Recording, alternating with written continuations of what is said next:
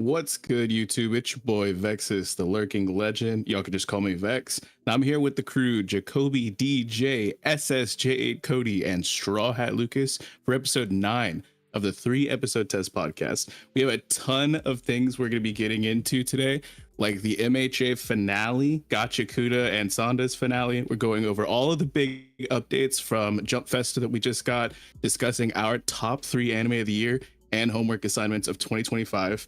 And then, of course, we're going to talk about last episode's homework and playing a little mini game to decide this next homework assignment. Before that, Lucas, I do believe you have an icebreaker set up for us. No, I don't. Yeah, I do. I did. And everyone said, do it at the end. No, I'm joking. No, I do. So I saw this actually on another podcast, and I thought it would be super fun, guys.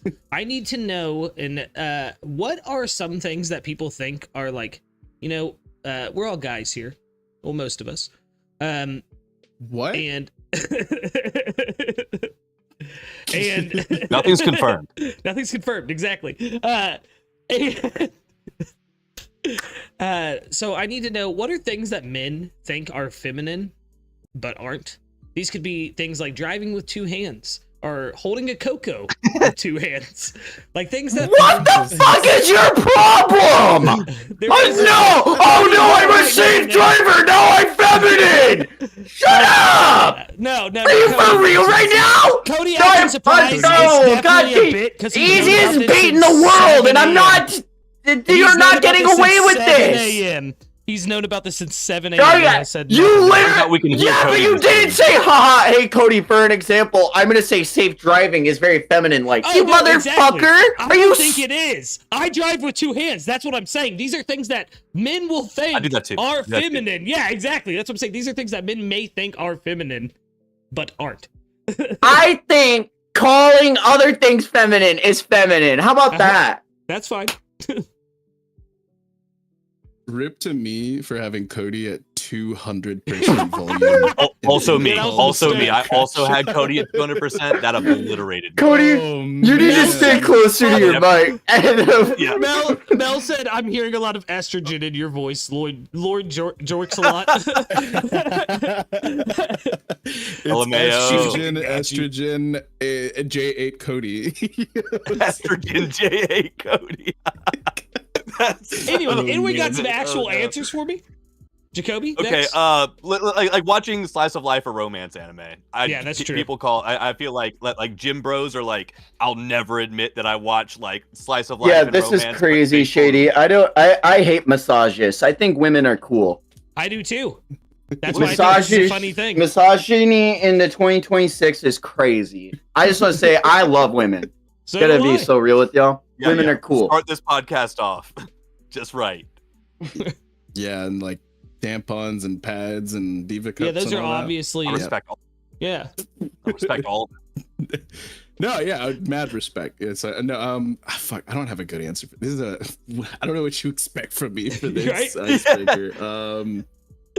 I think it could be equally as masculine if you pirouette whenever you whenever you go to take a dump. How's that? Listen. Oh my gosh, today's Tuesday. Around a gas station. I want you to know this icebreaker is going exactly how I expected it to. Guys, masculine, feminine, none of that is definite. You asking where the line is drawn? That shit is definite. Look, if your label doesn't function, you should deconstruct it. So I'm gonna get this motherfucking spot jumping like got a lot of people trying to hop up on my new wave. Everybody celebrating Tomboy Tuesdays. Tomboy Tuesdays. Tomboy Tuesday. Oh, this was perfect. Also, boy love. I feel like people make fun of that too, but I love me some good boy love. Oh my gosh, it's not feminine. Oh man, there's only men in it. That's what I'm saying. If we're talking about, hold on. If we're talking about boy love and we're talking about rom-coms and slice of life anime, y'all are gonna love my list for top 3 anime that we're gonna get into later. Right? Oh, dude. Hot take, Mel. Hey. Women also deserve lefts. Shit. Oh my god. All right. I think the ice has been broken. Shattered. Obliterated. I got Cody to crash out in the first like 4 minutes of stream, guys. It was perfect. It's my biggest accomplishment of 2025. Big podcast. That's I your bought a biggest house. accomplishment. This was my biggest accomplishment. Yeah.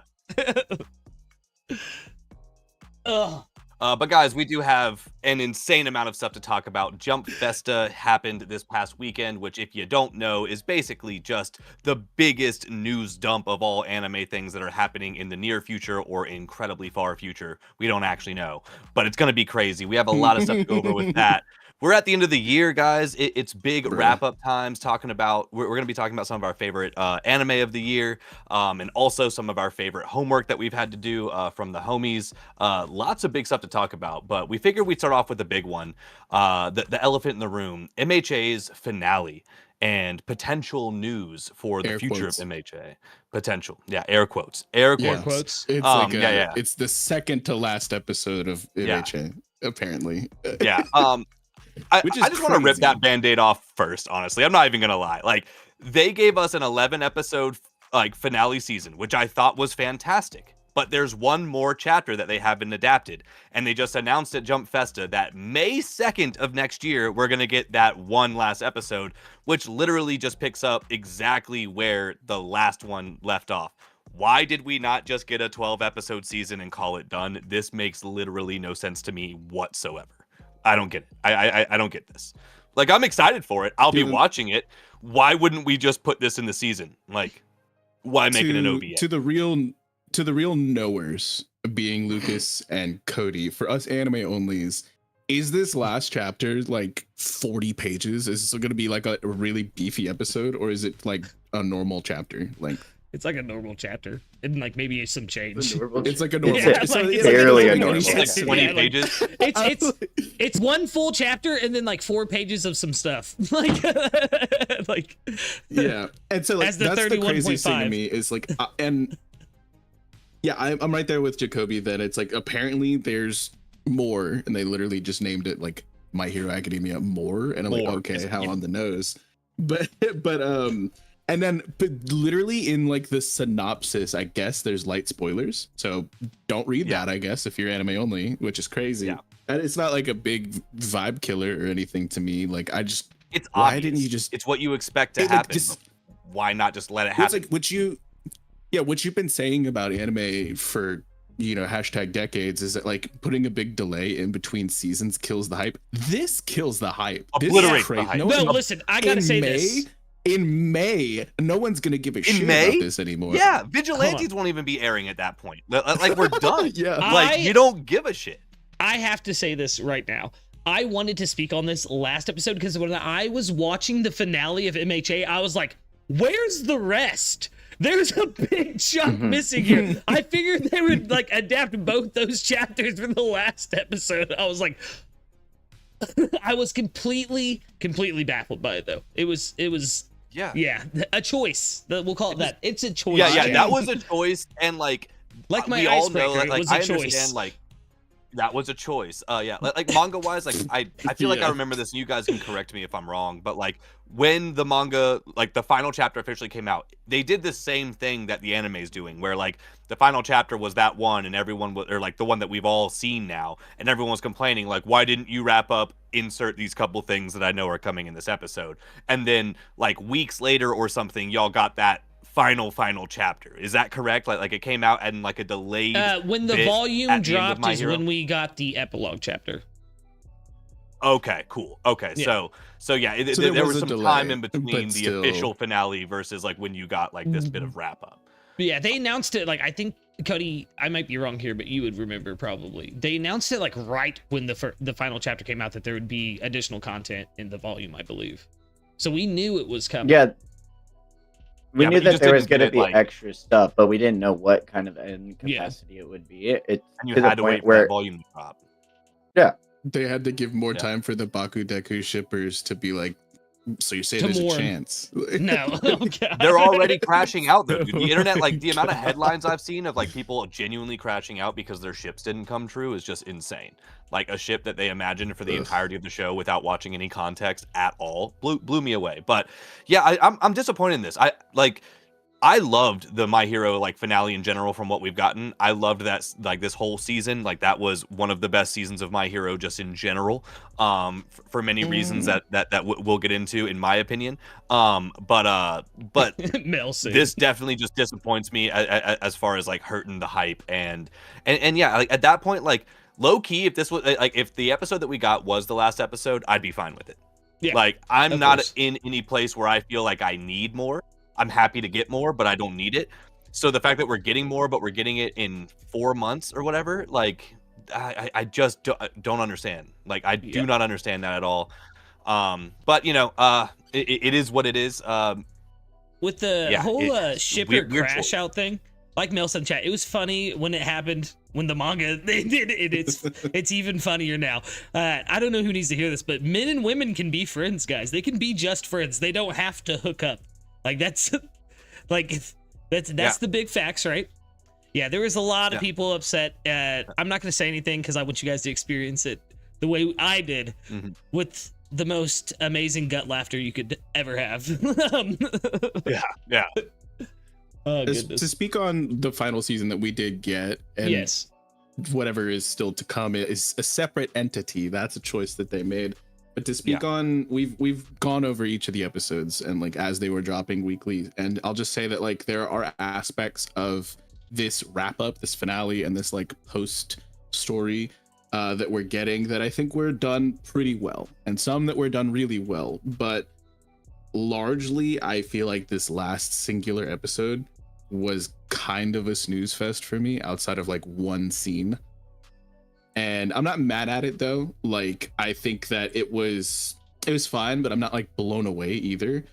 There was like a bit of a deep catharsis of sorts whenever the credits started to roll, and I was like, man. But I think that's just kind of because of like the time in of having been with the series for such a long stretch of time.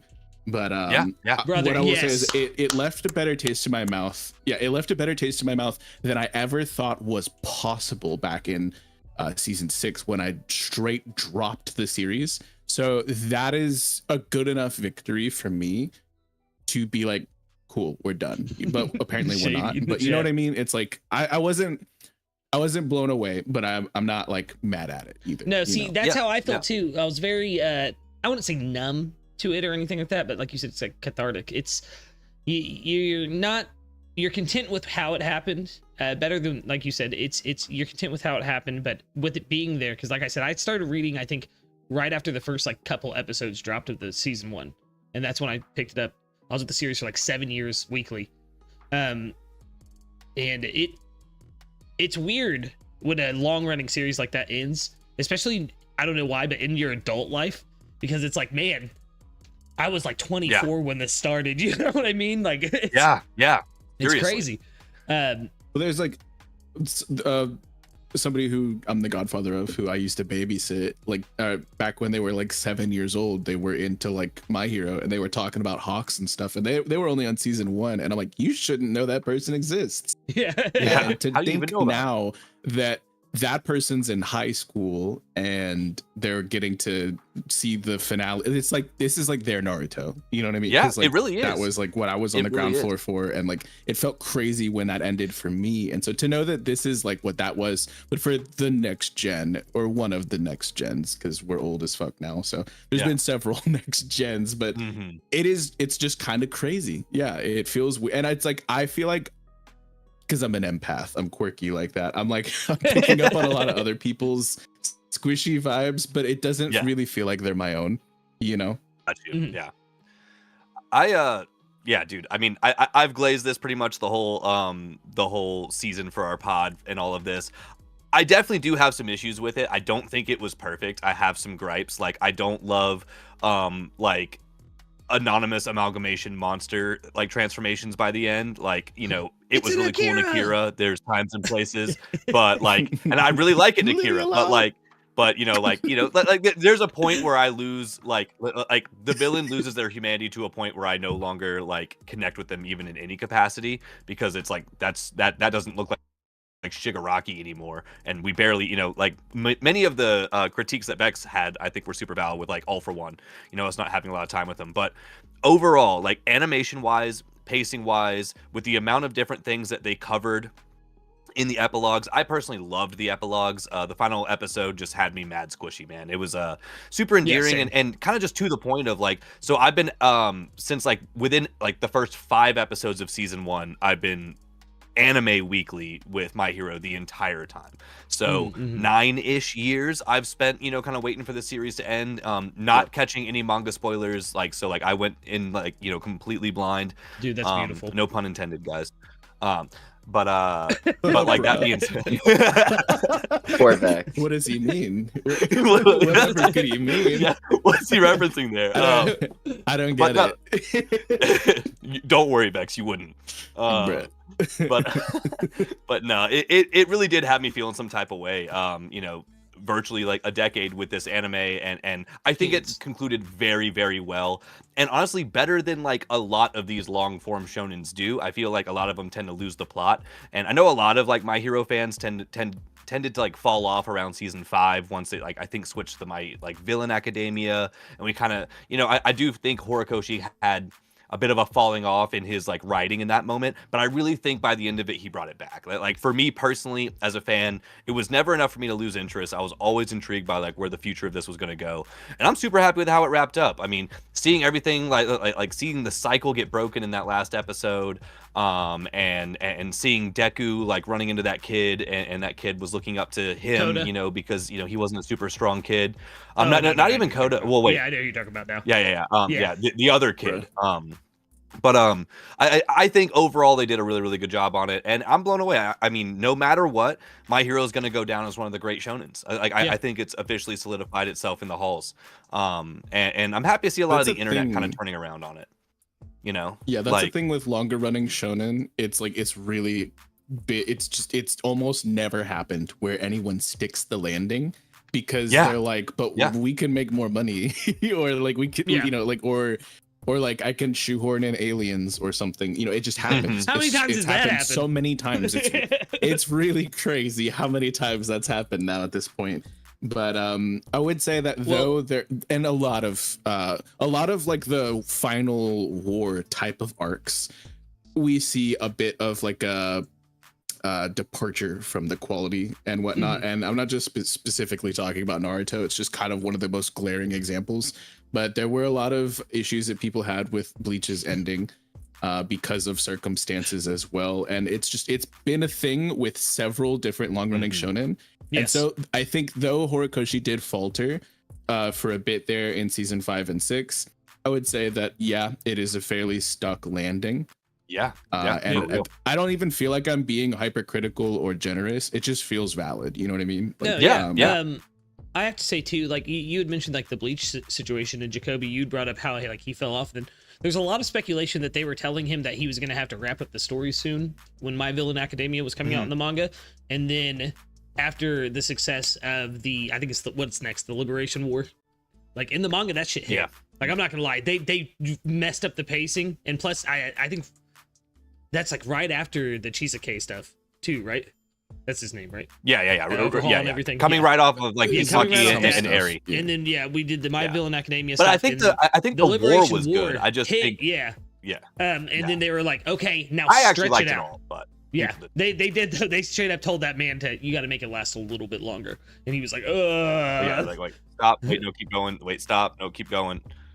And so and I think that's like he pulled together like as well. Let people tell their damn stories. Like that's what I'm exactly. Like, I'm kind of. We'll talk more about Oda assuredly later. Stick around for that. But that's why I'm kind of happy that Oda just, for the most part, just goes by the beat of his own drum. So like, same.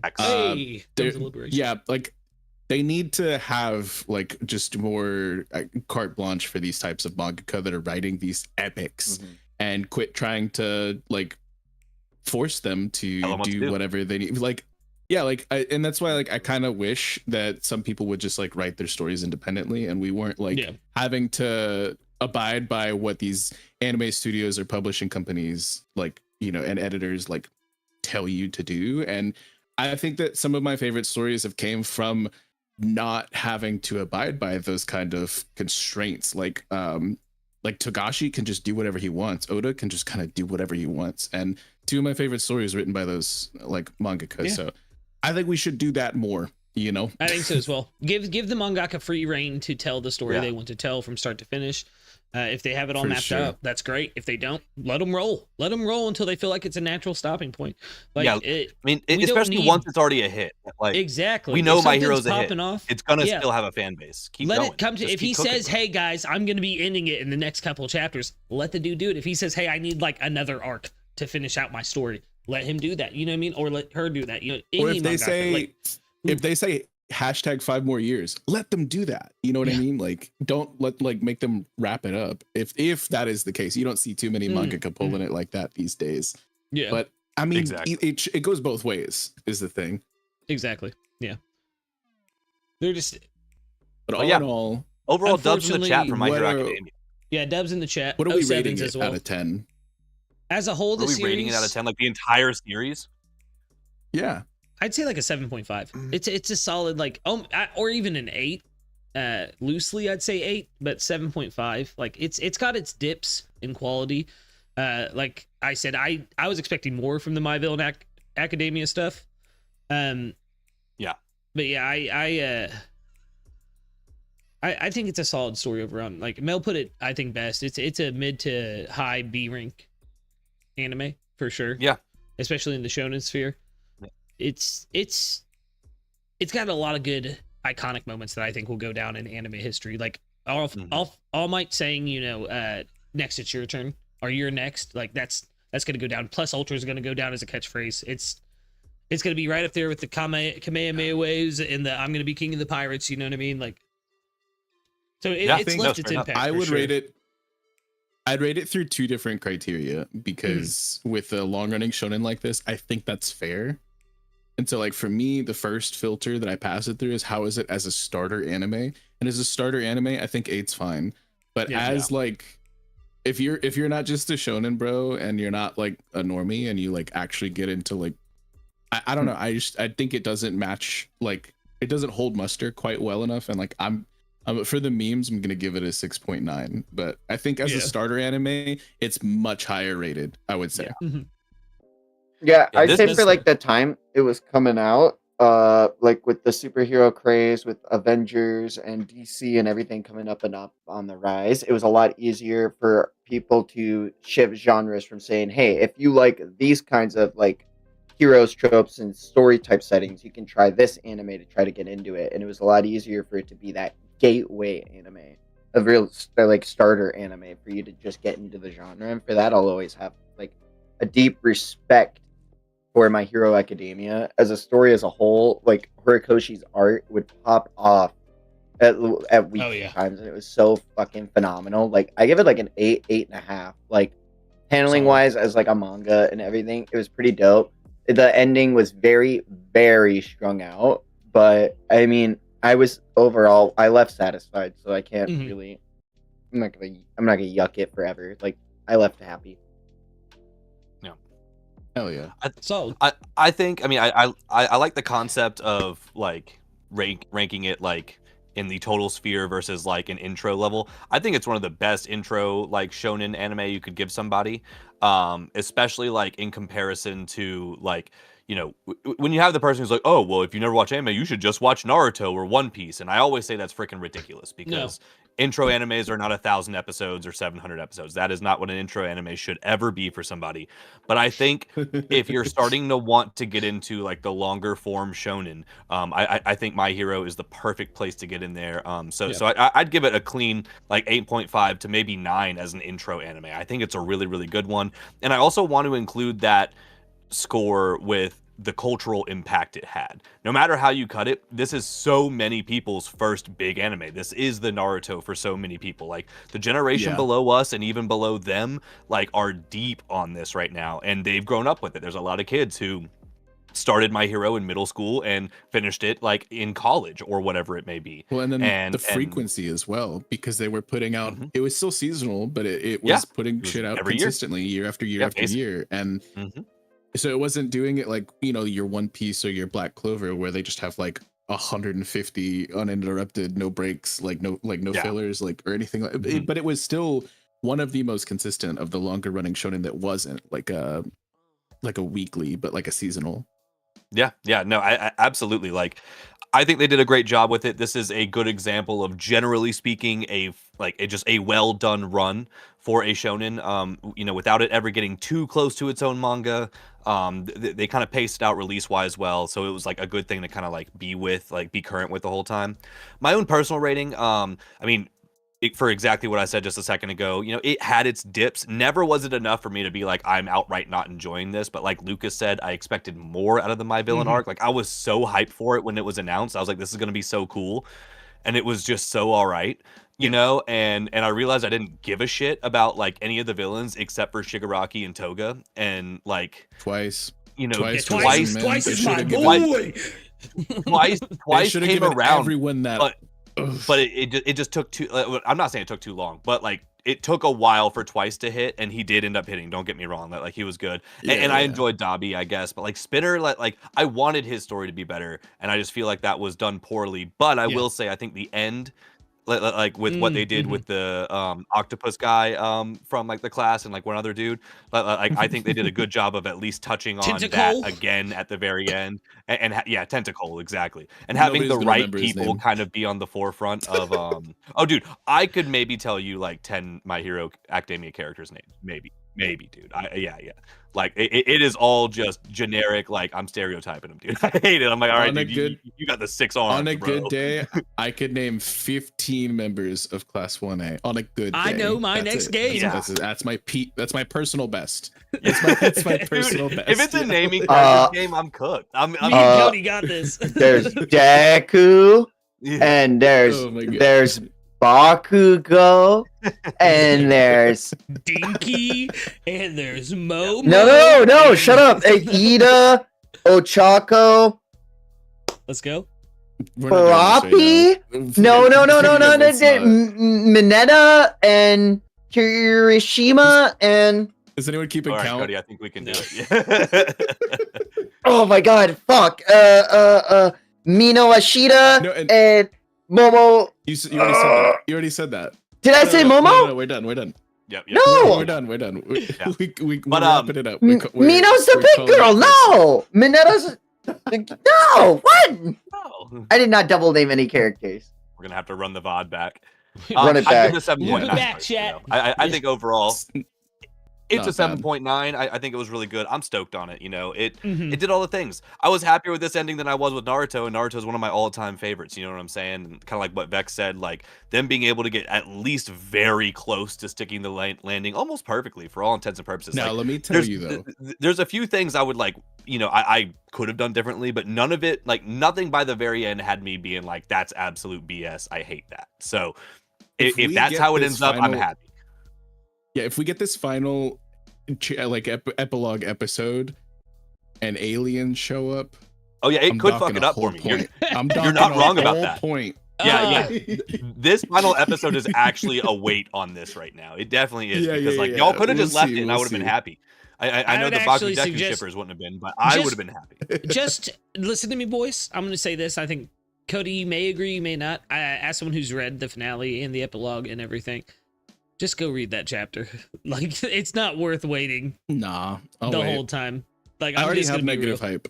Like, I'm not looking forward to it at all. It's just gonna happen. Don't care. Like, I'm not looking forward to it, but like, it's just one of those things of like, this is gonna be kind of the way Mel said. It'll be something that like the entire fandom forgets about, and one day I'm gonna see a post being like, "Oh shit, that My Hero episode dropped. Let's go check it out and see what it is." Because again, I'm content. It's kind of like Hunter x Hunter for me, where I'm good with where the anime ended. It's not what I wanted. Like Hunter x Hunter, I'm not saying is a good ending, but like I haven't cared as much to read it. Like I will get there one day, I'm sure. But whatever, I can let it be right here, and that can just be guys. We need to spout the propaganda. We need to get Jacoby on the ground floor for this next batch. Oh my god. We'll see, dude. We'll see. Other finales, unless we had anything else we wanted to say about My Hero. We've spent plenty of time this season either shitting on it or glazing it. It's been a crazy time, and here's looking forward to whatever Horikoshi does next. I heard it's I am looking forward to which is whatever awesome. it would be. Yeah.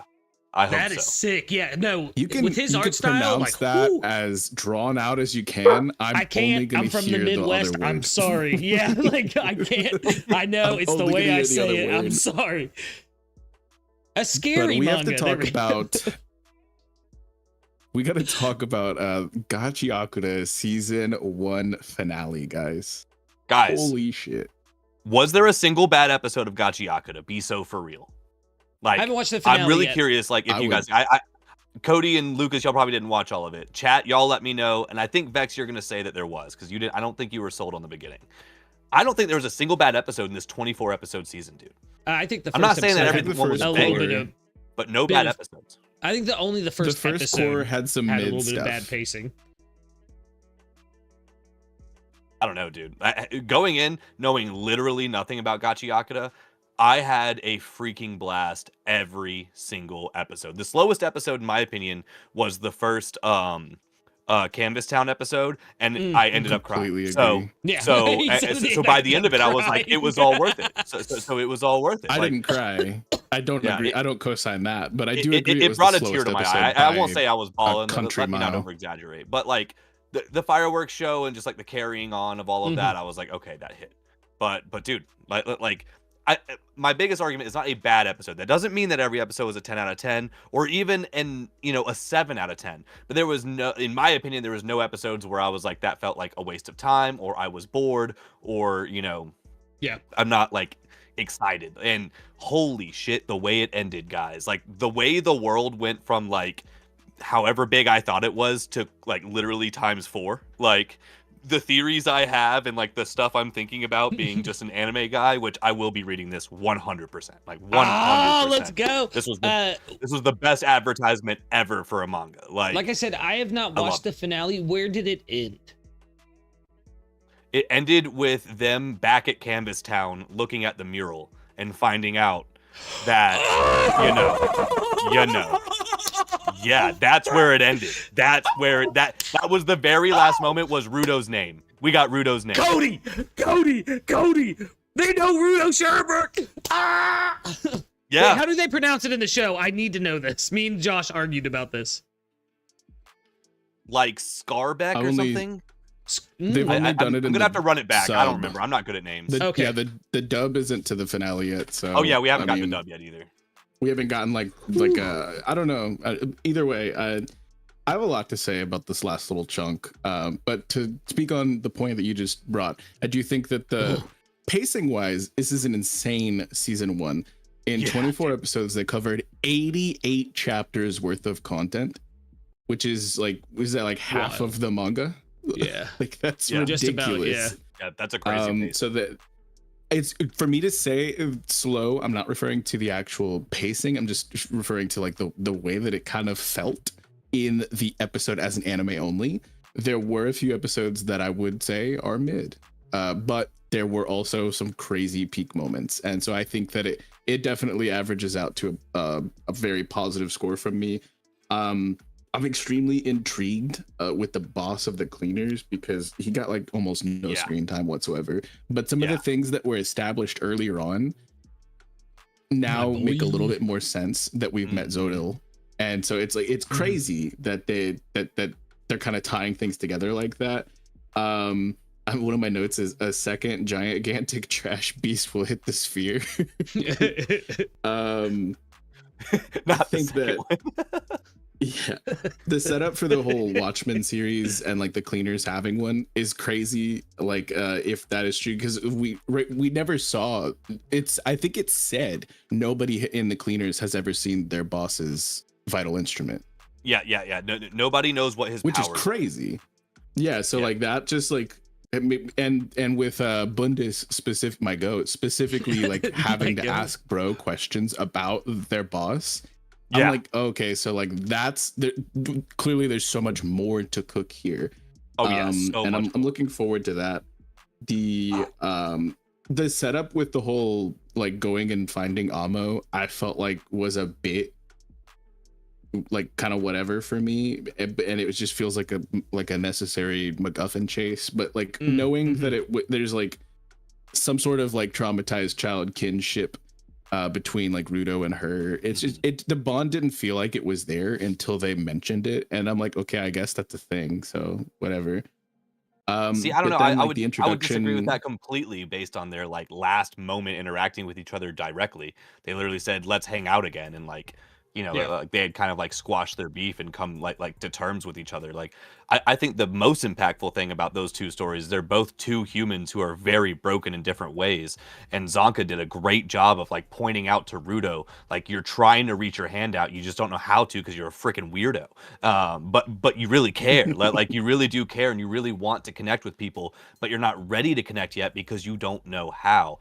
And then the moment of him coming up to like Remlin and being like, I'm bad at drawing, will you just teach me how to draw? Like that's like the growth. And like I really like, for the breakneck pacing we're getting, we get a scene of like literally Zonka saying, hey, do better, and the next scene is him doing better, instead of us being like, I hope within the next 15 episodes we start to see some growth in this particular like corner of it. So I think I don't know, I think they built up the Amo thing really, really well, and they did a good job of being like, well, that's not the goal just yet.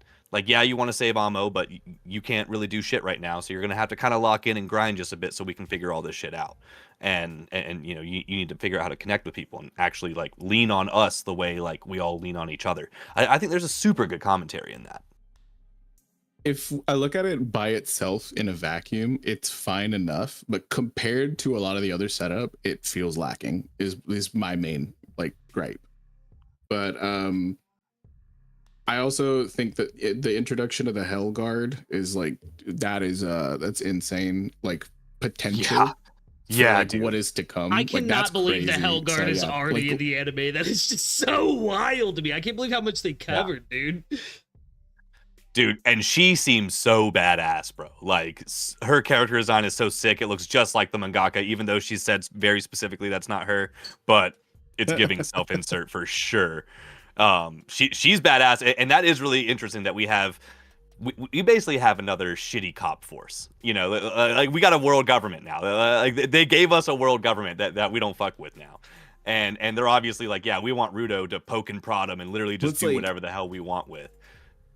So with the Raiders and the Cleaners, obviously we had this whole good guy, bad guy setup in these two opposing factions, and then there's also obviously the Spherites on high above everything else and whatnot. But then we also look at now there's this other faction, the Hell Guard, that are being introduced, and we also have this other mysterious faction that we have no idea even what their names are or their numbers or anything about them. And like, I don't know, it's really insane the amount that they covered, but then still left on the table for us to like look forward to, and getting a confirmation right at the conclusion, like immediately as soon as the episode drops, season 2 confirmed. We love to see that. Yeah, exactly. Season 2 confirmed immediately. I'm guessing it's good. Like we don't have a date, right? So like I'm guessing 27, like at the earliest. But maybe, like, dude, shout out coming through with a 24 episode just run. Like they literally took 1 week break, I think, between like the 12 and 12 episodes. I love the pacing of this. I do love the breakneck bit of it. I genuinely believe this is the next like longer form shonen up. Like I don't know how long they're gonna go. It might end up just doing what Kaiju number 8's gonna do that we're gonna talk about a little bit later, but like, and just be kind of a quick like one and done. I don't know where y'all are at in the manga, but like with what happened this last episode, I now feel like this world actually in the last like 3 or 4 episodes, because like finding out about the giant statue just yeeting people on like the line between the Earth and the sphere, and then also having the Watchmen series, and we found out that there is actually more to that, which is crazy. Because I think I said like a couple like pods ago, I was like, man, I was really hoping there's gonna be more than just 3 pieces, and I think they did allude to the fact that there are, which I'm kind of happy about. But also the fact that the dude who made the Watchmen series has 3 other friends, and they all seem important, so I'm guessing they all have special items too. So it like just really just blows the world up for me. And then figuring out what this boss, like what the Cleaners boss is actually like, like kind of how you were mentioning, just like what is up with him. Do you guys He's so know mysterious. his name yet? Have they said it to you? Yes, Don't ask me. It's been mentioned like twice. I can't pronounce it. Like But yeah, they've mentioned Bundis mentioned it whenever he was talking to Bro like 10 episodes ago when they were in the Trash Beast, and then it also mentioned it like 3 times in this last episode. Or the last 2 episodes. Corvus. People call him Corvus. Mr. Argus Corvus. That is. Yeah. I have which means like crow. Random. I have a random thought. I saw this in this most recent episode, and guys, don't react. This is just something I'm gonna say out loud, and we'll see if I was right or wrong about it. And Vex, you can tell me what you think about this since we're in the same boat. This last episode, they gave us a good like kind of zoom in or like an angle where it showed his eyes, and his eyes seem gray. So I think maybe he's blind, and he does a really good job of showing that he's not. Like you just said, like Corvus could mean crow, which could be on that, like, you know, he's got a bird's eye view of things, and that's kind of what his thing is. And he's got more of like a surveillance. Yeah, he's like a warg or something. Yeah. I mean, I'm not totally sure, but I feel like he might be blind, and like not even on like some jokes. Like it was something that just popped into my head, and I couldn't stop thinking. I won't speak on that. As a blind man, as a blind man, I don't pick up on visual cues. So there's not much to go off of for me. I mean, I won't say he's done anything as far as like moving around the environment that shows he's blind. I'm assuming he's, you know, if he were to be blind, he's like a Gojo style character who can be blindfolded but knows everything in the world, you know. But like there was just something that stuck out with the way they kind of like showed this profile of his eye. And then I don't know, just with how mysterious it is and him not like them focusing on saying that the strength of our captain isn't like a physical strength. Like he's not necessarily a powerhouse like wielder of some kind of object. But he's a really good leader. So like that leads me to believe that it's more of like a support type ability as opposed to like a main attacking ability could be. I feel like, but this is just total random speculation stabbing in the dark. Yeah. My theory is that because they mentioned whenever I'm gonna say his name again, sorry, but whenever the whole gang was getting worked over by Bundis, and he was like, "Oh, you think I'm a multi-instrument user?" No, that's not the case. Those are extremely rare, and obviously we see Rudo with his like main, you know, protagonist energy. Obviously, he's one of those, but like I'm assuming that the boss is also cut from that same cloth to a degree, and with them insinuating that because of the chokers that there is like a Watchmen series instrument in possession of one of the cleaners. It's probably him, and he might have like a similar thing to whatever Rudo's got going on, you know. And so maybe the reason nobody's seen any of his like shit is because he can use multiple things and they're demolished after he uses them, just like with Rudo. I don't know. Who knows? Anything's on the table. Like I said, I won't speak on anything because I don't want to spoil it for you guys at all. I want you guys to go in completely blind, but I do have to ask Jacoby specifically a question. Brother, what did I say to you when you started this series? What did I say to you? Oh, dude, you told me that you guys are theory crafting on the level of One Piece with this, like in the current stuff, and and I see it, dude. Like the way, like the simple fact, like this last episode showed that mural and showed that there's 3 other people. Like that's another thing I'm thinking about Corvus. Corvus very, very well can just be one of those homies or a descendant of one of those homies. Like, there's so much like that blew this world open for me. Like that was the thing that like I actually was like, what?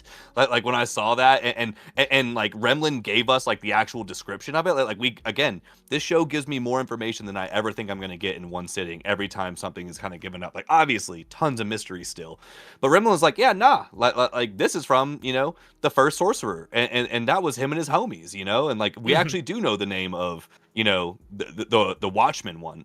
And then of course Rudo is, you know, it's all just Naruto, dude. They're just all descendants of God. Classic story. Classic story. They're aliens. He's just Nika. He's the sun god Nika. Okay, got it. Yeah, I'm not trying to mural scale in 2025, but you know, One Piece did it better. One Piece did do it better. Without a doubt, One Piece did it better. Without a doubt. Real fast, cool to finish what I was saying when I asked Jacoby the question real quick. I'm just proud to see both you and Vex and Cody. Cody's current with us now, so he's in there too.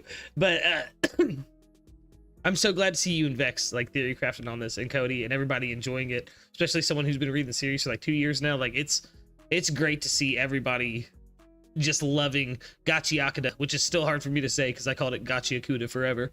But nonetheless, yeah. Vex, what were you saying, brother? Yeah, you said I still don't know. I forgot, but give me a second. It'll come back to me.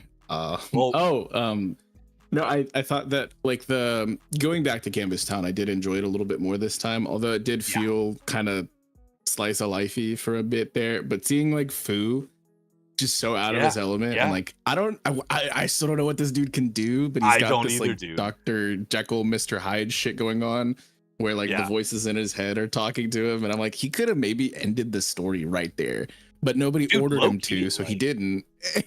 And like, I don't know, it's so funny to me. He's an incredibly interesting character. I'm not gonna lie, I like it when the end of a season gives us a slice of life episode like that, because I think they did it in a good way, because it wasn't the whole thing, and obviously we had like a massive like reveal sandwich going on with like the red-haired lady like kind of towards the beginning, and then like obviously the mural at the very end. But yeah, like there's so many characters that I just cannot wait to see more of, and Fu is pretty damn high on that list, man, because I feel like that person's gonna be so integral in whatever happens. Like that's gonna be crazy. The payoff is gonna be insane. It's gonna be actually insane, I think, and like especially with the manhole lady. Which is such a weird title. Chitoni, whatever her name is. With her talking about like Fu was like, I think she said he was a letdown. But Nuerda was like a true warrior or some shit. Like whenever she was talking to Zodil and she gave like a status report, I was like, let him cook. Like no. Like I feel like, and I think that's the point. Yeah, you're so right. Like they're setting Fu up to be this just underdog that's going to be insanely powerful when they actually bust out. Nah. Yeah, so that I'm looking. There's a lot that I'm looking forward to. Like, I think that to compare it to One Piece is just so unfair. But to look at the amount of chapters or episodes that we've covered, when you're 24 episodes into One Piece, you're in Syrup Village. When you're 88 chapters into One Piece, you barely hit the Grand Line, right? Like, so looking at like we've already almost gone to the sphere a first time. Like we low key almost went to the sphere already. Like that's crazy. And the pacing is just night and day comparatively to a series like One Piece. But yeah, I think that the world building could absolutely be on that level. It has. There's stories that I think, the sky's the limit. It has near infinite potential. This, I just have no possible clue how far it can go based off of like this. If this is like baby steps, you know what I mean? And I don't even know if that's the case, but like it's insane. It's really crazy. Yeah, I think it's next up, dude. I think it's the next one up. I think it'll struggle against Dandadan. Because if it's not this one, it's Dandadan, and Dandadan's like I'm assuming probably more commercially popular overall. But like I had people asking me like, what do you think is like gonna be filling the spot of something like My Hero Academia, and things like that. Which obviously we do have some other longer running shonen that are coming back, which can definitely fight that spot.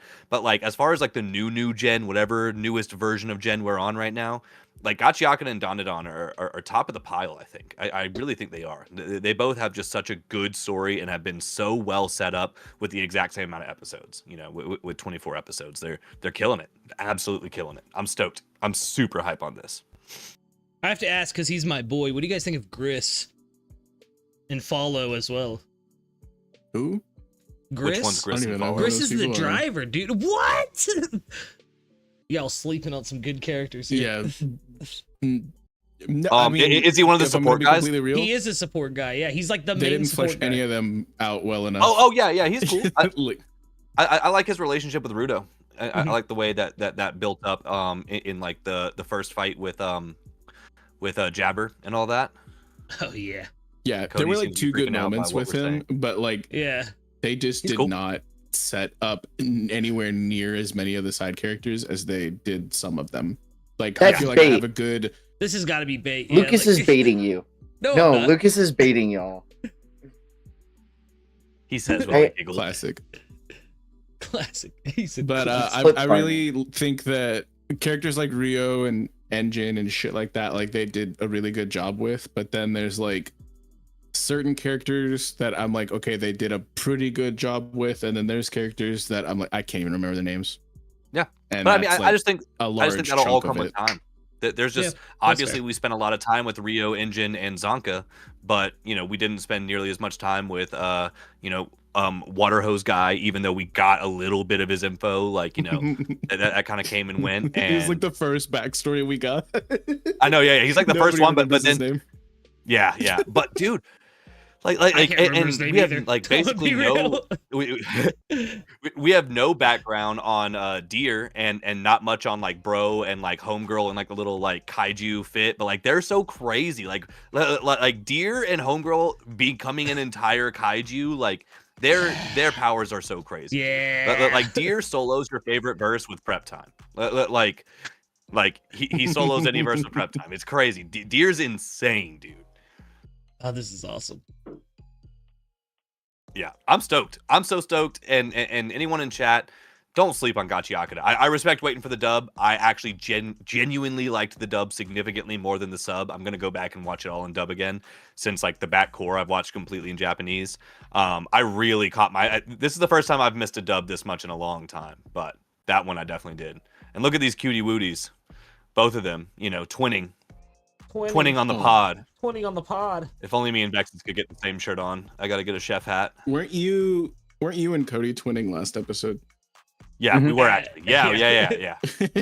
Actually, that's hilarious. crazy. That's so funny. Yes, I we just were. have a lot of Funny. anime merch. I don't know what to tell you. So, man. Ah, But yeah, I like aside from theory crafting, like I don't have too much else to say about these last two episodes of Gachiakura, but as a whole, what are you rating season 1, Jacoby, as an anime only? ooh, season 1. This was a very, very strong season 1. I'm giving it like probably an 8.4, 8.5. Hell yeah. Like I really like Now, this. Now, This has now one this thing. has 9 out of 10 potential. This could bump it up that 0.6 for you, but do you remember the music? Like, can we be so without it for now. real right Oh, now? no. Like, No. Like, oh, dude, all of the music, Oh. like top to bottom, intros, Oh. outros, except for the second one, and then like all the OSTs, dude, love banger like, I loved it. OSTs. Yeah. I absolutely. Yeah, the OSTs that was were one really, thing really, I really crazy. loved. But the Th- question that's is, the did thing. it This bump anime it just up? oozes vibes. Oh yeah. I mean, that's a part of it. I could probably give this an 8.7. I don't think I should give it a 9 out of 10 just yet. I think I can give it an 8.7. I mean, there's just so much room to grow, but like, the only thing is I just haven't had enough time with enough of the characters, I think, to be given this like that high of a Completely score. agree. Like it's great. I Like think- this is genuinely good, better than most. Like this is going to be in Yeah. a top list ranking. But that being For said, me- like I don't know.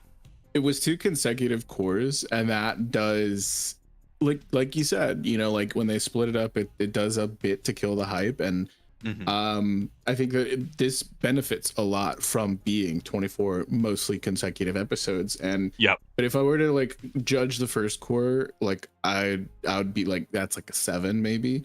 And if I were to look at the second core, I'm like, that's easily like an 8 or an 8.5. So I think it averages out to like a 7.8 for me. Yeah, Somewhere around there.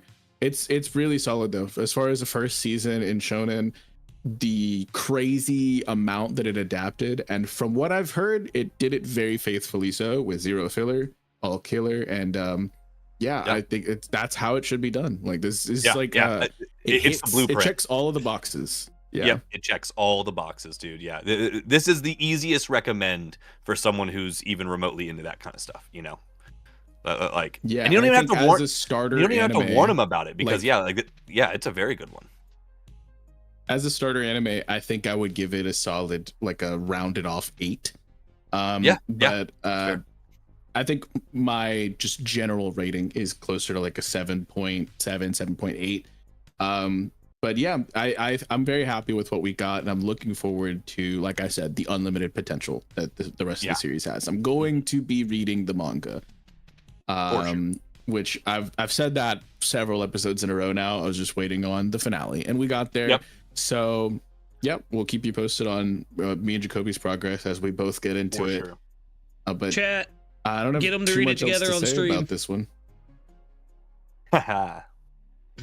Anything is no, possible, If chat. Jacoby wasn't the busiest man in the world, There is that. Again, if they made an 8th day of the week, I can do anything. Right. shit. Oh, there was something I was gonna say. I'm not gonna give a rating on this just because I have a little bit more bias to it. I've sat with the story a lot longer, but I think it's a really good. He didn't watch like half the season. No, yeah, I only watched the hits. I'm not gonna lie. Like, I've reread the Yeah, you're a first fake part fan, of Gotcha so and I Kudo don't wanna like hear 4 your- times. I don't want to hear you reading. That's A the fake thing. Almost fan? every What do you episode was a mean? hit.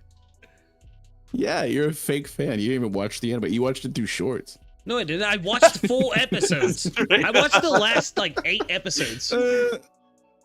I don't Okay. know. Yeah, Except the finale, you know. except You the skipped finale. that Yeah, part. I've not But, watched that yet.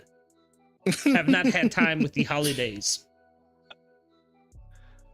But no, it's a hitter, dude. But yeah, This song's a I bop. think it's like, yeah, it's definitely in the conversation for like the next big run, and I'm happy that it's Yeah, being for well sure. received. I had my doubts when it started up, especially given the first episode, and the whole first core, honestly. But I came around. I'm a believer for sure. Yeah. Um, I'm happy that you came around, Vex, because I was like, I was wondering where we were going to end up. I really thought you were going to come around, but like, I'm happy that you did to the degree that you did. I was expecting a lower score, not even going to hold you, so I'm happy to hear that. I'm happy to hear it stepped up for you, right? I'm fair. I can be a bit Yeah. harsh, to some, but like I feel like I'm fair, and I think it Yeah, deserves no, a pretty absolutely. above average score. Yeah. But speaking of finales, there's one more finale that God, I'm hoping at least one of you have watched so we can talk about it a little bit. But anybody finished Sonda? Not finished Sonda yet. I'm I sorry, have brother. not even my got past God, episode y'all tried to one get yet. to it. betrayed. And this season's been kicking me. I'm definitely past episode 1. I'm on like 5 or 6 now.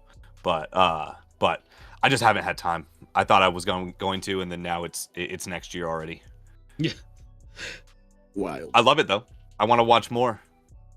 I need to get where you guys are at with I it. just wanted to finish it, so I started reading it. I ain't even gonna hold you. Classic. So are you fully caught up on it then, Cody? Is that where you're at? No, but I am kind of concerned that I did not hear a renewal of a season 2 with how much was adapted. I was like, we kind of, if what I'm remembering right, we left off on a bit of a cliffhanger with no For real sure. resolution in sight. And it's kind of like, it felt like they really could have set up for another, like, at least season, or that we could have at least gotten an introduction to the next arc, because What I will Oh. say, the way that it concluded was a very solid emotional resolution, but there is still Like not a plot resolution. crazy amount that obviously still needs to that could potentially Yeah. take. I don't know. I'm very curious because like we did not defeat a bad guy. Gotcha. We did not, we there's not a real lot of things success that we here. did not. Yeah, we did not accomplish a lot of things, but in the final episode, there is like a really, really solid emotional climax, and honestly, it choked me up. I was pretty close to tearing. Like I'm happy I with was, I had a lump in my throat. It was really good. I think some of the writing, some of these character moments, absolutely phenomenal. A lot of the theming and like I've been saying commentary this, commentary that, all season long about Sonda, but like fuck man, the weight that they pulled in like 2 very specific moments where Sonda had to face something not as Sandpaw, as like this big buff, like like Santa dude, but as himself, as this little scrawny 14-year-old boy.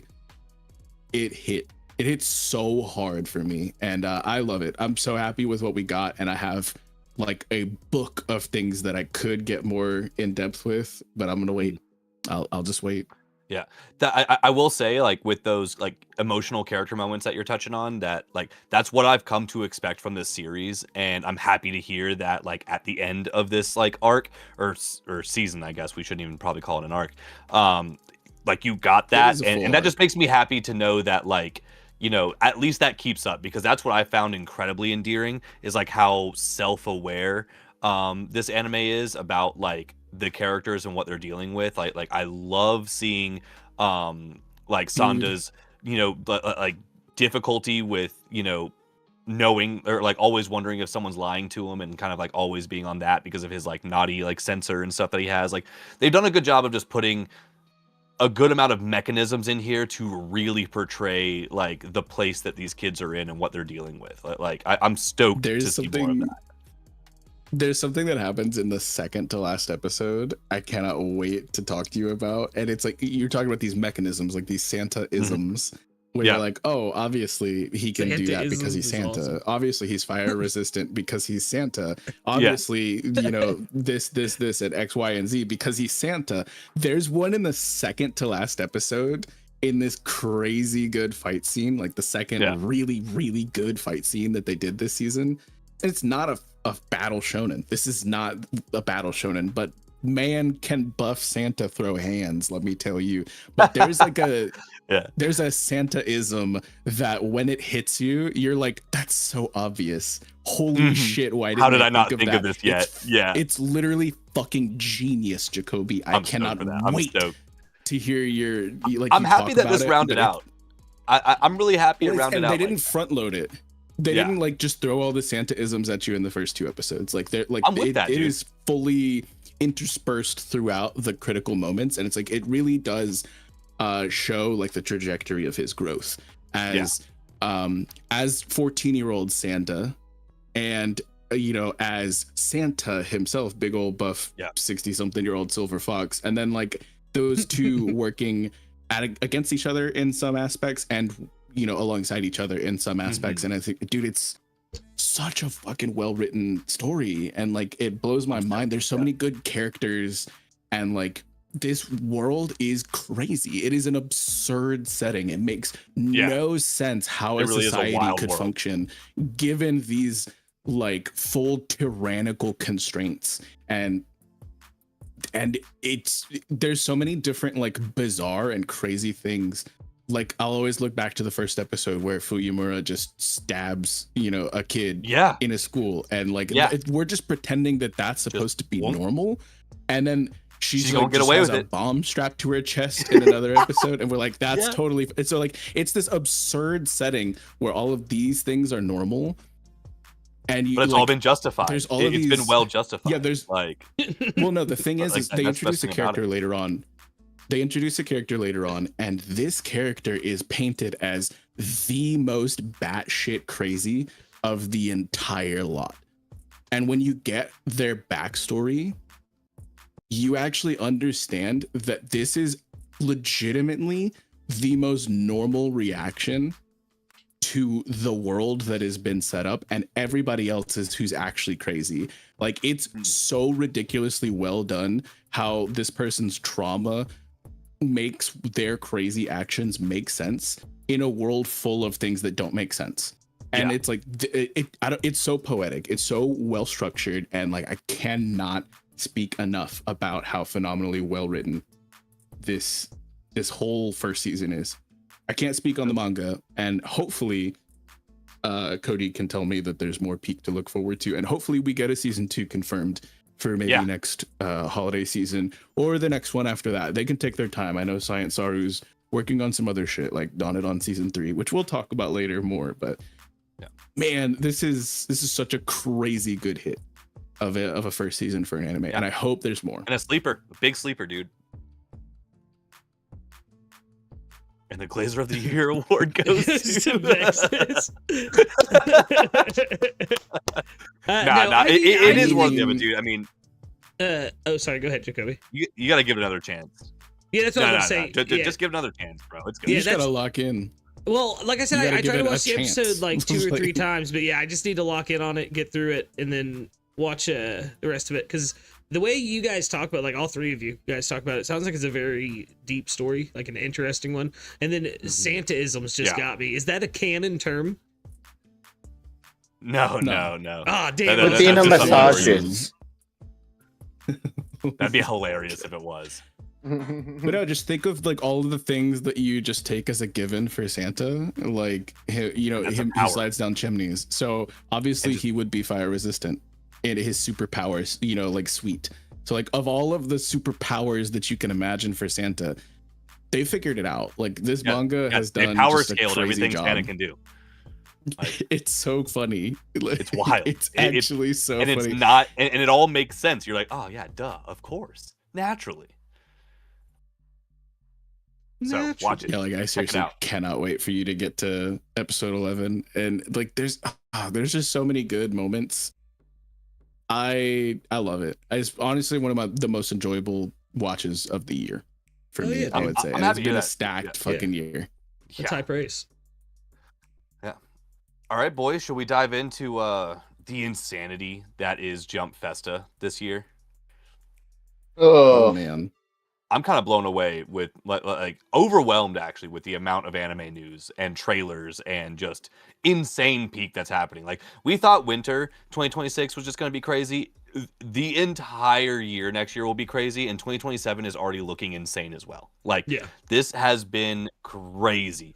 And I mean, just to start, yeah, dude, not even holding you, I am actually as well, because like between what we had with I mean, our past winter season was pretty solid, and then the summer season was obviously unreal. This fall season for us ended up being way better than we expected it to be, and then now we know for a fact winter in 2026 is going to be absolutely nuts. And then we have things looked at all of the on the list coming stuff. later. It's nuts. Yeah, winter and spring are both ridiculous. Ridiculous. Brother, I can't even we're gonna be drowning. Jump Festa this is the first Jump Festa that I've been like this tapped in for. Yeah. And holy shit, do we have a lot to go over? Yeah. Let's just start off with the big boy. Black Clover is actually coming back in 2026. There was a lot of speculation that the anime was just being announced, but not necessarily coming back in 2026, because we also have Bleach, the 1,000-Year Blood War, coming back in 26. And those are both Studio Period. But no, we're getting both of them. Studio Period is pulling a Mappa and is like, you know what? Work hours? There's no such thing as that. You live here.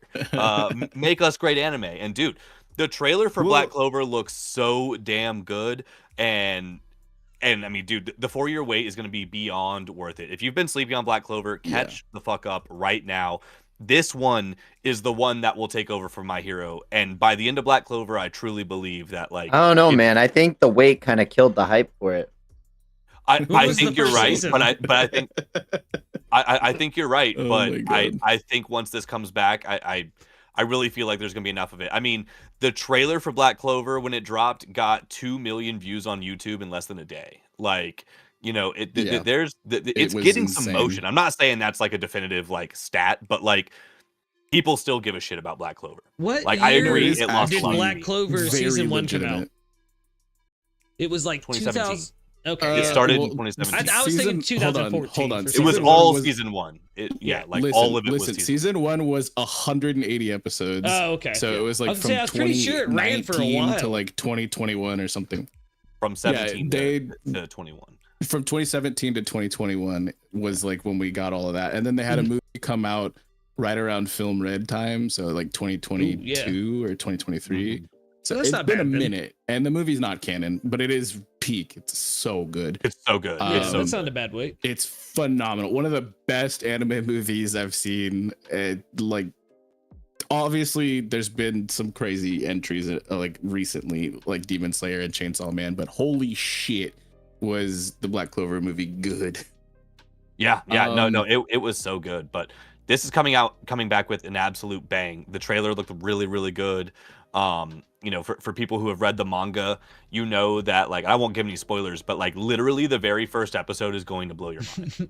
like where the anime left off, it's like the next chapter is like, whoosh. So this is going to be so good. It really is going to be so freaking good. And I think It's that is why, truly- Cody, it's going to hit a little harder than most would after a 4-year hiatus, you know? I don't know, man. It is truly one of the worst places they could have left off, but like Truly. the best places to pick up. You know what I mean? Like it's so insane because like those of us who know, we've just been getting edged for like 4 years, but like yeah, this is one episode in, it will break the internet. It literally will. It's crazy. One episode I think, and you will hear all about it. I definitely think it's going to be blowing stuff up. And bare minimum, I hope so. This could just be a bunch of copium.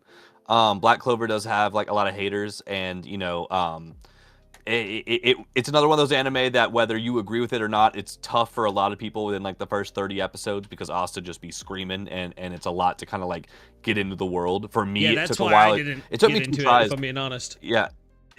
It took me like 2 tries to get into it for sure. Like, Yeah. and I'm not gonna hold you. It was about 20 to 30 episodes before I was like really starting to like, you know, thoroughly look Lock in on it. forward to like a lot of stuff. But then once I did, like, you know, it being just a weekly, you know, season thing, like 180 episodes. Once it started moving after like episode 30, it never stopped. Like there was never yeah. a dull It- moment, save for like full speed. maybe like 2 episodes, you know, Like, full to the between like gas, the like- massive, so massive funny. moments, like literally full 'Cause blown even- gas the whole time. Oh hell yeah.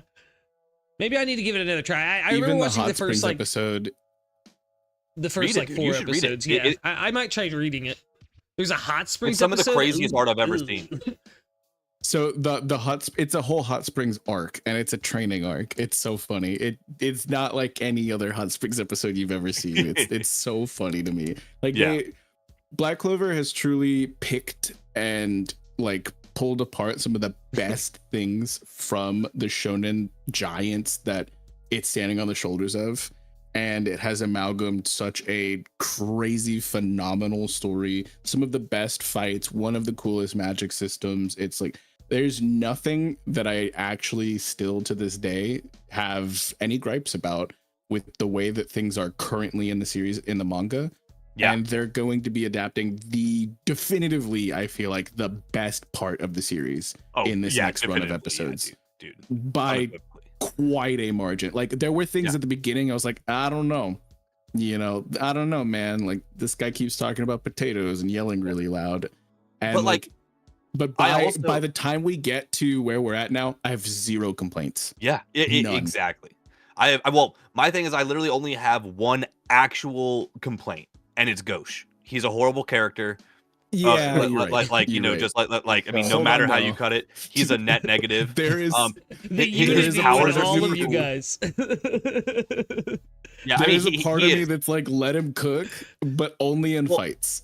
Well, I Literally mean, that's my only thing. in fights. Once you find out about his powers and his potential, again, could be sick. He just is one of those characters who has that trope, and it's like, we don't have to do this. No one actually finds this funny.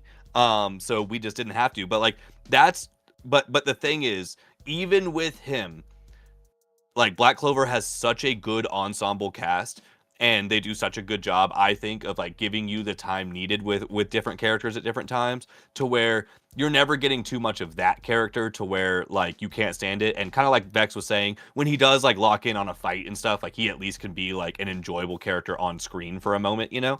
Mhm. But like, long story short, he's not taking up so much space in the show to where it's exhausting. Like, you know, Yeah. he's If kind of like Mineta, but like honestly probably even Worse. less than the show. Well, Way he's worse. yeah. But I'm saying about like how Mineta's not a main character at all, and he's not even in most Yeah. scenes, kind of thing. Like If he's he there, doesn't get- and he's annoying when he's there, but you know, If he doesn't Yeah. get a single another text box in the entire stretch of the manga until it finishes, I will be so happy. If not one. Don't give him a single Oh, yeah, other yeah, I mean, piece he- of dialogue. Yeah. Just include him in fights and maybe Yeah. in the background of like some like montage shots Mm-hmm. or something in the epilogue or something, and I'll be totally fine. I'll be like zero I'm right there with complaints, you. 10 out of 10 ending. And his name But is if he, Ghost. if he even gets one speech bubble, Gauche, yeah. don't even Yeah. say it. I'm gonna get triggered. Ugh. But Yeah, but no, I mean, but I like repressed genuinely him though, as like a not to character. focus, I was like, like zero not to complaints. not to Vex was focus on him though. traumatized. Like outside of him, genuinely, again, like he's such a small part of this entire story, Yeah. and like they do such a good job with the ensemble cast. The Deuteragonist is actually an incredibly good character. He's not annoying like Sasuke.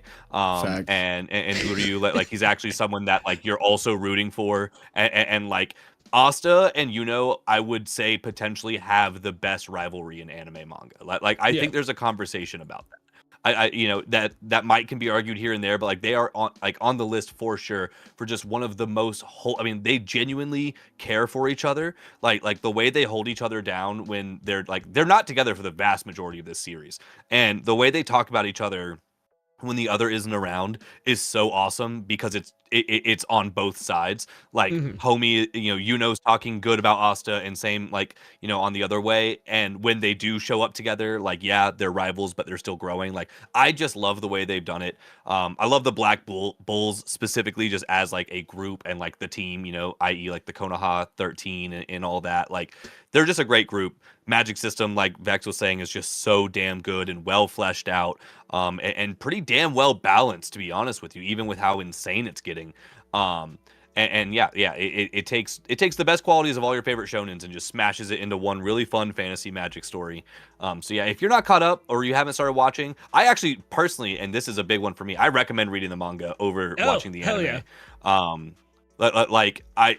When I switched to the manga once I caught up, I mean, it's top 5 manga for me, but y'all got to understand that it's like I haven't read that much manga, so I'm not saying that's a crazy list.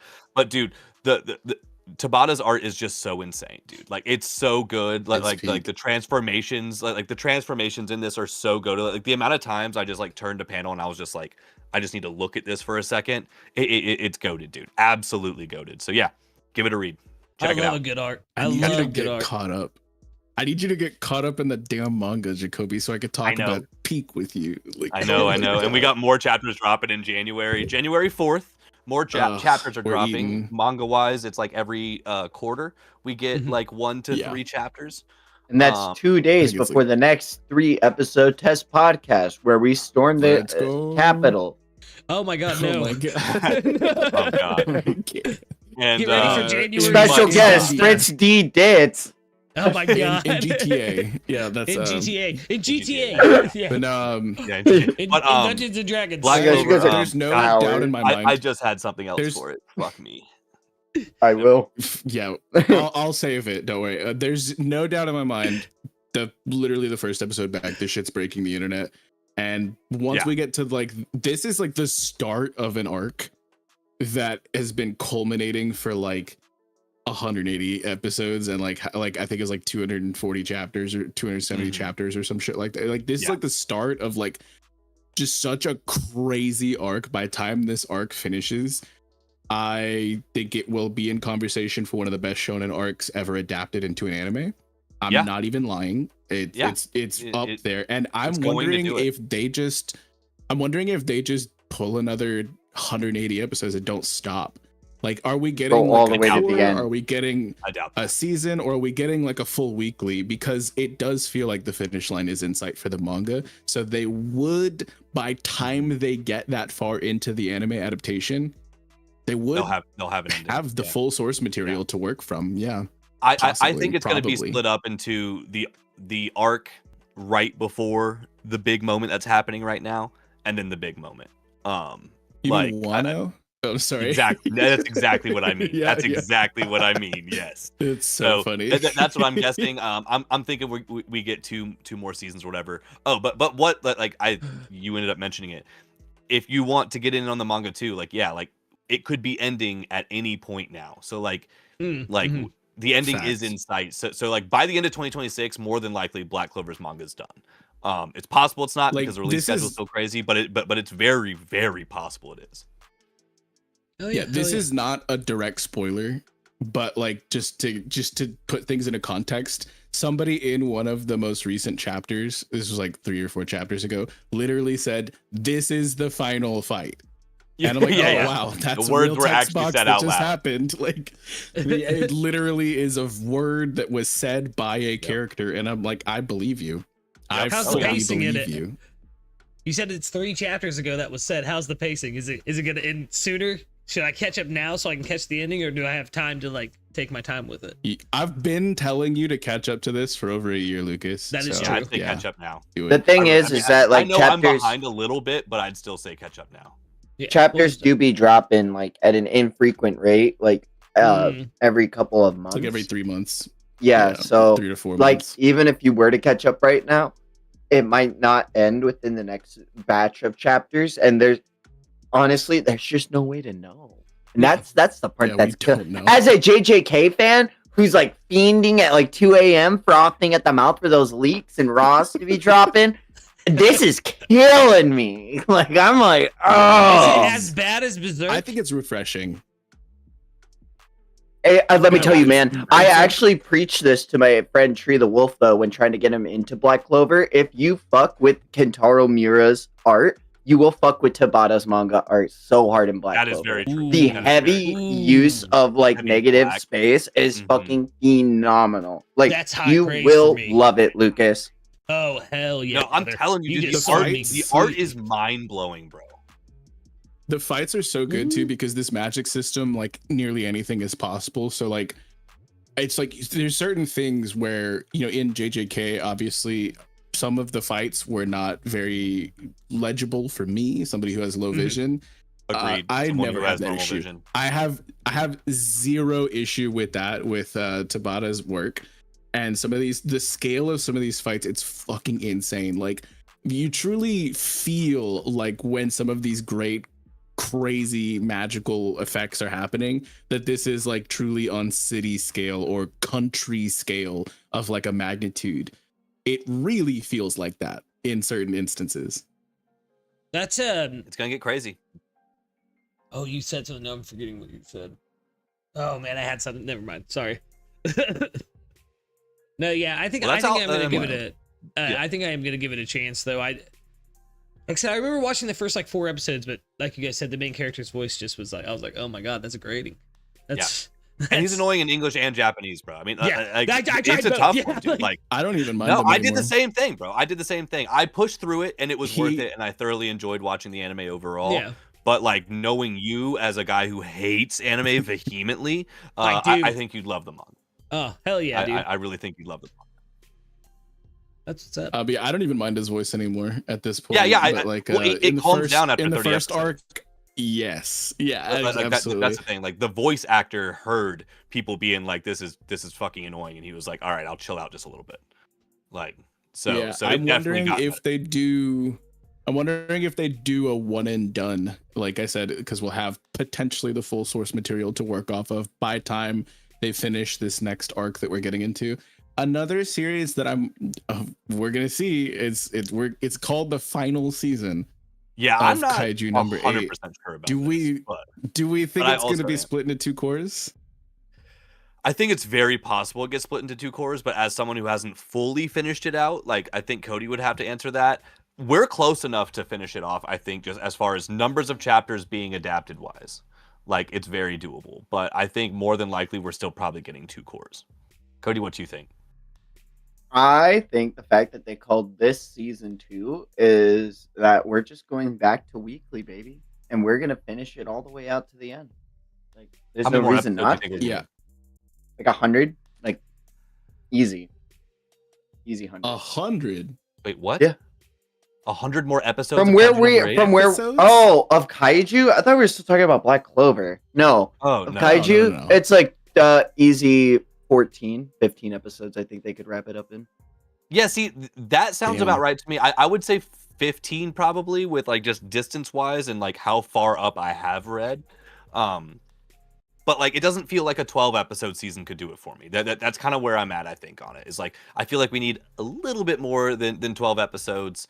Which does still mean that they could in theory do the final season of the movie. But again, they're presenting this as the final season or the final chapters is what they're saying. So especially when they say chapter, we could easily get final chapter part 1, final chapter part 2. Like that very much could happen. But I really think, and I pray Kaiju does this. I hope it breaks these chains and it does truly just give us however many episodes needed, but a straight run for this final season, and it just be done. And we get a clean 3-season anime that virtually perfectly adapts its manga and is just done with. And we don't have to drag this story on for eons and eons, dude. Like, I pray that's what they do, because they are on the cusp of greatness with that.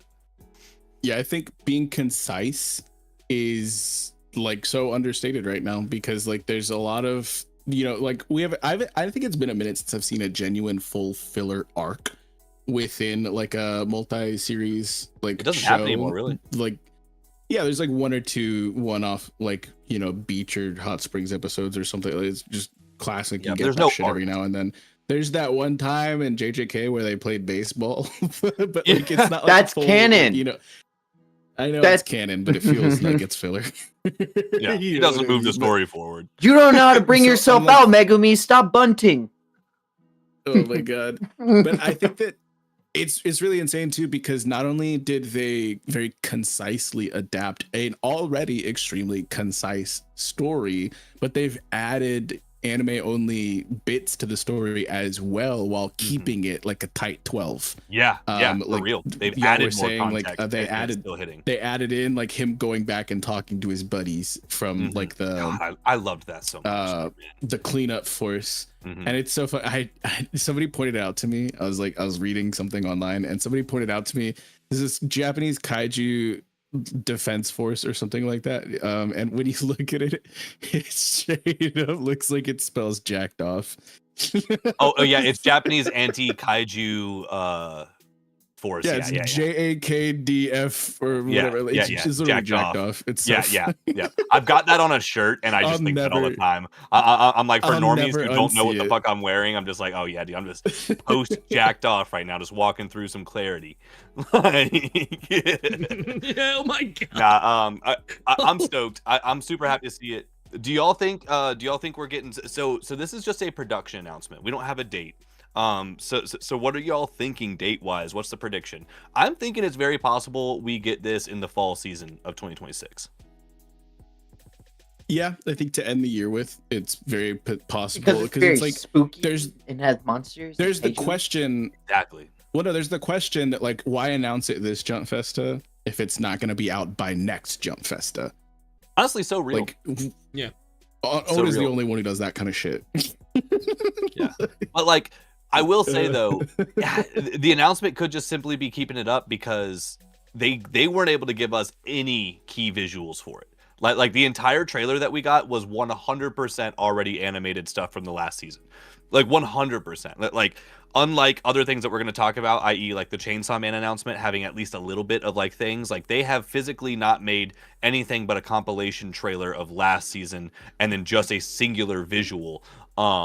So with all of that, I don't know. I think it very well could be late. I get the point. I think it should come out late 2026, but I wouldn't be surprised if Yeah. something happened and it was 2027. Well, I don't know what else. It was this production IG, right? I don't even know what else they're working on right now. So they could just, this could be the only thing on their plate. I have no idea. I'm just speaking speculatively, but Of course. Yes. I, Yeah. production IG is not a company I hear very often, like Bones Valid. or That's Mappa, actually or super like, valid. you know, so it's like this could be their top priority, in which case I Honestly, can yeah. absolutely see that kind of turnaround on a tight 12 to 16 episodes if that's all it's I going hope to so, take, you know what I mean? I freaking And hope so like dude. I could see it being fall and us closing out next year, closing out 2026 with a bang. I think that would be That'd pretty so sick. fire. I think it might be a bit optimistic, and we just don't have enough details. Like you said, we don't even have key visuals or anything yet, so it's like it's premature to make that speculation right now with confidence. But I'm thinking that's fairly plausible. I don't know. You know what I mean? Yeah, no, for sure.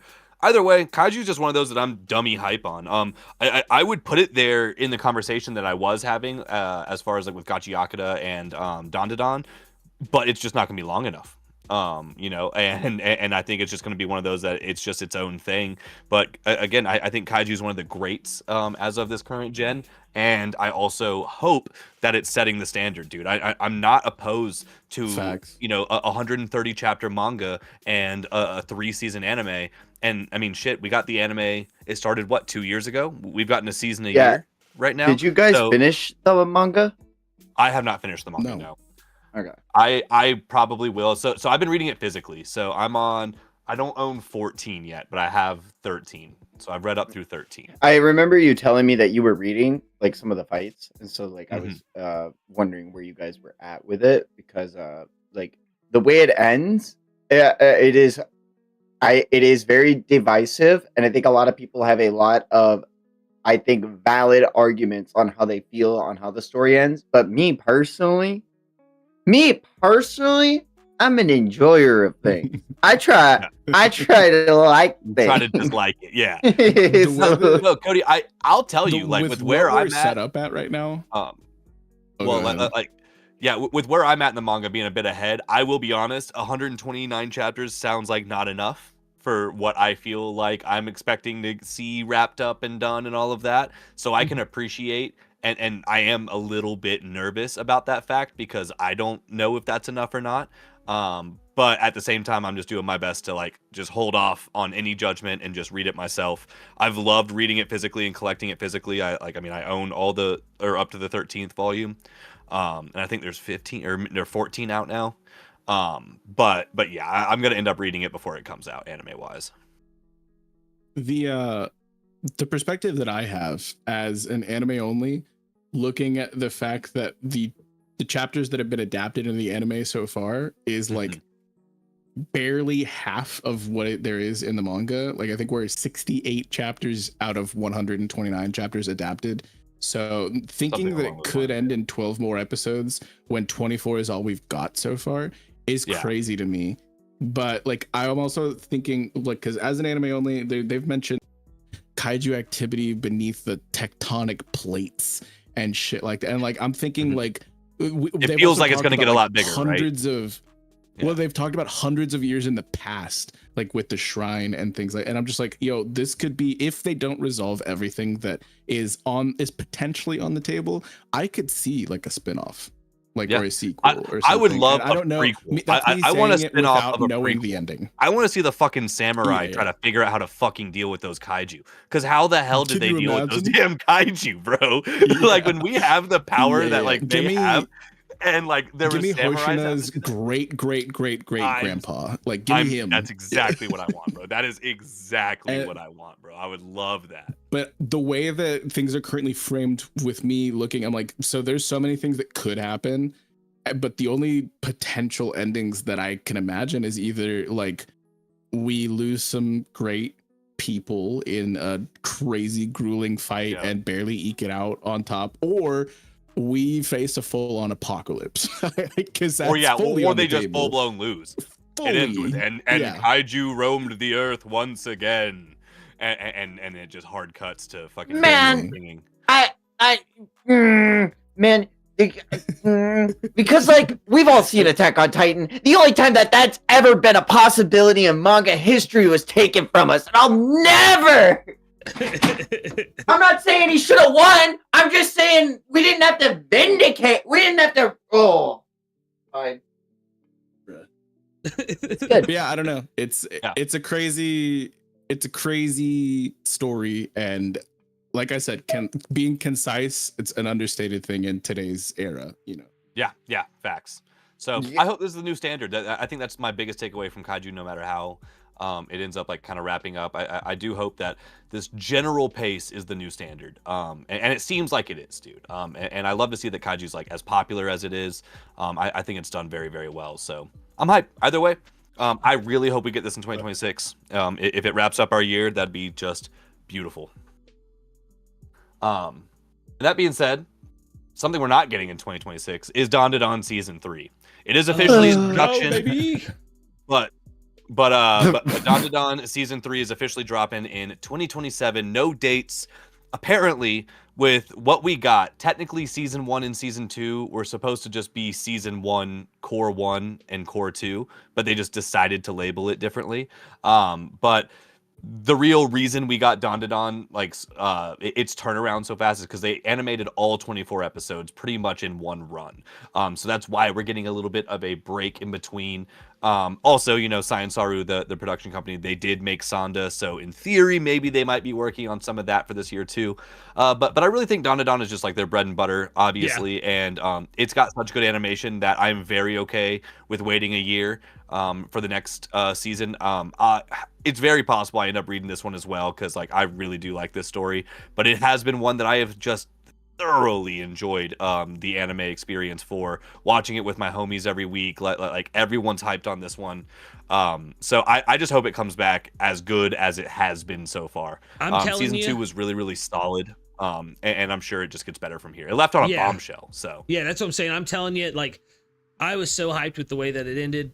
I know Cody was as well. Like, this next arc is gonna be such a treat for you guys. It's so fucking good, and I'm not trying to oversell it or anything, and I'm not going to say anything in detail about it, but like I think Dandadan's kind of solidified itself. It's a banger anime.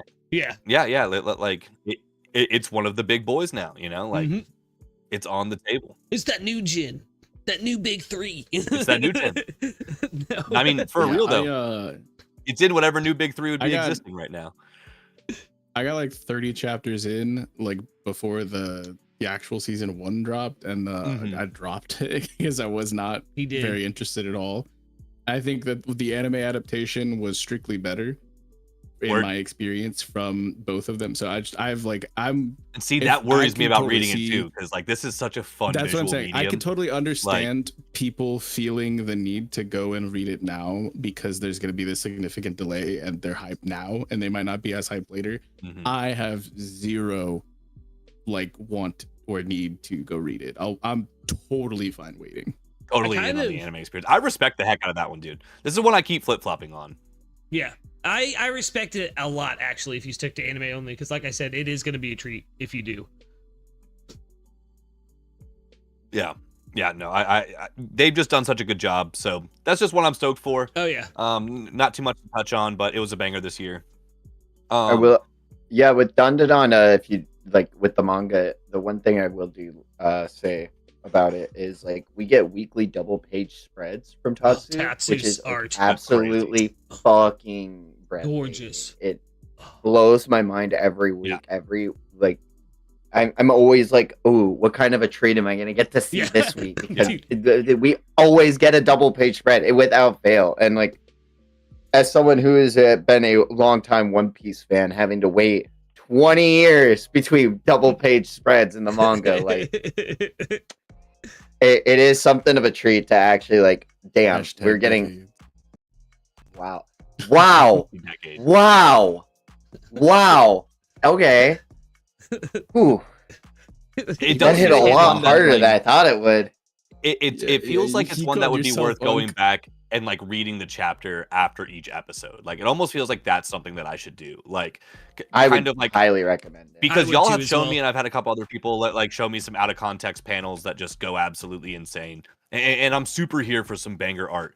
But like I really do think it very well could be something that I just, maybe I start making videos when the new season comes out of like this chapter versus, like this episode or whatever. And you would think with him delivering these insane double page spreads every week that it would lessen the effect when you turn the page and it's something like totally dramatic, but it does not. It's amazing. It doesn't at all. Or if it's something like super lovey-dovey or something, you're just like, oh, like it's just like it's so good every time. Or like scale, like sense of scale. Like there's like these like breathtaking like cityscape fucking battles happening, and it's like, how do you even like process this in your brain and transfer it to paper? It's also, I just gotta say, or if he draws on tablet, but Modulo takes some notes because Modelo. No way, Modulo. I said Modulo. Anyway, Modulo takes some notes because Tatsu knows how to do sharks correctly. Cody will agree. The shark. Modelo time. Oh man. What a legendarily horrible fucking panel. Yeah, oh, but no, that's crazy. I have to echo. I have to echo exactly what Cody's saying. Like the art is so worth it, and there's some really, really good stuff coming up in the next arc as well that I'm hoping they fucking nail meticulously in season 3. I'm stoked on it. I'm not gonna lie, I'm much more stoked on the fact that Bleach is officially ending this year, 2026, and we got a date-ish on it. It's in July. It's dropping in July. So kicking off our summer season is going to be Bleach: The Thousand Year Blood War Core 4, and this one is like for the entire year might be my most anticipated, just because I'm such a Bleach stan in the first place, and most importantly, this is an arc that I have read the manga for. And as we've touched on before, many people know Tite Kubo was rushed in the completion of this arc, so he wasn't able to put as many things in there as he wanted to. But he's been working in like closer than he's ever worked with the anime company on this last final core to bring us. So it's looking like at least 2 full episodes worth of content will be completely anime, like original content that is going to be canon to the story. So, like, Bleach fans, we're gonna be so far up, dude. We're gonna be so far up. This is gonna be hyped as absolute hell. Trailer looks insanely good.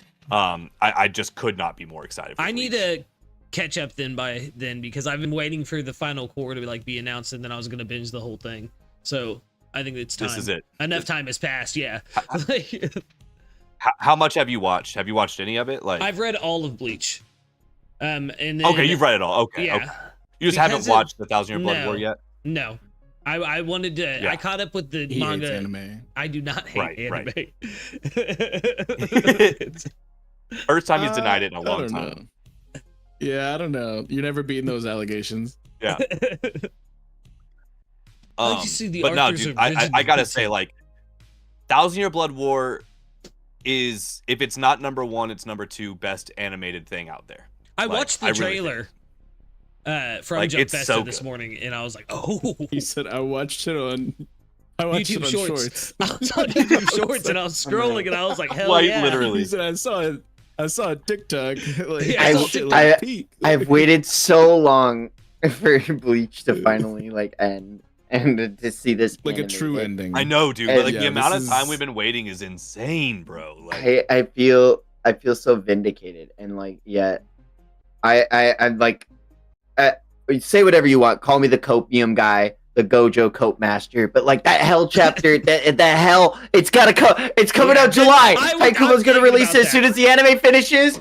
It's happening. It's gotta. We're gonna. I was gonna ask. Like, I wanted to ask. Do you think? anime's I not do gonna think finish it's in gonna July. happen. Well, like, It's gonna start in anime. July. Oh my gosh! So it's like Hell arc starts October 31st. Oh my god! Oh my that would god! be fucking wild. That would be I'm dope. in. That would I be almost nuts. fell. crazy hard. Yeah, so Squinted my I vision. do think, Cody, like for real, like I hope this final core does really well, and like I think with generally how good Thousand Year Blood War has done, I think it's highly possible we get the Hell arc. Now, I don't think there's any chance whatsoever in 2026, but I'm thinking maybe by 2028, early 2028, we could be potentially getting that. It's a singular light novel, right?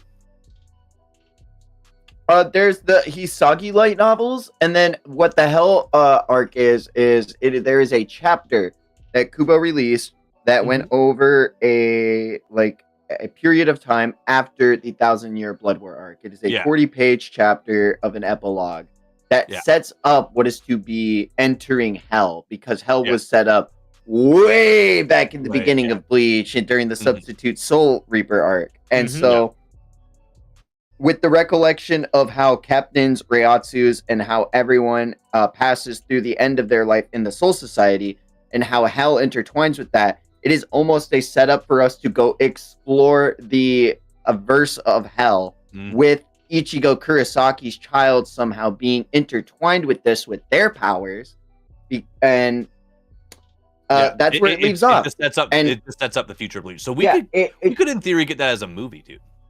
Not even a movie, but like I'm saying, like Tite Kubo comes back and he's like, "Hey, monthly, I want to draw Bleach again." And we also I don't see why Shonen Jump would tell them no. Yeah, I don't either, and I don't know why. You have to think the possibility. Maybe he's been sitting on it, and like he swore to himself he wouldn't release it until like maybe he's already drawn the first couple chapters. You know what I mean? Like. Well, so specifically the master plan, the 5D chess, like 14 head play, is to like build up the hype, and give the true ending that your series truly needed all along. And once the world has received that, and it's being received extremely well so far, then I feel like Shueisha would be begging you for this type of shit. And yeah, have it kind of like the way that Togashi entered into Hunter x Hunter. Like, he has full carte blanche. He can do whatever the hell he wants. Like, and TJ would be able to do that right now too. We do not control your story. You can do whatever. You can go away for however many years and come back whenever, and we will always keep room for you. I feel like if he were to like only come back on those terms, that would make the most sense, so that he can assure that his story will get his vision, all the way through and through. Absolutely. I would love to see that. I think bare minimum he's storyboarded the entire thing. Yeah. I'm sure he has a general idea as to what he would do, assuming he got the resources to do it. So Bleach back in July, the summer season. I mean, so we already know winter, spring, and summer are going to be crazy. Bare minimum. Insane. Like, this is nuts. This is nuts. And we're not even done talking about all the big drops, guys. We're not even done talking. But we got I mean, fall, we already have one confirmed amazing entry as well in Apothecary Diaries. So like, facts. Yeah. So we know we have a banger every single season, no matter what. I can't. Y'all, are you? This is gonna go crazy. When are we seeing a snowball fight?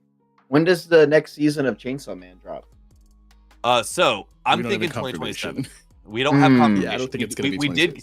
We got a visual that was so good, and shout out Mappa just being willing to drop that movie this year, and then immediately follow up with like, we see that you guys want Chainsaw Man. It is coming. Like, it is coming. And winter would be peak. I mean, I'm thinking winter 2027 is gonna be when that hits, dude.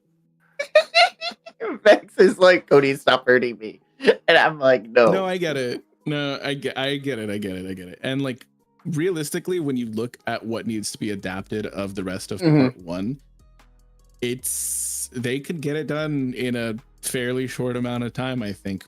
So this is hype, because that'll motivate me to actually get into part two, because I've only got like 12 chapters into part two, and then I was like, I'm gonna wait. Like, and apparently it's getting close to ending, maybe possibly. So I saw Bucky or whatever, the chicken, and I was like, I'm gonna wait. Oh my brother, you didn't even meet.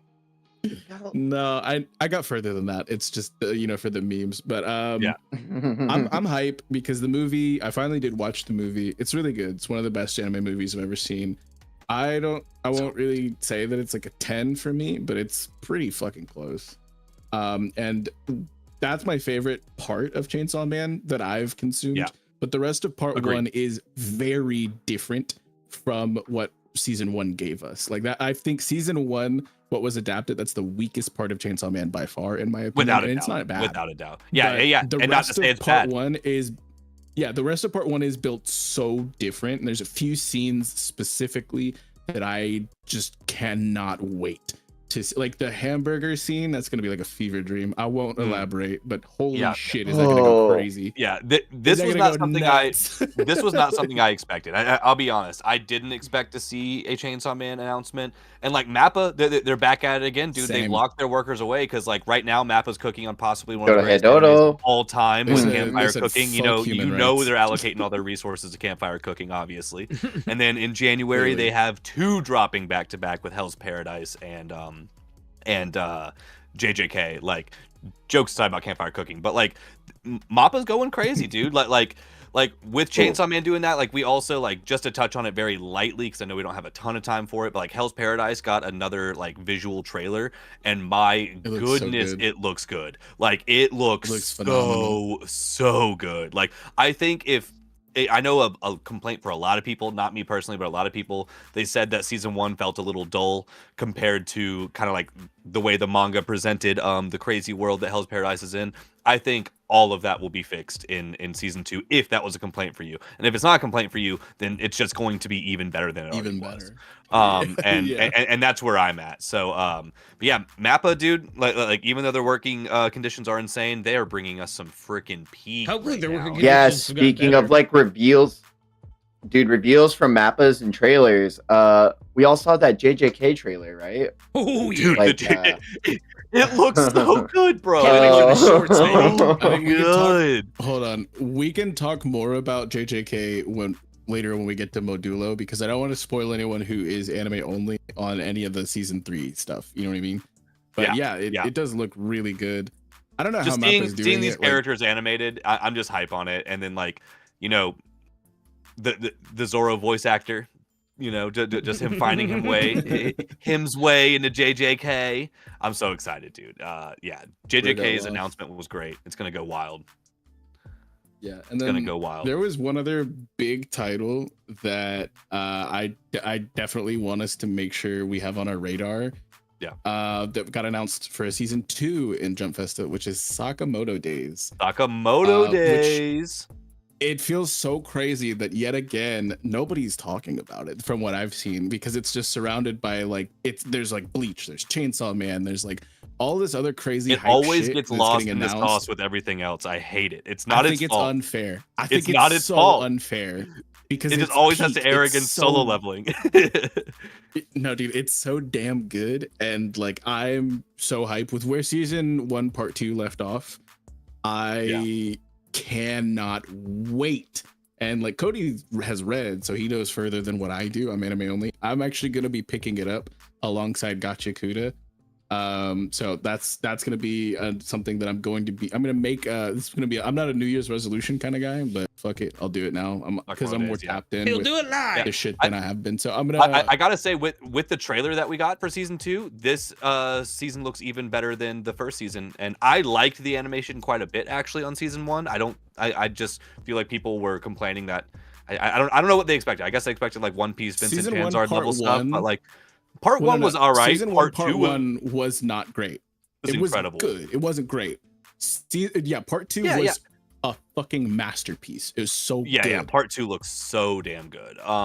So but like I just have to say, like, this trailer looks even better than both. Like, so it looks like no matter how you cut it, the animation's getting specifically better. Like it really is. I think another issue for reasons why Sakamoto Days is just not getting like talked about. A, what we just said, it just airs next to literal giants every fucking time it airs. But B, it's on Netflix, and the anime community isn't on Netflix, but the normies are. So the normies aren't on the internet talking about anime, but we are on the internet talking about anime. We're all on Crunchyroll. So just like with animes outside of Bleach and One Punch Man, like no one talks about the animes that touch Hulu and Disney Plus because no one looks there, it seems like, you know? Yeah. So I really feel like that's a little bit of its detriment. Granted, I think Netflix is the best place for it to be outside of Crunchyroll, if it's not going to be on Crunchyroll. But yeah, it's getting overshadowed. Check out Sakamoto Days, and especially like core 2 of season 1, like Vex was saying, it steps up like crazy, and it's a slice of life like John Wick anime. Like it really is. Like I thought about That's awesome. rewatching like it. it's so good. It's so good. hasn't It's John even Wick if been- you had a It family. hasn't Like, even been a half a year, and I'm like already like frothing at the mouth. Like it's like that. It's crazy. bless you. Bless you. Yeah. Yeah, No, I'm stoked I'm for it. pumped. I can't wait. I think that hopefully it there's a season where it actually gets to be near the forefront, because I think it deserves that level of hype. Yeah, I hope And so too. from the people that I've spoken with and seen talking about like the second half of the season, it has a really, really good reception, but there was just a lot of hype that was taken out of it from the first half, because the first half of season 1 wasn't great. It just wasn't. But if the story continues to be as gas and as consistent, and they can provide at least the same level of quality that we got from season 1, I have such high hopes for the series. Yeah. No, absolutely. Definitely keep that one on the radar. Recommending And that to me give it a for proper years chance. now. Yeah, I was about to say, yeah, everyone's recommended that to me for years. It's And the really good, trailer yeah. looks really good. I'm not gonna lie, I also saw images of the live action, and I was like, from what I've seen of the manga, those look really like close to what those characters. If there was going to be an anime you gave a live action, this is a great choice. And at just the making pictures it of it. It making looks- an over the top Chinese Shaolin kind of like anime or live action with people like flying around on like they're all on the wires and stuff. I think that would actually go kind of crazy. I've read the first 2 volumes of Sakamoto Days, and I will say the manga goes wild. It's a Oh, hell yeah. really, really good manga. I've heard Yeah. from several people it's their favorite read, like Oh, of everything, and these are One Piece fans as well. So I'm like, hey, That's pretty there's crazy. high praise. There's a lot of high praise out there for this series. Yeah. But speaking of One Piece fans, hey. Everyone's in the holy chat. shit! What? Did Yeah. we eat so crazy Nom, good nom, nom, nom, nom, from nom. this Jump Festa, from all the announcements? I Dude. want to preface all of this by saying we will not talk about manga stuff until a bit later. So if you're anime only, you can still hang around. And we'll give you a warning and a timestamp when the manga stuff starts. So don't worry yet. But oh my god, did we Oda get a was lot? yapping. Oda was yapping. Yeah, dude. Oda Yeah. yapped. He's a troll though. He had just things be to say yapping. though. Yeah. Well, I mean, he don't be But yapping as- until he yaps, and then it's like, holy shit, Oda, you just lied to us, to our faces. Imagine if his editor wasn't like, this isn't even his final form. This is like 2% Oh, Ultra yeah. Instinct Oda. Well, You know what I mean? Oda probably came up to the editor and he's like, "Should I just reveal the One Piece?" And he's like, "No, actually, you No. shouldn't say anything at all. We're progressing steadily. That is a great thing to say." But dude, But we got a lot to talk about. Specifically, there's not too much to talk about that we haven't already talked about with the anime specifically, but there is one episode left of season 1 of One Piece, which is such a funny thing to say. Yeah, it is. hilarious. I've seen Can we people get- talking on like my anime list, like, is One Piece gonna get another entry in my anime list? Like, there's like That'd be funny as hell. 1160 something episode, and then we'll get like a second entry finally after all these years. But Yeah, season 2, I don't know. episode I don't 1. think that's gonna happen because I don't either. I gotta yeah. say, these It's back so like funny, these back 6 episodes of Egghead have been so incredible. Peak. Like they genuinely have been absolutely Phenomenal. stellar. Like all the things that people hate about One Piece have generally not been present in these episodes, save for maybe one incredibly small moment I could like nitpick if I wanted to. Like, and I really hope that this back end is a preview of what we're going to be getting Indicative. once this does officially go Exactly. seasonal. And I think that it is. I do. I think the whole statement of like the 1-to-1 chapter to episode thing was more of a minimum, not a maximum. And I think Yeah. people kind of blew that out of For proportion sure. because these last 3 It's just- episodes have all adapted about a chapter and a half.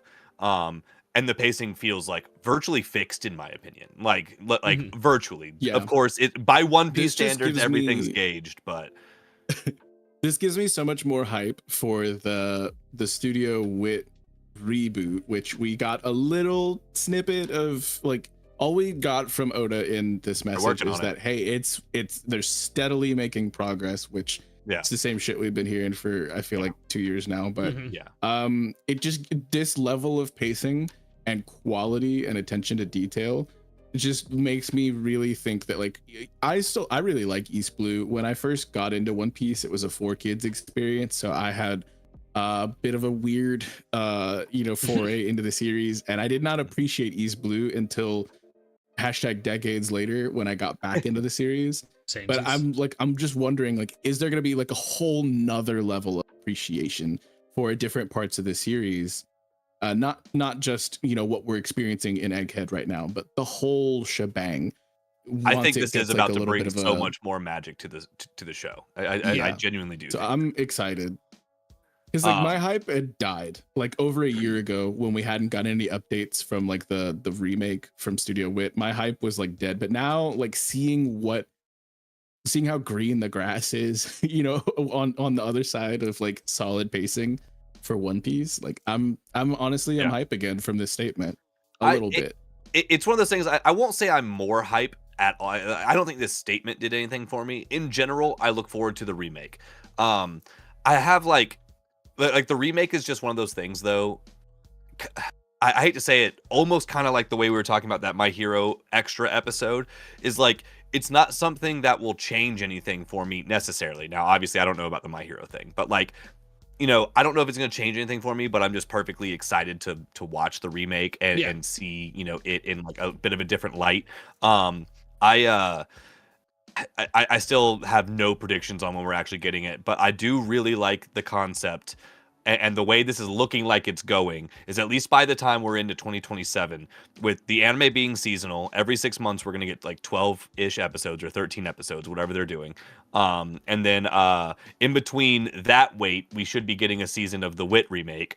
And in between any other wait that we would possibly have, we'll be getting a season of the live action. So like once we like really get this ball rolling the way it's like trying to, I think we're literally going to be at a point where we have One Piece year round in every form.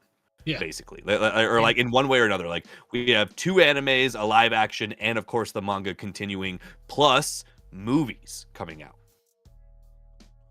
Yeah, he straight said the movie wasn't going well. Yeah, he said the movie's pissed. Not. Oda's like, pissed. I think Oda is mad. You're fucking wasting my time right now. Yeah, literally, dude. You know, if you go back to previous Jump Festa messages, there's 2 years in a row where he's hyping up Film Red. And I feel like he was like, that's the last time you'll ever get like forced positivity out of me when you're working on like, I don't know. That's kind of the energy I picked up from the statement. But if you like, he hyped up Film Red and was like, yep, there's going to be that pirate, the one with red hair. And then a year later, he does another Jump Fest and he's like, Film Red is still coming, we swear. Like, it's so like, this isn't the first time Give me that he's been displeased. Yeah, that's what everyone's saying. Now, all right, so and we don't. Everyone's we can saying do this without some spoilers, crazy. but Yeah, like, are we thinking you're not getting it? No. Yeah, so it's not gonna happen. So, all right, even if that doesn't happen, could it be a canon movie possibly going back, giving us the Punk Hazard moment, or or are we just gonna stick to the non-canon stuff? Because I feel like I think he's gonna stick to non-canon. You think so? It's been a 20 plus year tradition. Is there a possibility? Hold on. Is there a possibility? Absolutely. Do I think it is probable? No. Yeah, not at all. That's where I'm at with it too. Yeah. He'll sprinkle in some canon like Figureland with Shanks in red, but like he's not like Stampede. Us, like, yeah, like Stampede with Laugh Tale, but like with Laugh Tale, yeah, but I don't think he'll. You gotta think about it realistically. Is that Oda is so tapped in on his canon that letting anyone else touch it is a lot of trust for him to put into somebody else, and he is already having to do so much to put out. We got 34 chapters last year, and that is a low ball for how much he's been doing in the previous years and whatnot, because he's got so much more on his plate. With him being tapped in on the live action and they're filming again, which we've known that for a while. He spoke on it in the announcement as well, that he's hype on that. He has more on his plate now than ever. He is not writing a whole script, or like at least overseeing a whole script for another canon movie or something. Like, it's not going to happen. Like I just don't see it being realistic. Yeah, that's exactly with where I'm at. The way that the anime is like. But let me push back on that only on this concept, and I'm not even necessarily disagreeing with you, but let me play devil's advocate. He's not really putting that much effort into the anime that's equally as canon. as what we're in theory talking about. So they already have the blueprint. For a new canon movie, he would have to go in there and be like, this is what you can do, this is what you can't do, this is what but this is my argument. On my devil's advocate side, if we're doing a canon movie that's actually based on manga material, then it wouldn't be a problem. I see where you're going with it. But I do respect, timeline-wise, I don't think that works out. Yeah. Because that's too recent. And not only that, but like, unless we, in the manga in the next like 2 years, they want to take a break in between seasons to get the finale just right, and then give us the canon movie of what you're talking about, then, you know what I mean? I could see it. But I don't know. But we'll be at that point in 2 years anyway. I mean, so at the point in the manga where we're at currently, anime-wise should be there late 2027. Yeah. Watch, this is the movie. They're gonna try to give us the Rocky Port incident, and they're like, "So this is how this happened." And Oda's like, "No, for the last time, you guys aren't listening. It's a ship." No, I mean, I'm fine with that. If it's something like, give me like another fan letter type of like, hey, this is how it looked from someone else's perspective. I would this love is what that. we didn't get to focus on.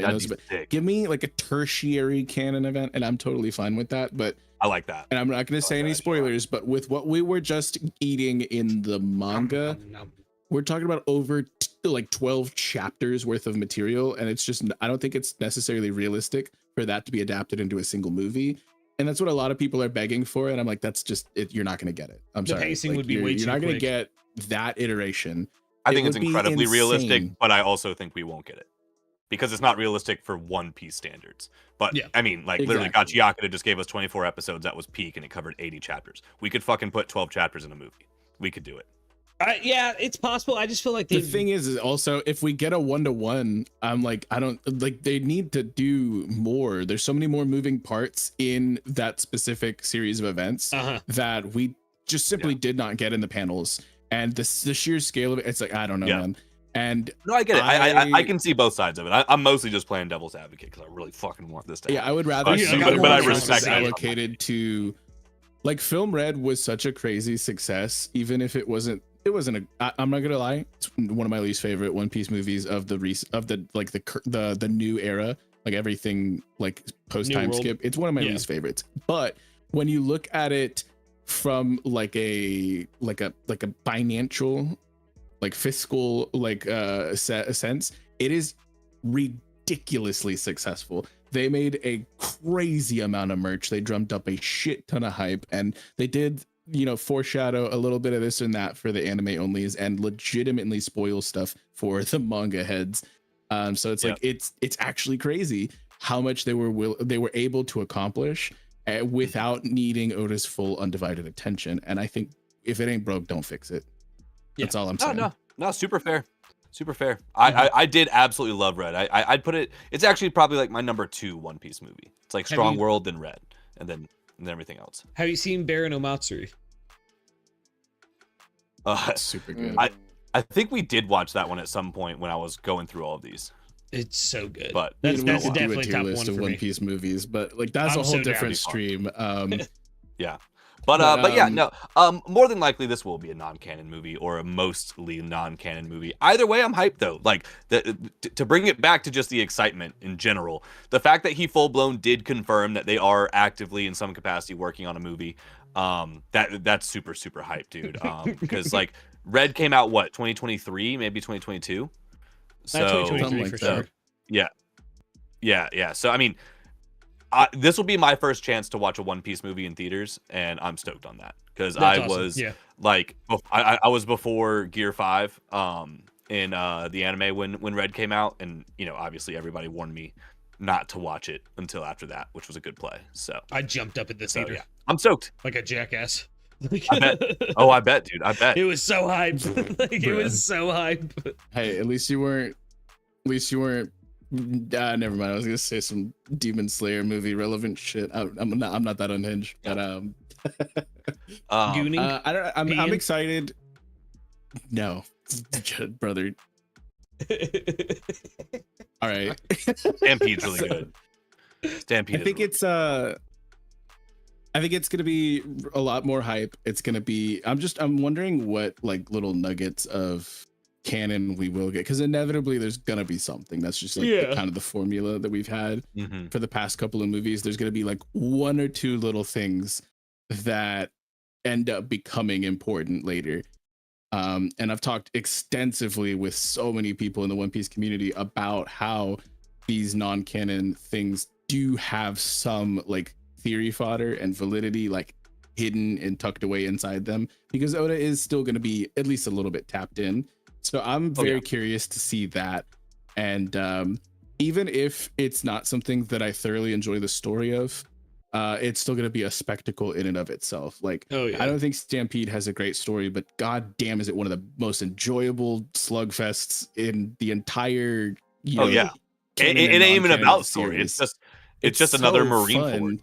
And even though I'm saying, like, Film Red is good, but it's story wise, it's not like really what I would expect from One Piece, but it's still a really fun watch, and the musical aspects are like, I love like the whole auto soundtrack and everything. It's a really fun experience. So it's going to be really fun to be on the ground level for that as well. I'm excited for you to be there for your first time. No. I'm just stoked to experience like what a new movie is like for the One Piece community. And either way, like no matter what, I'm happy if they announce any more One Piece content in literally any capacity, whether it's canon, non-canon, mixed canon. I don't give a shit. it's gonna be sick. It'd be really cool if this movie ended up being like an Elbaf themed, like if this was an Elbaf themed movie, but obviously just non-canon, but like giving us a full blown adventure on Elbaf would actually be crazy. Like, give me an Usopp movie.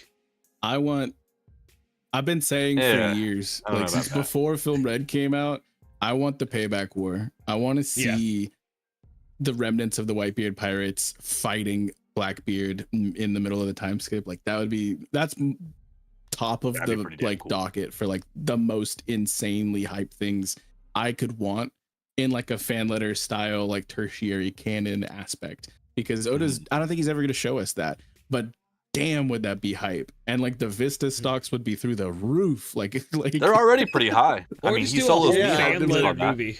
That would be insane. Like, give me a whole I mean, once Vista got the endorsement from that guy who played the helper from Hunger Games, like it was through the roof. Yeah, all the way, all the stocks, stonks. Man, I don't know what a One Piece movie could be, because like we gotta also think. Like, yeah, Film Red showed it at the end of the fight, but like this is also our first One Piece film since we've had Gear 5th introduced. Like, this is it's kind of gonna go nutty. We haven't really like full scoped this, but like they could really do some crazy fucking shit with this. We could see nowhere. The best showing of we could go to the moon. We like this could be like NL comes to the back from the moon. Like oh my god, they bring Enel back in a non-canon movie. That would break so many hearts. I'd watch it. Imagine we get like an 800-year prequel, like, and it's like Toki before she got her fruit or something. It's a slice of life Toki. My name's Boofy, and I'm gonna be and then they cut to Luffy for some reason, and then it cuts back to the movie. Anyways, this is our plan to defeat, and then they cut out Emu's name. And like Emu face reveal in the new movie, which is like, oh my god, that's insane. But yeah, we have had quite a lot to discuss from the Jump Festa stuff. Lots of hype for the most part, but it does not end there. And I want to give a formal warning for anybody who is anime only. We will be going into some manga only spoilers content based off of things that Oda has said and the most recent chapter or two. Starting now, look. So if you're watching this in the future, checking out the VOD, check the timestamps and you'll be able to skip ahead to us talking about other shit that's not manga spoilers, but not One Piece manga. Yeah, this was one of the most crazy Oda messages of that I've ever seen given a Jump Festa. This was insane. This was nuts. This was absolutely nuts. Man with the burn scar, those two people meeting, Laugh Tale. Like, listen, the Laugh Tale thing, I know, Vex. Like oh, what were you gonna say? Sorry, go ahead, Luke. No, I mean, well, just Vex. Just to mention, with all of this, grains of salt, guys. Grains of salt all over all of this. It's Oda yapping, but like, you know, he seems to have a fire lit under him about this next coming year. I don't think we're going to enter Laugh Tale by any means by the end of 2026, but I think we don't need to. I don't know. Zero chance. I don't either. I think there's him saying it's basically. I think we'll still be in the Herald flashback. Insane. We'll still be in the Herald flashback. What'd you say would be insane, Lucas? No, he basically said that it's the next island, right? I mean, there's probably going to be at least one more in between it, but he basically said we're going to the island that makes like. I think Lodestar is probably we're going to do a pit stop at Lodestar and then head there. Like that's crazy to me. That's fucking nuts, man. Yeah. I still think we got 4 or 5 years before it ends, but like, ooh. That's crazy to me. The only argument that I really think we have for Lodestar is like, because we know now the only thing that he found out at Lodestar was that you need the road poneglyphs to get to Laugh Tale. Yeah. We already have that information. The only argument I could see for us to actually go there is either A, that the Man Marked by Flames is somehow involved with it, or B, that Luffy does want to go there strictly on the principle of he's trying to it's for the adventure. It's for the adventure, and that's part of the adventure. We can't skip it. You know, that's the only two arguments I could really CE for us to actually go to Lodestar, Mhm. because for all intents and purposes, we do not need it. We already have the information that was provided Yeah, there. yeah, you yeah. know what I I mean? don't know what the purpose would be to go there other than, Yeah. just maybe it's just on the way still. Like that would If be my Luffy only just other like. crosses his arms and goes humph and he's like, but it's the adventure, I get it.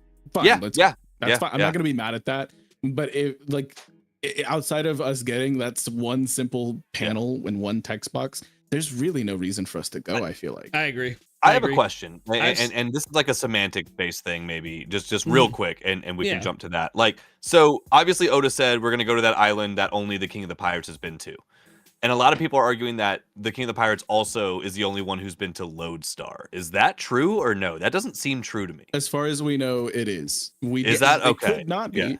Yeah. As far as we know, yes. Yeah, But he's why the only I one who made it to a million other Lodestar people have been and there. Laptail. Okay, and that's fair. I just wasn't totally sure about that. That's why I think even like what I said, like, you know what I mean, that like Lodestar maybe has like a pit stop stuff. Anyone who doesn't think he's being serious about this, I'm sorry, but it's copium. He's going there. He's taking us there. The last time he confirmed an island like this was Elbaf. He straight told us like, we're going to Elbaf. You know what I mean? Like, Yeah, how many years ago was that? literally like just a couple Oh, months before we sorry. went to Elbaf. I'm pretty sure it was right before Egghead ended. No, he's been stringing us on and along about Elbath for Oh, ages. This is nothing new. And like the thing is these messages, he's normally so wrong about the timelines. Like he announced that Wano was starting 2 years before it actually did. Film Red was coming out 2 years before it actually did. And like it's just, I understand that it does seem like he has a bit of a fire lit under his ass right now because of his age and because of probably a lot of other extenuating circumstances. Somebody had mentioned that, you know, he's got to get this wrapped up so that they don't have to do many more like a recasting of the voice actors, like with Ao or Yao. So it's like I get it.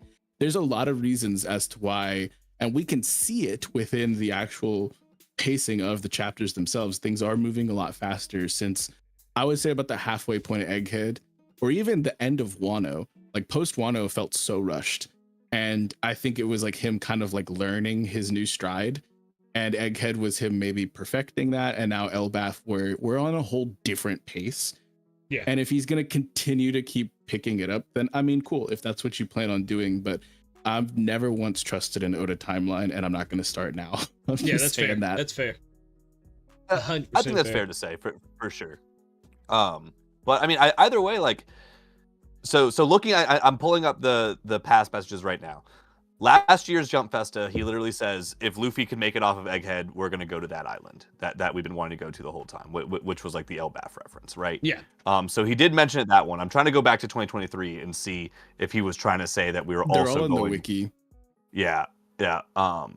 And he does say in the one from last year that he says directly that character and that character will finally fight, which manga wise, that can literally just mean like at this point, like where we're at almost, Luffy that and can Emu. mean like Luffy and Emu, like Fucking clash. what's happening in Elbaf, like we've seen some crazy clashes, or it could have been the Rocks versus Emu, or Rocks versus every other person. Yeah, you know, exactly. like, Yeah. like he's ambiguous enough, but like I could be devil's advocate again with Love Vex, and he kind of did come through on some of these things, but I totally get it. That's why he's so ambiguous. So you know, when he doesn't come through with what he's saying, we can justify it somewhere else. Exactly. Yeah, he's the king of soft confirming. So I mean, Yeah, and he's also the king of flubbing timelines. So I'm not gonna get my hopes too up on, like, I don't think we're seeing Laugh-Tale in 2026. And I don't either. specifically, it's like, remember how long we were anticipating that Fishman Island was the next island as well. Then all this other shit happened. So it's like, this is not the first time. Fool me once, you know, shame on whoever, whatever.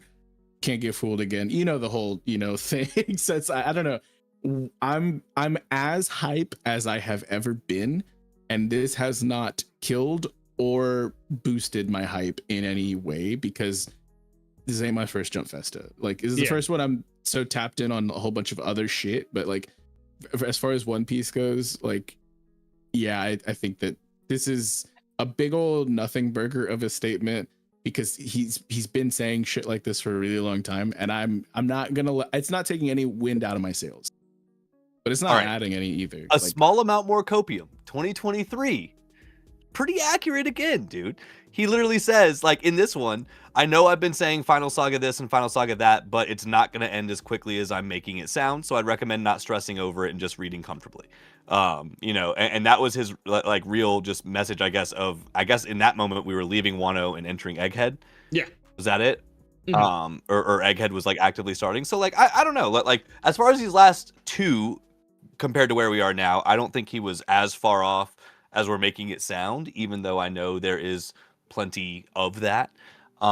You know, and there are plenty of examples, but I agree with you still, like, overall, it's like not to get too hype about it, but I do think there's enough here to be pretty damn excited for where Oda's trying to get us to next year, one way or another. The thing is because we've known that he does these hype Jump Festa things like for years, for so many, for hashtag decades, right?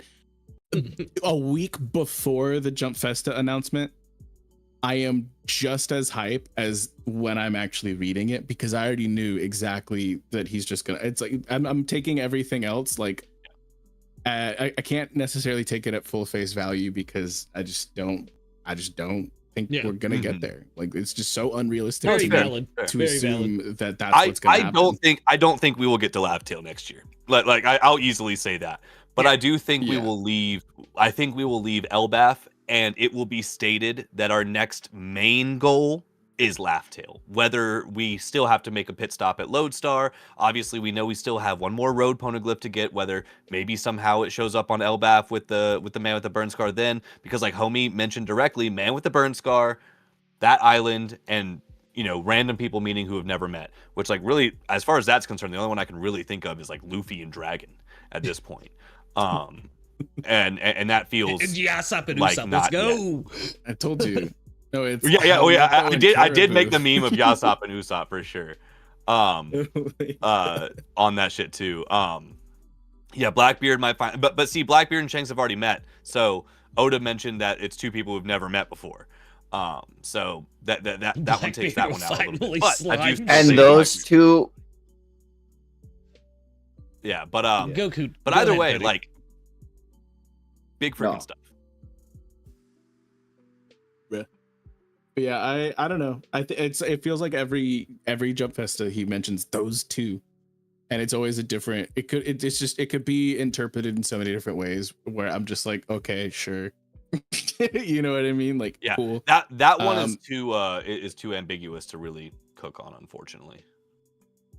But yeah, I think that as far as the future, the direct future of the manga, though, we do all feel pretty, memes aside, we feel pretty comfortable that there's a very slight amount of things to cover in this flashback still, because there's still what happened 6 years ago to get Loki chained up in the first place that we don't. I really know wonder if we're gonna the get full that story of. But like, we need that story, not. but I really wonder if we're gonna get it right now, or if we're gonna go ahead and jump back, because like even Oda again in this message says that like we are coming to the, you know, conclusion of this flashback / history lesson. So like you know, we return to the present day. So I'm thinking Oda's trying to get us back there pretty soon. Mm-hmm. So I wouldn't be surprised if that part of it was still left a little bit ambiguous for us to be like, man, after all this we know about Loki, that's still so weird that this happened with him and Shanks. But it also could be something that literally gets explained in the next 2 chapters, and then we're just right back to current time. And, you know, it could just be a 1 chapter's worth of info thing.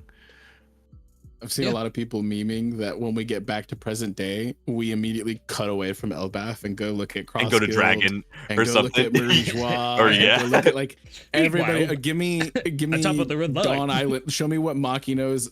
Yeah, show me what Maki knows up to. Show me like. Yeah. Dude, Jump straight. I would laugh so hard. You psychopath. Give me a full year without Stelly. my protagonist, and like. Yeah. No. I'm not gonna lie. I could see that happening. I would be pissed. I don't have flashback fatigue, but like if that happened and we got another jump, I'd be like, dude, this is just rude. This is cruel and unusual punishment. Like, Dude, Show me more Nemu's on the Yamato. board. What are you fucking talking? Yeah, Like- dude, Give me more Yamato. no, dude, tell me how crazy it would be if in the anime, like, they covered the flashback, and then right after the flashback, they adapted the Yamato cover story. Oh my god, dude! I'd have to end it. People would Probably. lose I their might have fucking to. Yeah, have to step away for a while. And then we need another Dr. Chopper recap. Yeah. Yeah. Give me a Dr. Dr. Chopper Chopper recap of everything. Of everything. Give me Dr. Chopper in the manga. That's who I need. Give me a full Yes. recap of everything we missed on Elbaf while we were gone for however many chapters. Give me that, like a full chapter of Dr. Chopper. Yeah, he's working on Scopper right now. Speaking of Chopper, we did, if we're ready to move away from the manga, we did get a little bit more from the live action. They've announced global dubbing for Chopper. Yeah, I'm not gonna lie, they showed a sounded little great in all clip. languages.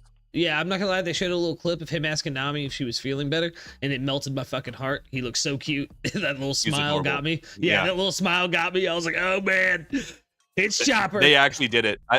I was worried he was going to be a little too uncanny because I was hit or miss. He also looks a little malnourished, you know. Yeah. But that being said, dude, that particular trailer, two things about it. A, Chopper was absolutely adorable. And oh my god, the fan service on Inaki and Taz is insane. And dude. Yaki got jacked in between Like- season 1 and 2. He's looking Yeah, for like yeah, movie post time skip. Like, I'm not gonna lie though, Inaki looks like he's got those spray painted abs that they had in like 300, where Taz like 100% is shredded to all hell. Like, yeah. he's been working on it. Not gonna lie, I follow that mofo, and my god, dude is. So do I. He just became Sanji. He got this role, and he's like, I'll travel the world, learn to cook, and learn to kick. Like, let's fucking go, dude. It's insane that it's insane that he will completely alter his physique and go to these crazy extents to adapt to his role. And we still got Nami in a terrible wig. I'm just saying, like, it's insane. Smash. It's actually insane. It's not that bad. It's not great, but it's not that bad. It is that bad because like Emily Rudd is a gorgeous lady. That wig is an atrocity. And I just think orange is hard to do. Yeah. I really think orange is like hard to do. It literally drops her from like a 10 to a 7. I'm not even Nah, lying. she ain't It's losing so that bad. many points, dude. It's so bad. It's negative aura. It's full on negative aura, dude. It's so bad. I disagree. I don't think it's so bad. I've seen wigs that are like I'm horrendous not that are enough alone to in do this it. take. I don't know. I'm not saying crazy. you are. I'm just This saying it's a I'm not bad with wig. you. I am not with you. I don't think it's a bad wig. I think there's worse. I think there's I think Sanji's is worse. I will say too, there's rumblings. None of the hair looks great. That we're gonna get because NFL Game Night, they're hyping it up this year, and Yaki did like a crossover with the mascots of the NFL as Luffy, which was wild for me to see. But people are talking that we might be getting the first full trailer during that, so could be hype on Christmas Day to get a One Piece season 2 trailer. Plus it's Chopper's birthday, so like, hell yeah. Honestly, yeah, it makes a lot of sense actually. Especially I love how excited Oda is for it. I do want to mention that real quick, just like how like in that letter he said just how cute he thinks like Chopper is, and that's just got to be like such a crazy thing as an artist. You know, like Oda has so many accomplishments under his belt, but seeing One Piece actually come to live action and not look like shit, like what a big dub, dude. That must feel so good, man. I'm just gonna play it up for the bit. I wonder how much Netflix paid him to say that. As a Toei more shill, than I can Toei. tell you we didn't have to throw money. Look at how he talks about the Netflix live action versus how he talks about the Toei adaptation of his movie. Toei, hurry it up! This shit's not going well. But Chopper is so cute, guy. You are. Oh my god, I love it. I love Chopper. Insane. Proper glazing, actually. Not very It's valid. because they showed out the big bucks, but I like specifically me. For me, and this may be blasphemous, but again, I started with the 4Kids dub, and I dropped it. Drum Kingdom was fucking ass back then, and I did revisit it, and I have a new level of appreciation for it, but it's still one of my least favorite of the Grand Line arcs. Yeah, I don't like I'm Drum not. Kingdom I'm that much. not. I'm actually with you on that. I'm not Vex. that hype. It's Yeah, just hard. I'm more I hype. love Drum. I'm more I know, hype I on know. season 3. Like the But fact that they the have moment season Luffy 3 stands on the in castle filming with the right now. flag peak, getting there, pretty boring. If you saw in the Yeah, there's Except for some the trailer, good actually, moments, but like if you saw in that little clip they gave us, Luffy's wearing his jacket with the burnt off right arm from holding the flag when he's like, "Let's go be pirates together." Oh, nice. Yeah, dude. Oh, it got me hyped I when I didn't saw notice that. that bit. Good pull there. but I'm like I have like almost no hype for season 2. I'm actually kind of hyped for season 3 though, just because I like Yeah. Alabasta so much more. I'm Drum really Kingdom is where Blackbeard is name dropped. Yeah. So Yeah, I'm looking forward to that's- that because not saying the- Drum Kingdom doesn't have great moments, but with the creative liberties we've seen the live action take already, we might see we some could see, Blackbeard. we could see Blackbeard. yeah. I hope we get a silhouette. If not, I just hope hear they like silhouette a- Blackbeard. Yeah, I I hope just they want- do like, yeah. No, sorry. Go ahead. I think No. I that mean, well, I think they we're in have- agreement. So just like them giving us like when they mention Blackbeard, it just being a silhouette, just And like the maybe way a they did it. I think you know the what way I they mean? did it Like with yeah, a little laugh, yeah. I kind of the way But they you did gotta smoke, think about the way they the did smoke at other- the end of the season. Mhm. you got to think about the other leaks and all of these like casting predictions and stuff like that, and this could go 2 different ways. It could go a few different ways, but I see it most likely being 2 different things. Is that one, either they are so bad at keeping the lid on their casting secrets, and that these leaks are. that people were calling shit like a year in I think they advance, that but we would know if Blackbeard was going to be featured by now because they're just Fair. so bad at keeping a lid on that shit. Or they did it on purpose and these were strategic leaks, in which case I'm also not a fan. They could have potentially, again, I know I'm doing a lot of devil's advocate here, but they could have potentially literally just not told anybody in the cast and filmed the Blackbeard teaser separate from absolutely everything. That'd be So like insane. that could just be something where like they just contacted the actor directly and was like, hey, you know, we're gonna do just we basically just need a voice line from you and like a silhouetted fucking picture basically. And so it really could be something that like even like the One Piece crew doesn't know about, at least as far as like the main actors and stuff we know, Yeah. until It could that be, episode like, their finally best airs. kept secret. Yeah, But I'm just gonna reaching. X to doubt. I'm reaching. Yeah, I'm sure. reaching. I- I'm not denying that at all. Yeah, Like, these guys aren't the Duffer Brothers. Listen, I am a complete believer that the reason they announced Bon Clay's casting so early is because they filmed a scene with him in the Straw Hats as soon as they got back to South Africa, like them fishing him out of the water. And then, like, that's how they're going to Yeah. end the season. And then Ace as well, they'll probably, after the credits, do a teaser with Zolo as Ace looking for Luffy on drum. Mhm. Yeah.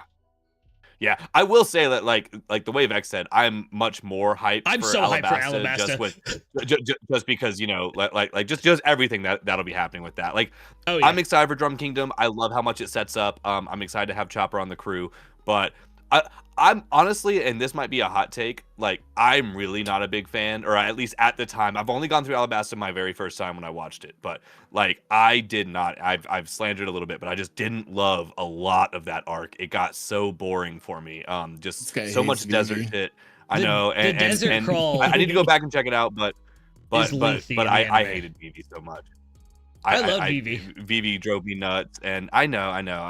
That's a hot take on my part. Like I know it is, and I'm not even trying to win that fight, but I don't know. Like Yeah, you won't. It ended up being great, but like God, I have so many issues with Alabasta. It's crazy. Like the Pell thing still I just think drives that- me absolutely insane. It broke me early in This One is- Piece for trust. The thing about Alabasta that I find the most interesting to me, and where like what Cody was saying, is that the live action's taken some creative liberties, and it's like they are okay with adjusting the canon to properly align with what Oda may be doing now versus what he did 20 something years ago. And so in Yeah. Alabasta, originally in the Alabasta saga and the She events was gonna be leading a up to princess, all them. that, and they drew her with her hair down. There's so much more than that though, because he had Okay. already anticipated on there only being like Elbaf was gonna be like the next island. Like Yeah.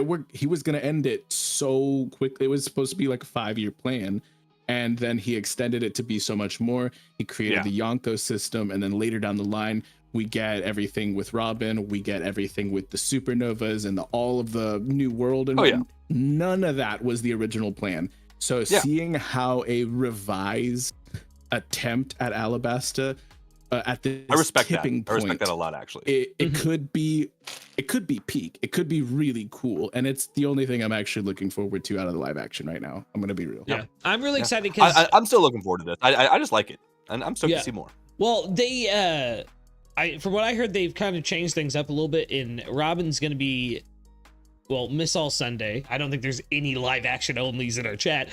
Huge spoiler, bro. Huge spoiler. Robin is gonna be the throughout antagonist like Garp was. Like, she's gonna be splitting that with Smoker throughout the whole season, which I actually really love, because for people who are live action only, then you know what I mean? Like, they get to have a bigger twist of Robin becoming a Straw Hat. Yeah. That's gonna be fire. I'm gonna be real. I have zero empathy for people who are live action only with a 25-year-old story trying to duck spoilers right now, with especially since Gear 5. I don't understand how it's possible. Yeah, that's one that, like, you know what I mean? Well, because it hit a lot of older audiences as well, like really people who that's my wouldn't parents be right in now. those spheres. Yeah, that's what I'm saying. Like, At that point, though, like, it's nowhere. You're not watching this podcast if you're that person. You know what I mean? I'm not worried about spoiling you. You're not getting it. You know what I mean? But yeah, I think that's about everything we got for One Piece and the Jump Festa. Insane. That is. Yeah, insane. Crazy amount to be looking forward to in 2026. It's a good time to be an anime fan. It is. Yeah. It is. So, Lucas, you want to head us up on our next section? Yeah, I do. Guys, we're gonna hit a little bit of downbeat for a second. But I want to give a shout out. We lost a bunch of prolific voice actors this year, sadly. And I just wanted to take a moment to read out their names and kind of speak on at least one or two of the roles that they, held during their lifetime or are known for. But yeah, give us some W's in the chat for all of these goats here. Takaya Hashi, absolutely, who played Dogstorm in the Japanese sub of One Piece, and many, many others. Tomomichi Nishimura, who was this guy was a prolific voice actor. He's been voice acting since the 60s. He was the narrator of Yu Yu Hakusho in the Japanese sub, and was T-Bone in One Piece. Yoko T-Bone, Kawanami, also prolific voice actor, been voice acting since the original Gundam.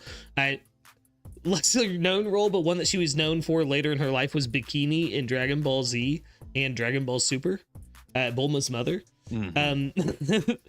Atsuko Tanaka, who was that's the only one that I knew that everyone would know. You know what I mean? Atsuko Tanaka, Lisa in JoJo's, and Conan in Naruto. This is the name I have trouble with, so I am going to preface this with an apology. I am sorry if I mispronounced this. It's Aruni Nanthiwat.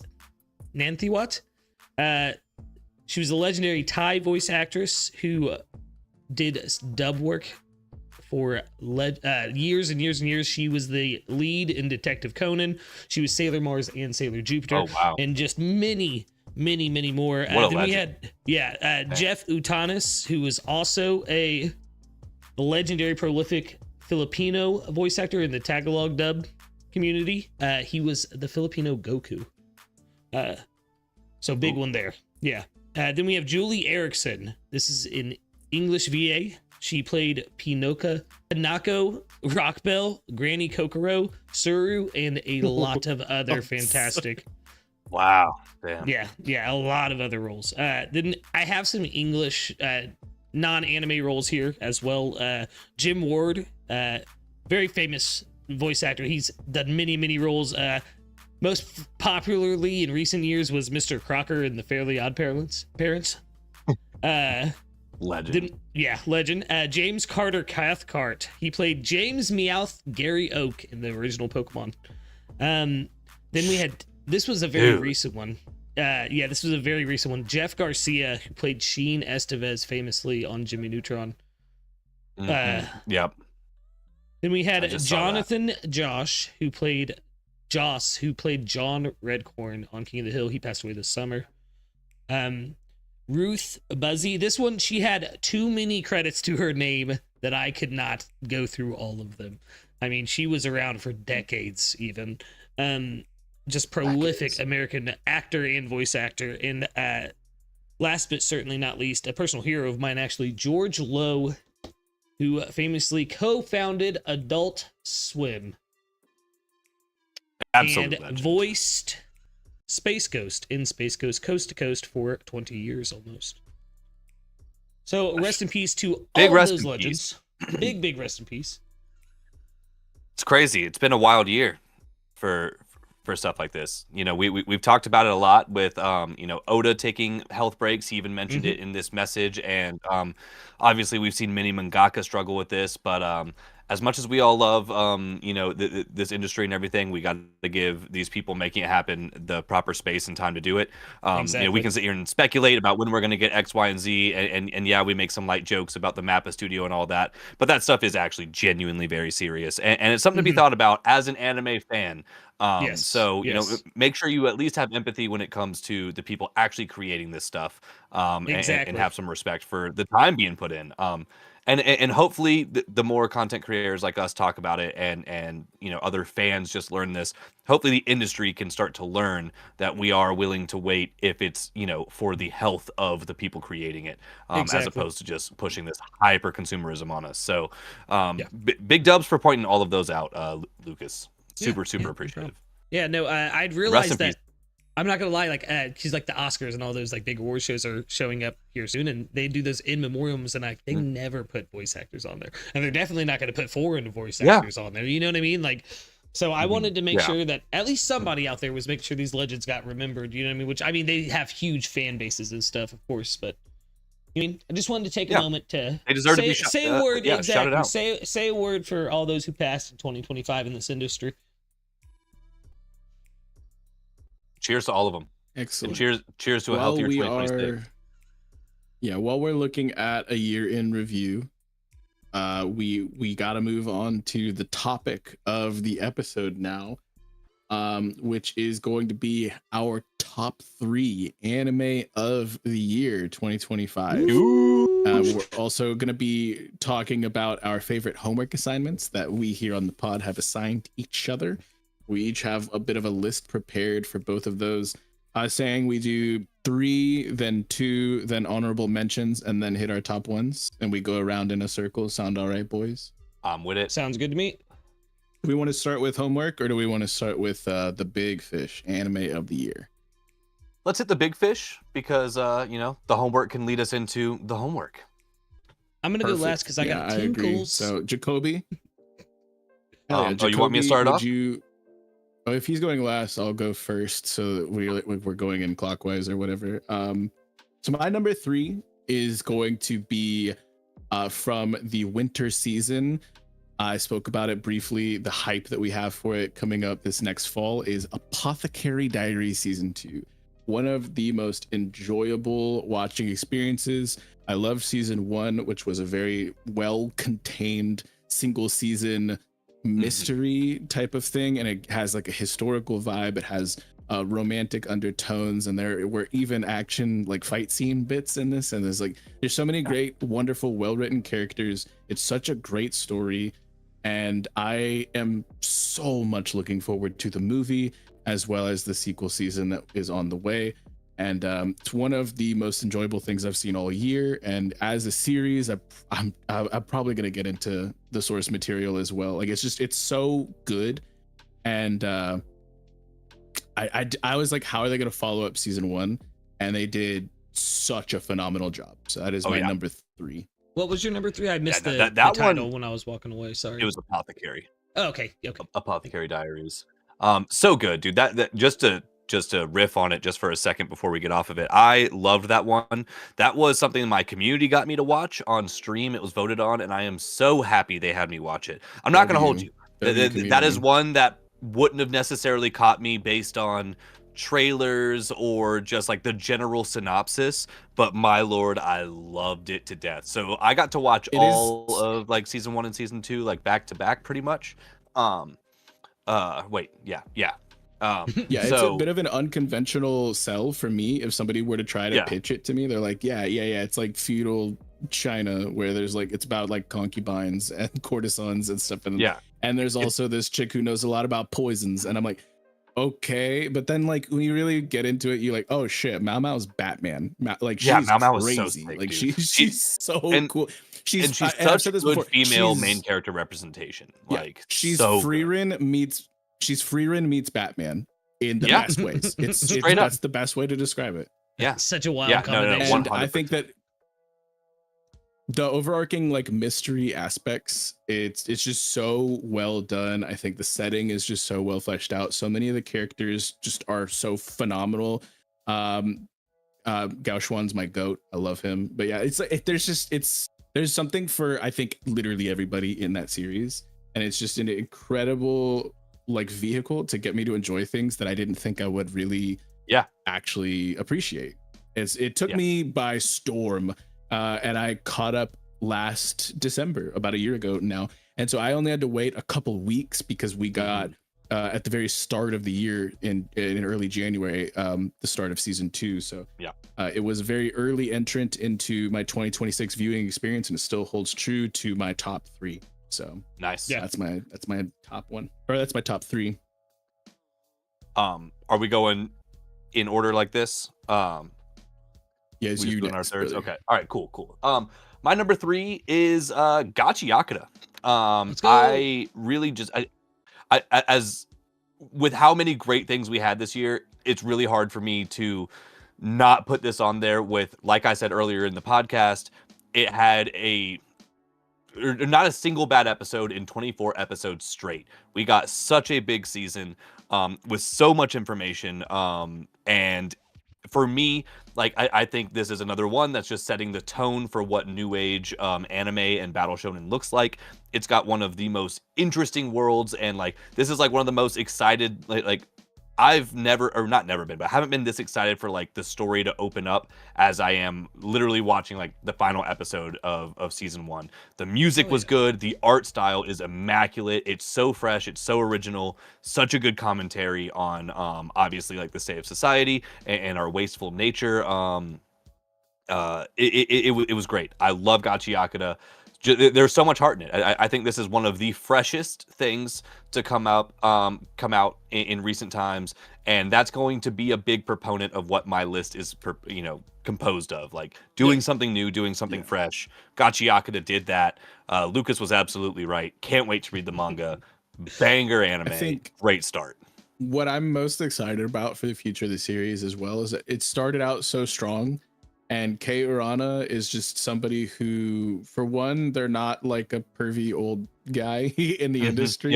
They're very separate from that. And like that's something that I can appreciate really well. And it started strong, where there's like a lot of series that I think take a little bit to start to, hit their stride. She was in her bag page 1, I think.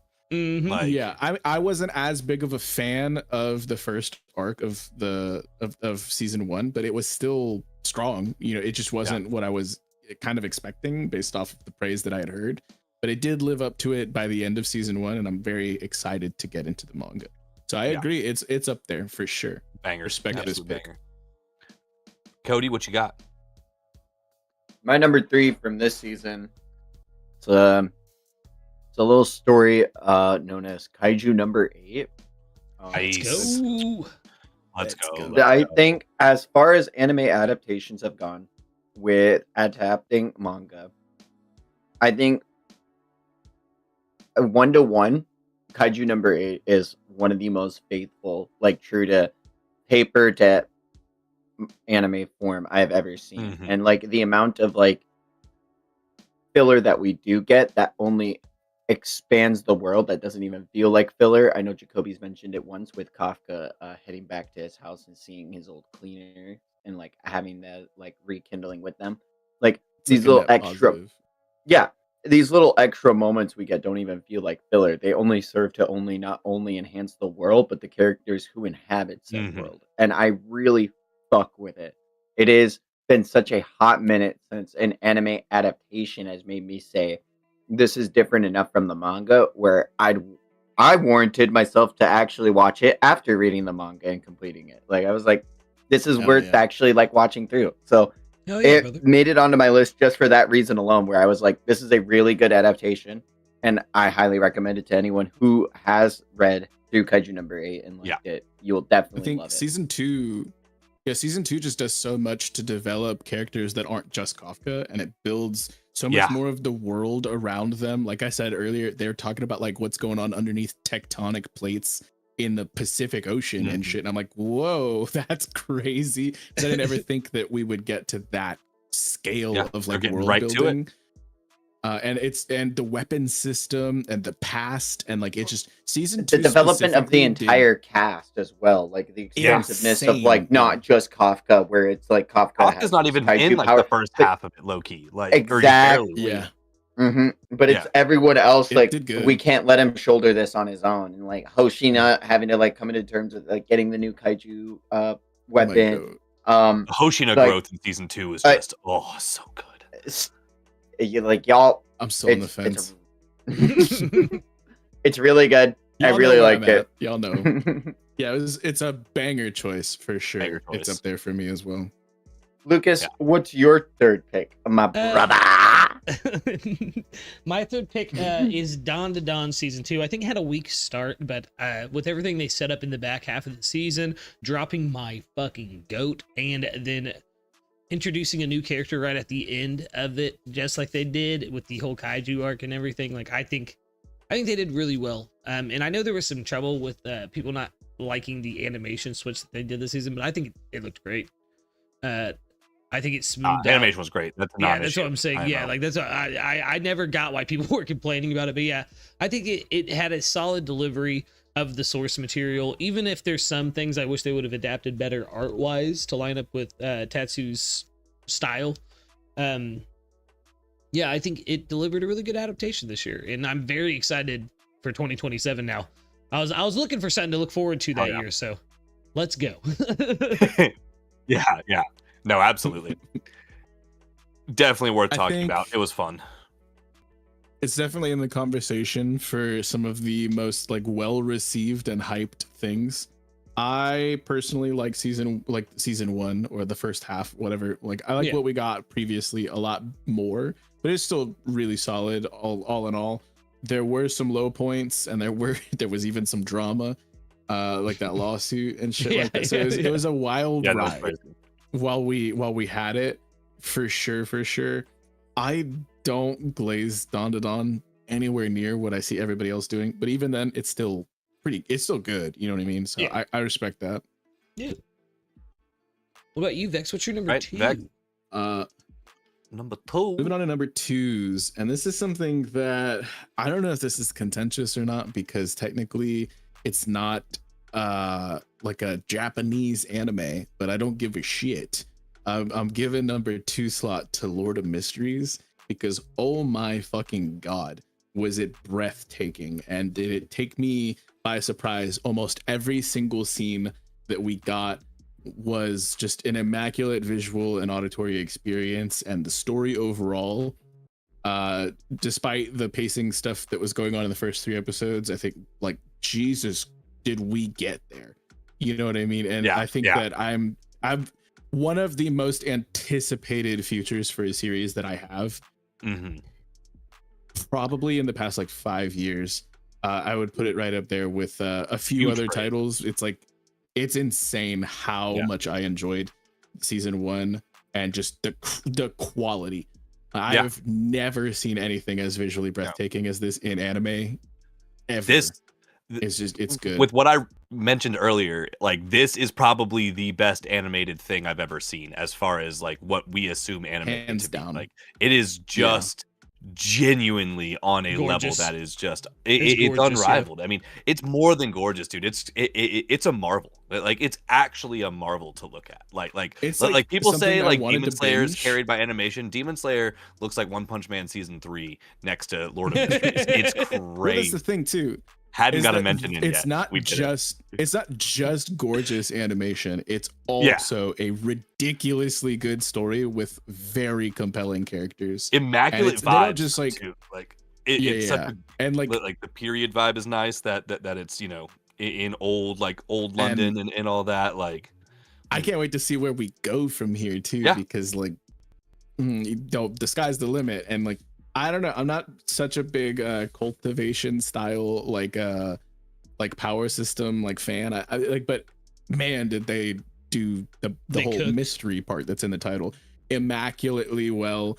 I think that it's I can't wait. I wake up every day thinking about season 2 when, you know what I mean? For that and for another thing that I'll talk about when we get to our top ones. But I think it's very well deserving of all praise in the world. And if you're sleeping on it, go check it out. Like I want to go back and rewatch through and binge it. But I remember when I would like let 2 or 3 episodes build up, I got visual fatigue. I was like, my eyes hurt from looking at how fucking pretty this was. And I need to take a breather for a second because it was like so stimulating. I've never felt like that before for an anime in my life. Like I said, the It's reason like that too good, I think. I've had Yeah, troubles continuing it is because of the visuals, like just have overstimulated me so much. Like it's not that the story's bad or anything. It's literally, it's just moving so It's a fast. good problem to anime-wise. have. Yeah, You it is know, a good problem to I think- have, but like it's so overstimulating that I'm like, I have to pause this. Like, like I gotta sit for a I second. think we as humans have now like we have to readapt because like I think that this season 1 is indicative that what we can produce through a visual medium is now exceeded what we can intake in one sitting. Yeah. So it's like absolutely. I need to step up my game as a viewer so that Your I can ability keep to up view with the quality that this anime is, and that is something I've never said before in my life. So Yeah. it truly feels like it's reinventing the game right now. It's so good. Oh hell yeah! Yeah. Just to touch on it, like it's got an MCU level release schedule set up. So genuinely give it like a full 3-ep test. I think this is a proper example of something that needs the full 3 episodes for you to kind of like realize if you're going to be about it or not. But by the end of the 3rd episode, I think the understanding of the world gets there. So yeah, Lord of Mysteries, that was going to be one of my honorable mentions. But like just to go ahead and just piggyback off of that, it really is something special. And there's a great time to get into it. You got 24 episodes. It's crazy, dude. Just give it time to 12, let I it think. cook. Or is it 12? Oh yeah. It was it's only 12. like 12 It's or like- 13. My bad. But I would say like legitimately 2 of the greatest episodes that we've gotten in all of 2025, and there's been a lot, let me tell you. But episode 6 is my favorite personally, and the finale is also an insane Finale, dude. The accomplishment. finale was Like nuts. they did some crazy work. but It's like episode standing 6 ovation in the movie theater kind of shit. Like Yeah. it Yeah. really is. But for me, episode 6 is where it all came together. And so like give it a 3-episode test, but understand that it covered so much source material in those first 3 episodes, and you're meant to feel confused.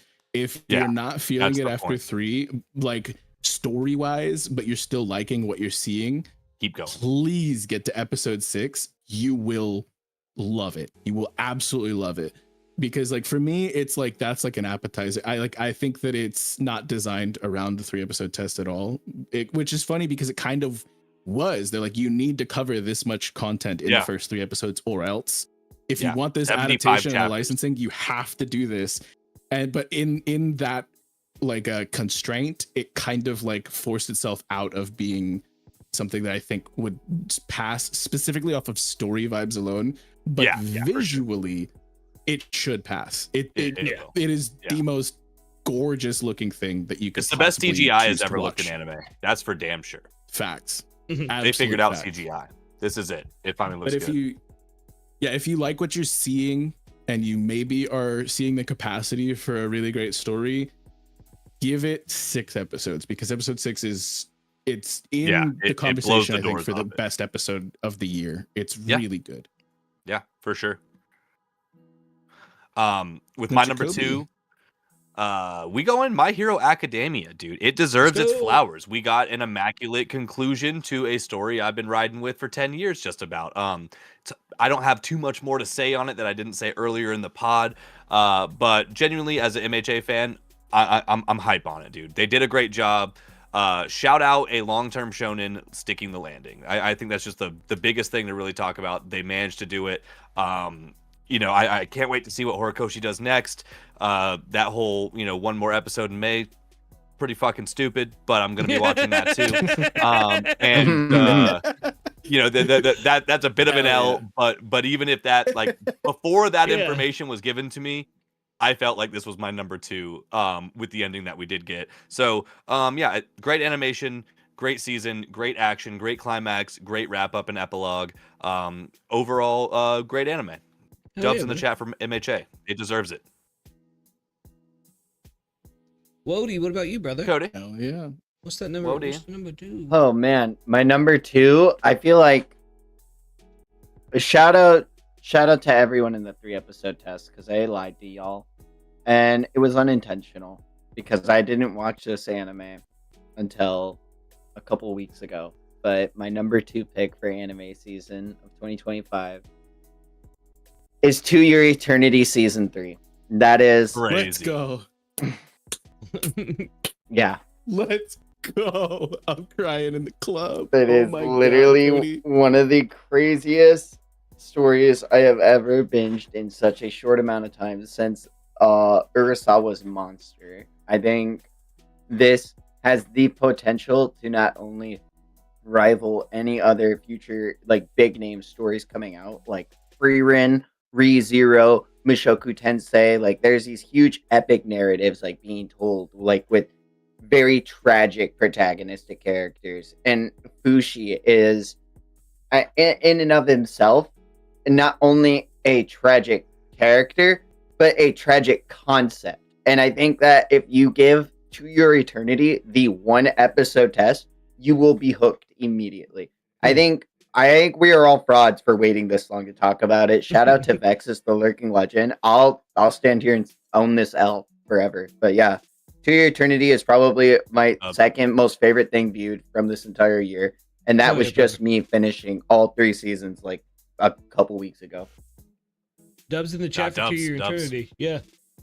So that leaves me It's next. legitimately my, just to speak on that really quick. Yeah, of course, Vex, yeah. Like, it's legitimately, I would put because I was there watching with Cody the entire time through his journey from episode 1 up until current. He did not watch without me, which is like, that's real character development from Cody right there. Let me tell you. I still remember when you finished the Chimera Ant arc without me, even though we both seen it already, and I'll never forget it. And he hasn't he hasn't pulled a ReZero on me where he got caught up and then finished the entire light novel and left me in the dust either. So I love you so much, Cody. That has been my absolute favorite experience of viewing reading a manga or watching an anime with another person probably in my life. I adore that series, and I'm so ridiculously happy that you took the plunge and watched 1 episode, which was enough to get you fully in the deep end. That shit had me crying on cam. Literally, first episode, I was crying on my rewatch. It's even better on a rewatch, dude. It's so good. And Lucas was saying he wanted to get broken, so this is probably the best way to do it. Maybe this is the way to do it. Yeah. No, but he hates anime, so I do hate anime though. Speaking of my number 2 pick for best anime of the Sorry. I could not be happier with this entering so high up on Cody's list out of nowhere, because we like a little peek behind the curtain, little glimpse into how the sausage is made. We sent our lists a while ago. Yeah, but this is a new development. Yeah, it was if I look at the chat, I think I sent there was I made that message before I finished all of To Your Eternity, so oops. No, that's good stuff. That's the way to do it. coming in the back quarter. Yeah.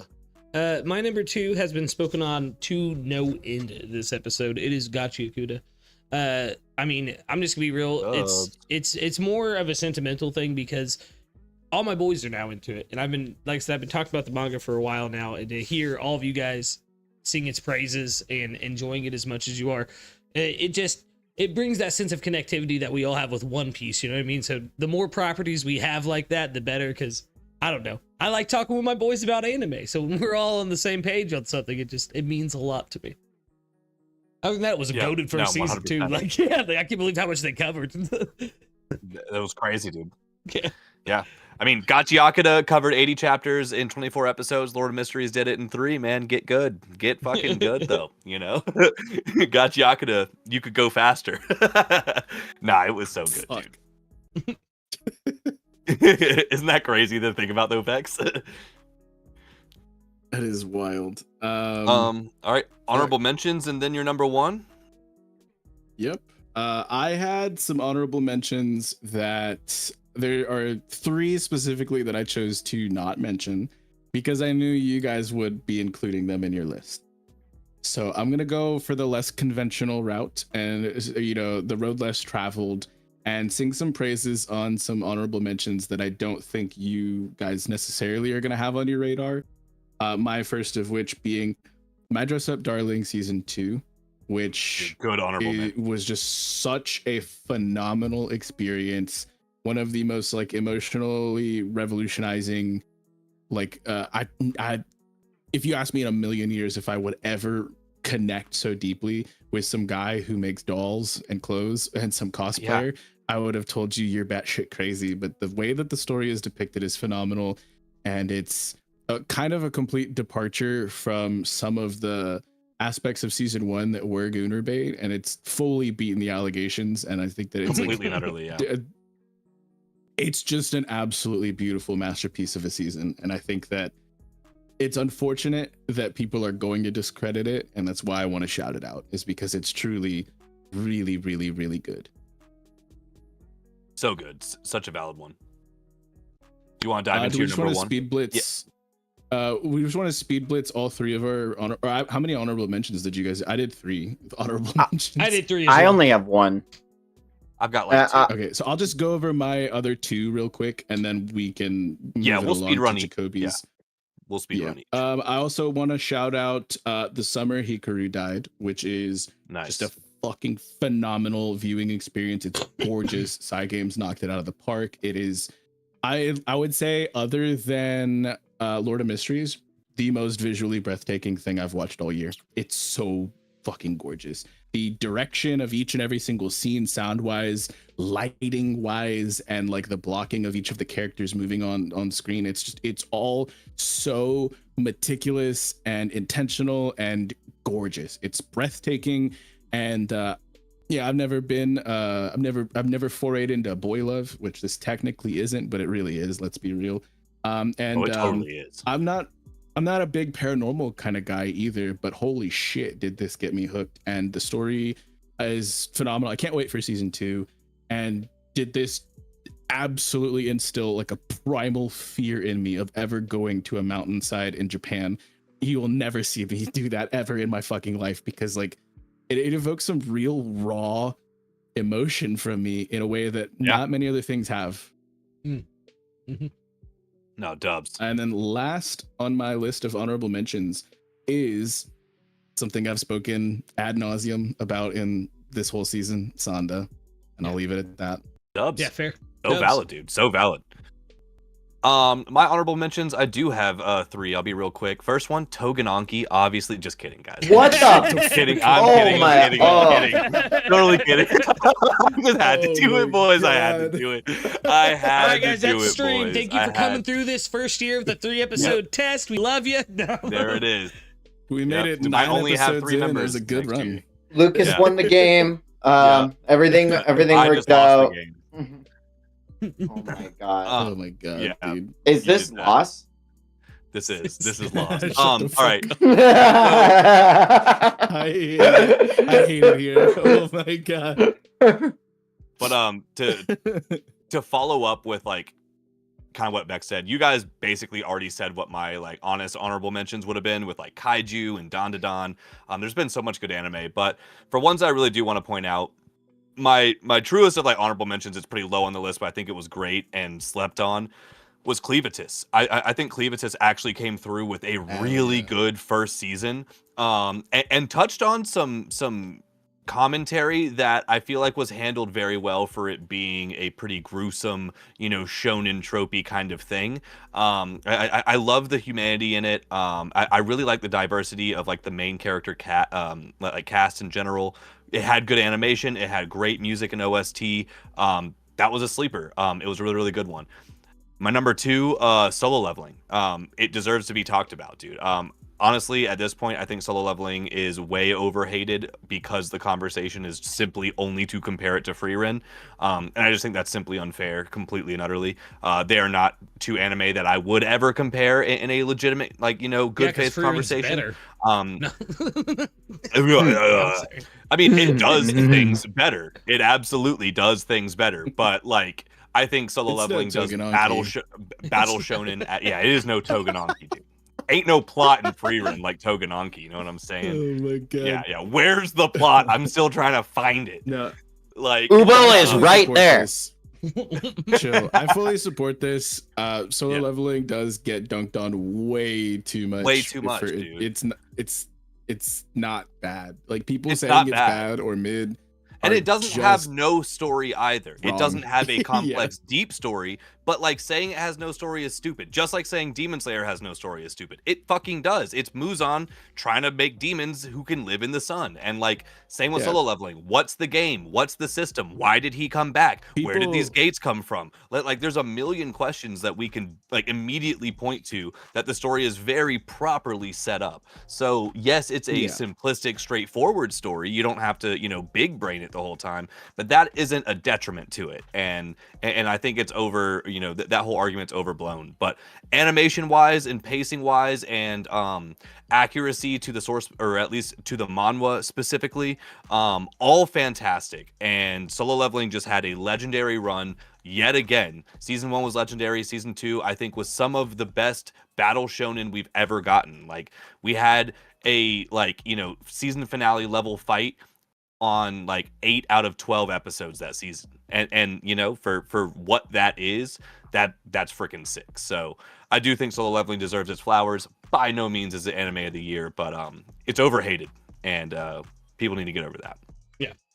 Big fair. And then my final one, I want to shout out Egghead. One Piece Egghead, dude. It went crazy. I don't know if it's weird to compare it with all these other ones, but dude, the Kuma backstory went insane this year. The Kuma backstory went absolutely insane this year. And then everything that just happened with the elders in the back half of this core, it's been amazing. So, Toei, thank you for the check, first off. But secondly, you've really stepped your game up, and I respect that.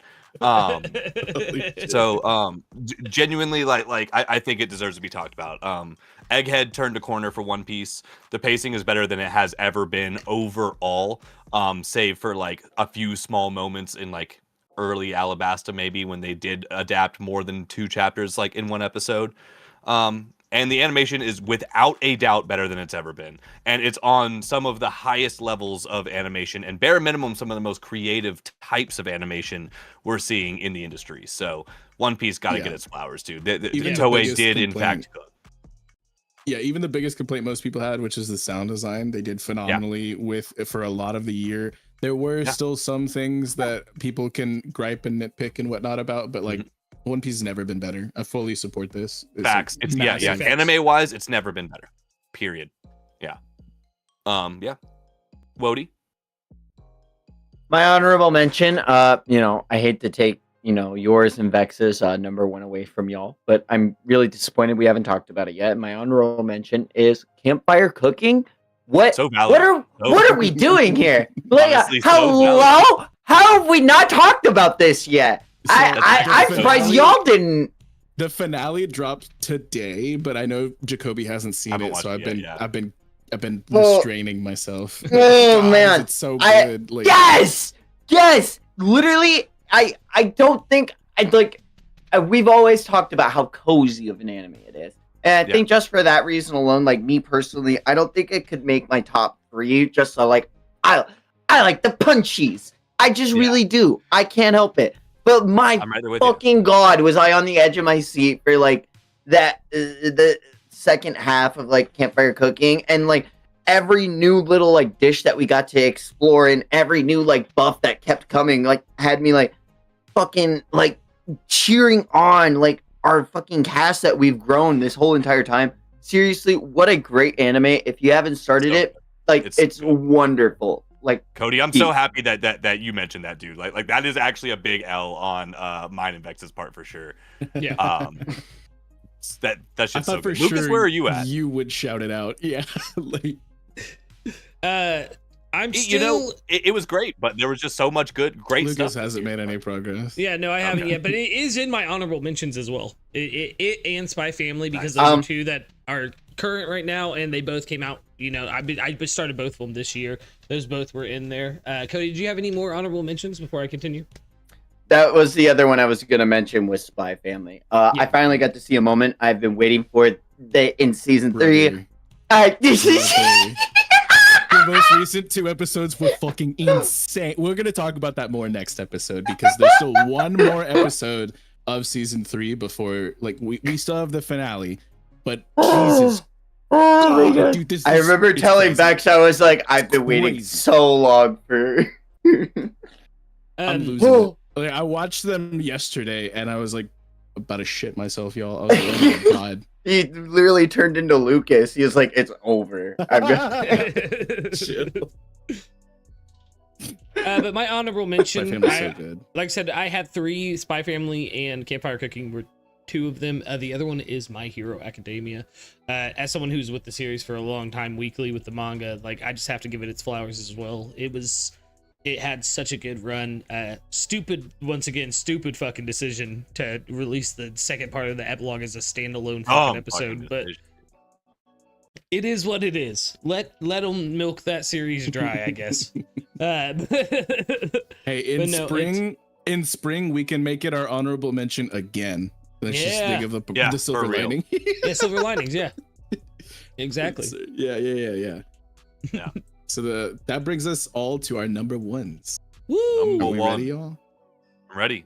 I think this is gonna surprise absolutely nobody if you've been around since the summer. My number 1 anime of the year is To Be Hero X. Airhorns in the chat. Did that season go insane? Absolutely insane. I think episode 12, episode 7, episode 20, and episode To Be Hero Vex. Oh my god.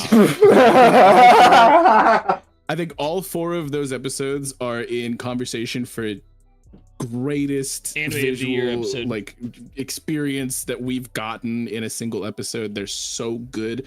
Dude, it's up there with the all times, bro. Like, it's not even just this year, man. Like, episode or like the final episode was different. I put Queen versus Boa as my favorite fight of the year. I'm not even gonna lie. It was so phenomenal. Insane. It's absolute insanity. Like, full carnage. Like, if these 2 kept going unchecked, like, the city would have been leveled. Like, it was God, it was so good. And that wasn't even like the hypest moment. It was just, I think, visually, choreography wise, it was one of the stunning. The Ruins incident is obviously fucking crazy and cracked, and there's so much going on.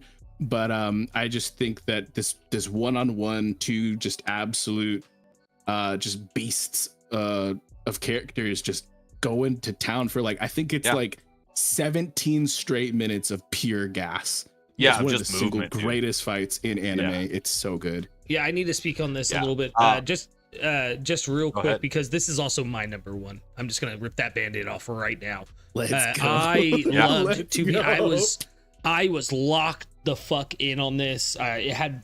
I love an anthology series. The animation and the way that they moved between 3D space and 2D space, and then giving that a canon reason for happening, like, just peak. The way they tied in all of these separate stories into one final overarching plot, and then the audience interaction where we're going to pick who is going to be Hero X as well.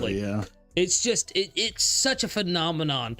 And I cannot wait for season 2. I hope to God we get it next year, because if so, that'll I probably literally be my wake number up one as every well. day. With waiting for news. I literally Same. wake up every day and check the fucking like the news, like the anime news network and shit. Like, and I'm just like, please, like Lee Hao Ling is a goat. I unfortunately don't think we're gonna get it season 2 until after Link Click season 3. So I don't know. Maybe me checking every day is a bit preemptive, but man, You're I can ready. dream. And I'm ready as well. It's been Like- such a long time since something has so quickly entered my top 10. Like To Your Dude, so Eternity quickly. is the most recent addition other than To Be Hero X. To Be Hero X ranks higher on my top 10. I've had far less time with it. Like a third of the episode count. Yeah. But so much has happened. It's just such a really well done system. Well Can't written wait to characters see Queen crowned as interwoven Hero into X. you're gonna be sorely mistaken, but but I'm so hype. I'm just this series, this one individual season has affected me on a scale that I don't think an anime has in a very long time, and I can't wait for more. Real Decades, even. decades, dude. No, not that one. So crazy concept, but there's a reason we're all homies, or at least 3 of us. Yeah, To Be Hero X is easily my number 1. Let's As go. well. Cody, That's I love almost you. a sweep. That's almost a sweep. It's almost a sweep. But unless something crazy changes. But nah. Like I said earlier, top one. yeah. To Be Hero X know did something different that I have not seen anime do in this successful of a manner. So like, it's not even quite an anthology series, but it is something that, you only spend 2 to 3 episodes with each character before we move on, but they did it to build the world. So it's one of those that like truly is the antithesis kind of the 3 episode test, because it's like, well, if you don't like this character, don't worry. They'll be like kind of like out of the story for a long time, and you'll follow somebody else very shortly thereafter, which I think is kind of one of the best things about it, which I feel like people didn't quite appreciate, of like, hey, maybe just lock in for 1 extra episode, but then it'll all come together, because the payoff of this style of storytelling was just unrivaled for me. I mean, like Beck said, like having such a small amount of episodes, and this is already in my top 10 without a doubt. Yeah. The animation that Lucas touched on, going from 2D to 3D and having a in-world canon explanation, is just so meta and so fantastic.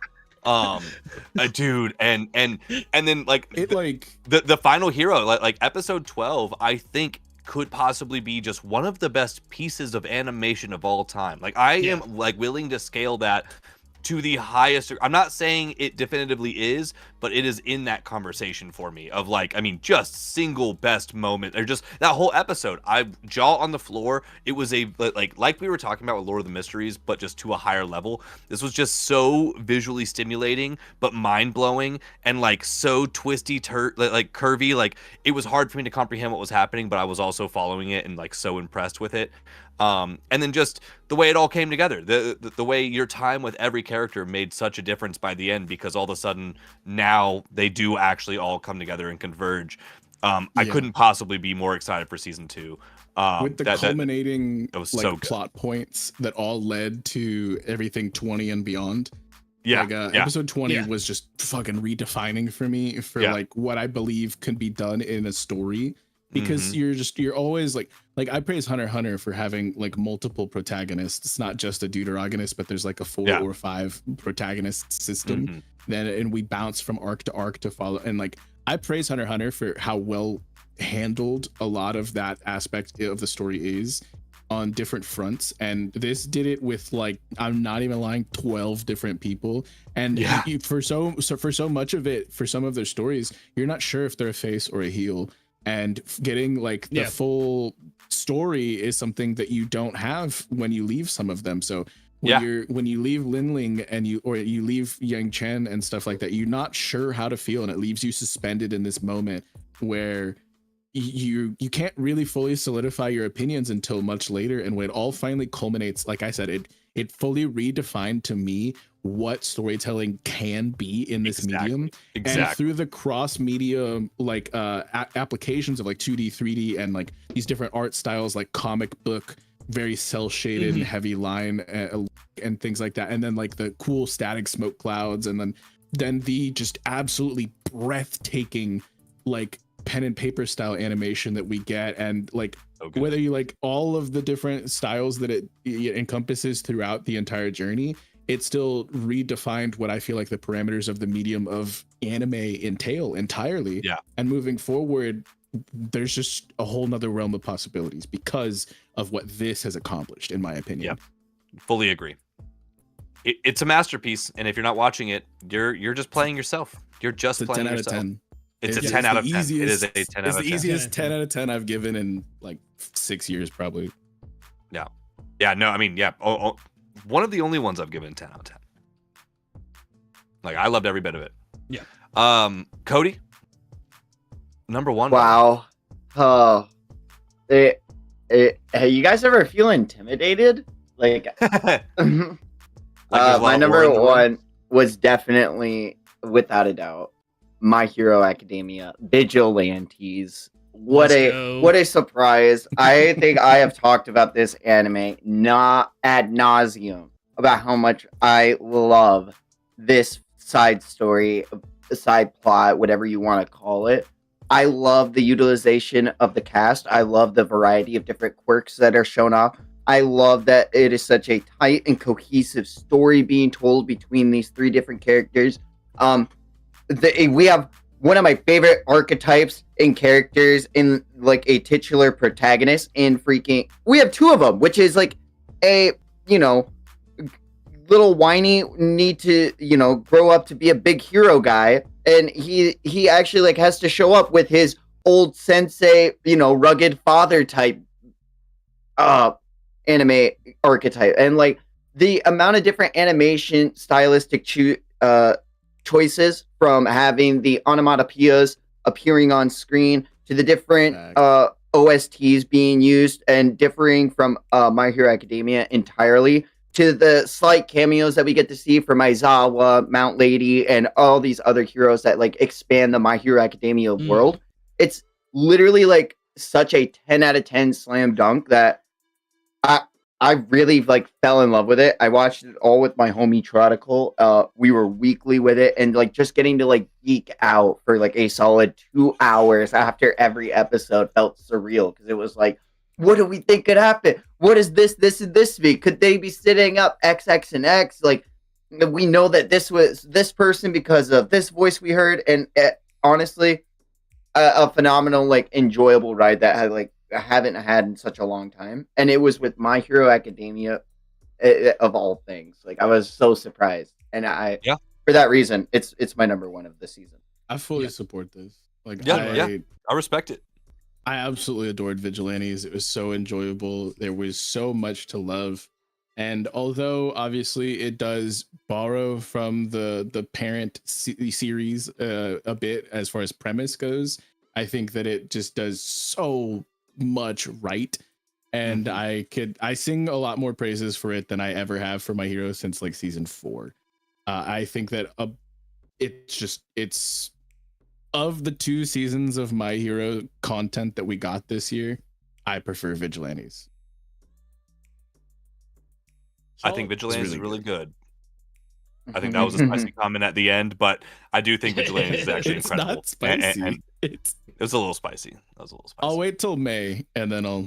Look, I loved Vigilantes season 1, but it was not as good as the finale for My Hero, bro. It wasn't... And that's fine, but like I just can't possibly. And I know Cody agrees with that too, so like that's fine. But I like Vigilantes. I'm stoked for Vigilantes. I don't think like the whole. I don't think like the whole of like. I don't think like if you look at all of My Hero Academia's finale, it's like wow, a culmination of like a 10-year story being versus like for sure. It's hard to compare. A child it's hard to series of compare. it. It's like personal enjoyment to 1-to-1. I'm going to pick Vigilantes, and I think like it is a completed story. I could go binge the manga right now, and it's like killing me inside to like I want to make these comparisons and like compare paneling, artwork, and all this other stuff, but I'm refraining because I liked the anime so much. No, I that I loved the anime. I'm not saying any of this to say I didn't love the anime, but like for me, the anime wasn't as hype, you know, and it is because My Hero is just, you know, I have 10 years of baggage. Like it's an unfair fight, but I still do want to give love to Vigilantes. I think that's a good pull, and for your reasons, for sure, Cody. One of the coolest things is been done with MHA. The main protagonist of Vigilantes does make an appearance during the finale of My Hero Academia. He did, yeah. And it's fucking phenomenal. It gets me so much more excited. We're getting back to Vigilantes again. Yep, and we're back to it, dude. I can't wait. And speaking of getting hype, how were you guys feeling about watching this latest 3-episode test on Jacoby D streams? Because we did stream a couple of anime episodes, did we not? We did a little bit of Kenichi, the Mightiest Disciple. And this was an interesting one. I'm gonna be honest. I think my opinions have changed a little bit after sitting on it for a while, based on the stream. This one was not a pass for me, I don't think. And really in the fact of like, I was a lot more interested in the moment and, you know, just like coming right off of it. But like after like a day, I really like thought back about it and like really just asked myself the question of like, do I want to watch episode 4? Like, am I like, would I want to not watch an episode of something else to watch this one? And it really just isn't close enough to do that. It was good, but the fan service was absolutely crazy. I went and checked out the manga too. I skimmed through the chapters. Oh, it's worse. It's way worse. It's way worse than the manga. Like Lucas said something specifically as like along the lines of like, if it's something that I could like just kind of, you know, turn the page or just like not focus on, it'd be good. But dude, it's everywhere. There is no avoiding it, brother. And that's wild. The clothes are tighter than they've ever been. They're as tight as humanly possible in the manga. It has some decent art in certain moments, but I'm also gonna say like the manga, like literally, Homegirl is drawn well. Everyone else in that manga looks like garbage, bro. It low key looked like one, like a little bit better than one, but like one to me. I'm not gonna hold you. Like it was not good. Oh my god. And anime wise, so I would say if you're gonna get into Kenichi, at least like start with the anime, because like just chapter wise compared to the first 3 episodes were much better. Because like I will say the anime did enough for me to want to check out the manga, and if the art style and everything was good, like I think I would have been more interested in it because I like the story. I like the concept of Kenichi as a main character. I think he was pretty compelling and pretty enjoyable to watch on screen. I love the idea of just like, you know, mastering different martial arts and stuff like that. But yeah, it's doing a little too much. It's doing a little too much in its presentation. I'll leave it at that. So I unfortunately think that one's a fail. In the other direction, actually, I thought about it more, and I was like, you know, I think I do want to grit my teeth through the fan servicey stuff and try to check out the story, because the story did intrigue me a lot. I like the concept of the different masters and the different training styles and stuff like that. And there were some good hype moments in those 3 episodes. So I think I am going to check out the rest of the series at some point. It's not super pressing for me, but it definitely passed the 3-episode test for me, even with the overuse of fan service in the gymnastics scene. It's not just that scene. It gets. I know. You know what? We'll just rip the Band-Aid off. I'm someone who's read all 600 chapters. It gets so much worse, and there are a multitude of different female characters that get introduced, and it's every single one of them, and it goes to lengths that you would not even think, to where they are just straight up fighting naked in the middle of the streets. It is some hard stuff to look past. The only I really like it for the attention to detail to martial arts. I really like it for Kenichi's rise to becoming a true shonen protagonist in the form of like actually like learning to perform martial arts, standing up for himself, and creating his own ideals and wanting to like carry those out, having other people to come and rely upon Kenichi's strength and having the shoulders to like carry those burdens. His transformation and story told throughout the story, it's like a real diamond in the rough. Yeah. It's like I think the premise is really solid. I think him as a character, I see the limitless potential that I look for in a series like this. And there are other really solid characters. Like Homegirl is a good character. It's just such a shame the way that she's handled. And exactly. I just think it's too problematic. So it's a fail for me as well. Yeah. No, I mean, there's so many more like other characters that like, you know, like the master Apachai. Apachai, the reason he talks like that is because he's been like, he was locked in an underground Muay Thai boxing ring from the age of 8 with his twin brother. And so he has been fighting people to the death with Muay Thai. And that's why he talks like, Apachai will punch, Apachai will teach you. That's why he talks like that. It's like that in the Japanese too, is because homeboy can't talk. Homeboy had never learned, and it's crazy, and like the amount of depth that like all of these other characters have. There's a guy named Takeda the Puncher, and he's just a bot. And like, what kind of a backstory do you think you would have? But you end up getting like a 30 chapter like freaking backstory, and like Kenichi ended up having to like inspire this man to come back to boxing and rise to the level of being a master. It's like there's so many cool moments in this manga. But like I said, it gets so much worse with the fans. And see, like, so and all of like what you brought up is what did have me intrigued, and that's why I wanted to go check the manga out, because like I really felt like, especially with like martial arts like stuff, like a lot of times the manga can go crazy, but you know, homie's art style is not good enough, and it's only good enough in one specific place. And the animes, at least the first 3, just didn't go as crazy for me, you know. It wasn't like a violent fail. Like, you know, there's still a potential if it was, you know, if I was watching it with somebody or something, you know, I'd run through it. But yeah, other than that, you know, just all right. Just all right. Real quick, do we want to just speed blitz through? We've already talked in length about all of our homework assignments. Yeah. But we want to give a top 3 of each of our 2025 assignments. I can go real quick. Number 3, Bocchi the Rock. Really, really enjoyable. Solid pick, Cody. I absolutely loved it.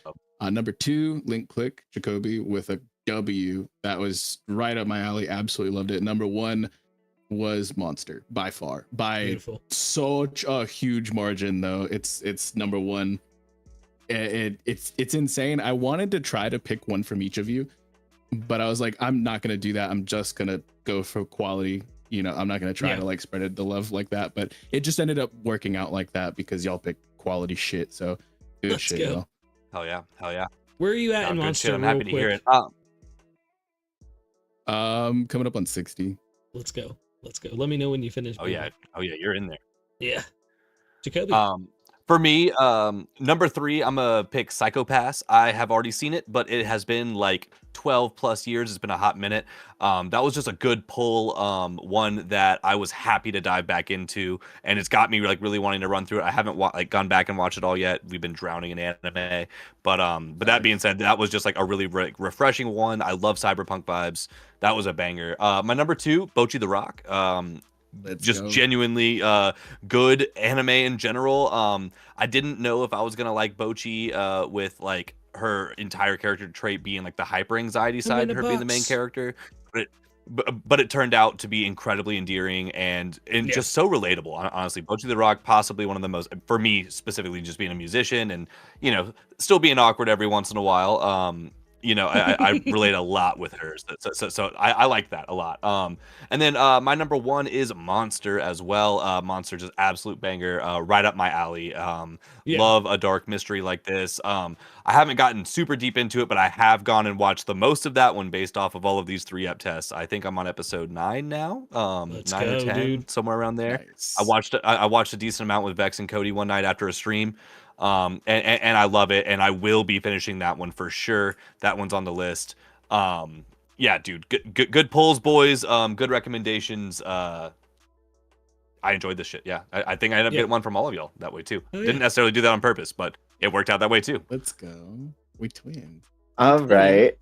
For me, my number 3 pick has to be Gunnex Sword. Jacoby, that was such a crazy like 26 episode like solid anime, and I was just like really good.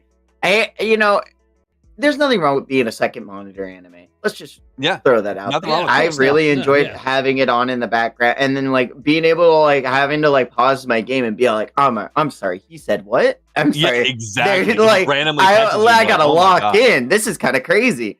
What a wonderful like antagonist, and the send off was 10 out of 10. Like I really like Gunnex Sword.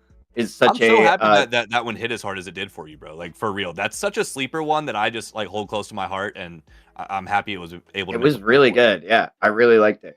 Number 2, Psycho-Pass. I've already seen it, but getting to hear Vex's reaction to when he recommended it will always hold a space in my heart. But the concept for Psycho-Pass alone of can you be criminalized for just like having these impure thoughts has always been like one of the crazy dystopian like things. I tried to work into D&D campaigns a lot with like, there's like I always have little Cody home lore for y'all. 2-minute quick home lore. I normally have like a clan of elves who only communicate telepathically, and they will arrest people for having like these bad impure thoughts because they can detect evil. So it's like, can you be persecuted for having these like evil thoughts? It's a really cool concept, and I always have loved Psycho-Pass for it. Number 1 pick, it's Monster. When is it not gonna? Monster's a banger, dude. Absolute banger. Like, listen, I've been waiting to make Johan jokes like ever since I finished it with Kush and Lucas. Like, I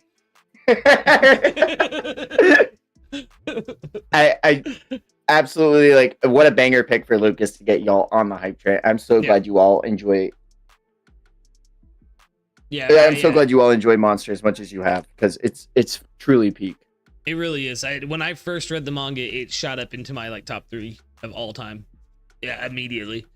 For my Somebody top 3, asked me my top 10 favorite characters recently, and I'm not even gonna lie, I was like, man, I gotta put Johan and Tenma both in honorable mentions. But when I finish the series, they might enter top 10 favorite anime or manga characters of all time. That's wonderful. I love hearing that. They were on mine when we did the villains and heroes stuff. So my 3, number 3 is a sentimental pick. Actually, it is Angels of Death, because we've never been more united in hate. I got another dub. Oh my God. I'm dead serious. Like, I'll never like Cody said. Trophy. Like Cody said about like him being like, I've told you I've watched it before to Vex and stuff like that when he recommended it. Like that holds a special place in my heart where I came in being like, man, maybe I'm not, because I don't think we watched that one together. So I came in being like, maybe they liked it and I really did not like this. So like all of us immediately being like, nah, this ain't it, Cuddy. Like it just got me. It got me so much. Number 2 is Psycho-Pass as well. It's the number 1 on my list that I need to go back and finish. Jasmine has expressed that she wants to watch it with me, so I'm thinking I have like a 4-day weekend coming up, so I think I'm gonna try to take some time out and at least get the first season out of the way, because I gotta continue that story. My number 1 though is Bocchi the Rock. I watched every episode of it. It was phenomenal. I loved it. It was just such a nice little slice of life about this band and seeing them all come together and perform their first show and being nervous as hell and stuff like that. Like, as you said, Jacoby, as a musician, it hits really hard. Probably, Cody, just such a solid recommendation, man. And there's talks of a season 2 coming out soon, so I really want to see that happen. Who would care about that? Yeah, I hope we get it in like fall of 2026. Make 2026 even more peak, But solid recommendations all around, except for Angels of Death. Looking forward to more great picks in 2026. The first of which starts tonight. We got us a mini game, boys, right? Boys, I have loved being able to come together with all 3 of you and, getting to put our brains together and come up with wonderful theories and wonderful takes and push back and, like working together and coming up to be on top has really been like a thing of this podcast. So I don't like this. This I'm game scared. is a game known as Guess Who, but you three are gonna have to work together to guess the anime character. Here's the caveat: each one of you will take a turn going around in clockwise order, starting with Jacoby, then Vex, then Lucas. You guys will take a guess off features of what the That's not anime character clockwise. will have. Jacoby? That's clock. It's That's Oh, backwards. no, I'm Yeah. on Discord, you loser. You I'm looking at the loser. stream. I'm on Dick. Oh, whoa. I'm looking. You know what? I'm trying to move. We're moving along. Keeping things moving. You guys can either use your turn to guess a yes or no question about the characteristic of the anime character, or you could take your turn to guess the anime character. This is how you guys will be working together to guess which character it is, and you can guess either or just straight up steal it, or just like hold off on the baggage and not give it away. I think this will be a really fun game. I think this is going to be a lot of fun for all three of you. And do you all get the premise of what we are doing here? I think It's so. one question each per go around Per person. and then Yep. and whoever properly guesses it gets a point. Is that what it is?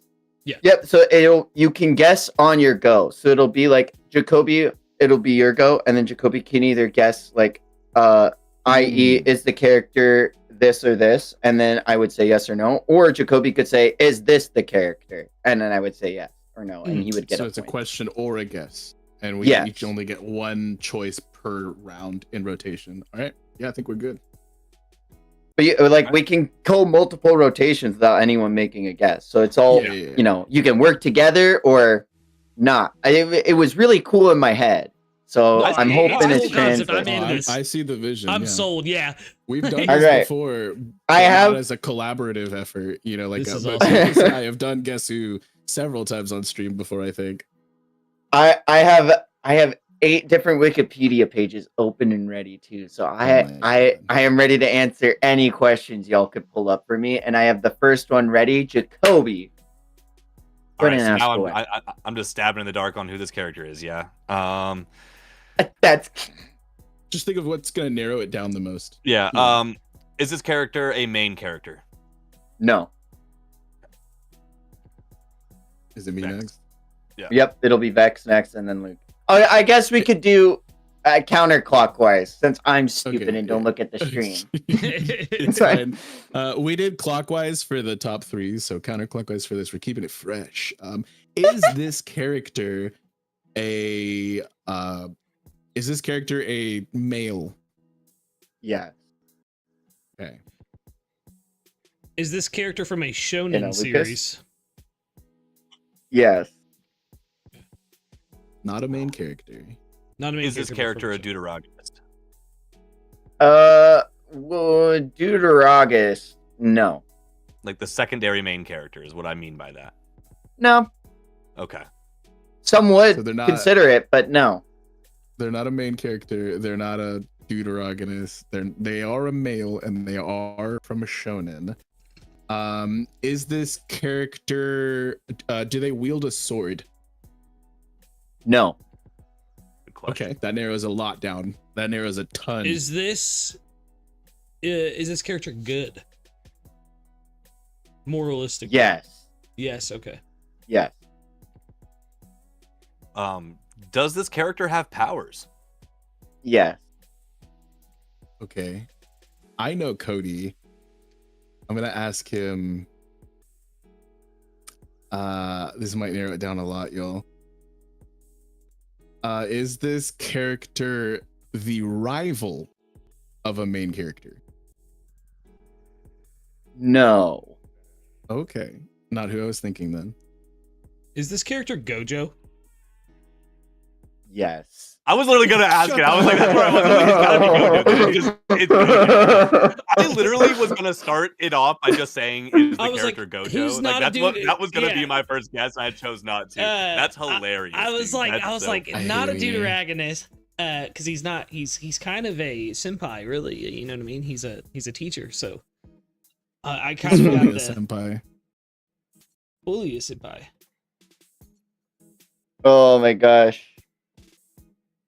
All right, I got Lucas's point up on the board. Let's go. Oh my gosh, this is. Can't wait to see What just was I Popo thinking? no Lucas Miko. list. Lucas got it. So does it start with Jacoby again, or does Lucas start it again, or where we start? No.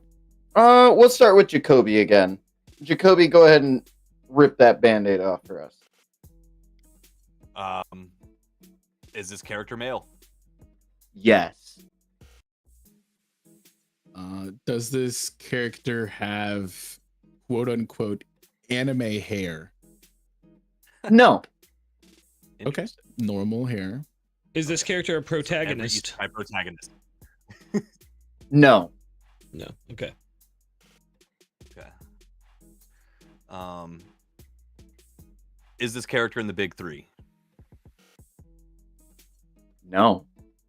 Ooh, okay. Okay. Is this character in a series that is from 2015 or beyond? Ba-ba-ba-ba-ba. He makes like an we were- appearance. What the fuck? Okay. Is this So a One he Piece character? is- No. Not the big three. Okay. Not in the big three. Yeah, that's true. Lock in.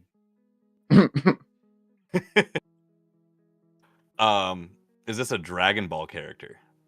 Yes. Oh shit. Okay, I'm just gonna guess right now. Because you said they don't have anime hair. So I'm gonna guess. Is this Tien Shinhan? Yes, this is All right, Tien. that was my guess too. Oh. The minute you said Dragon Ball, I was in my head. Nice, bro. Oh my Because he has god. no hair. yeah, He's- yeah. yeah, I there's was, no encoding I it was was gonna be literally Tien. gonna say that, and I had to put my hand over my mouth and be like, "Oh, no, Oh my god, Oh. dude. woo, this is I getting just crazy." I just punched my hand so hard, yo. Like, holy shit. The Oh hype my is gosh. real. All right. That was a good pull. So, because Vex is guest, we're gonna start off with Lucas. Why don't you go ahead and start us off? I think this is gonna be the hardest one for y'all to get. Okay, is this character a male? Yup. Okay.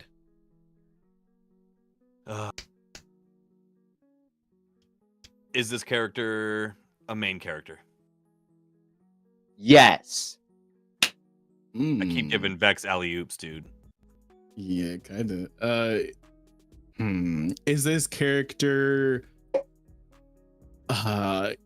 Is this character younger than 16? No. Okay. Main character, not younger than 16. Does this character have powers? Oh yeah. Oh yeah. That's important. Is this character Naruto Uzumaki? No. He said it's gonna be a hard one to get. Yeah, he did say that. I Um, forgot. Okay. So they have powers. They are a main character. They're older than they're 16 or older. They're male. They're male. Is this character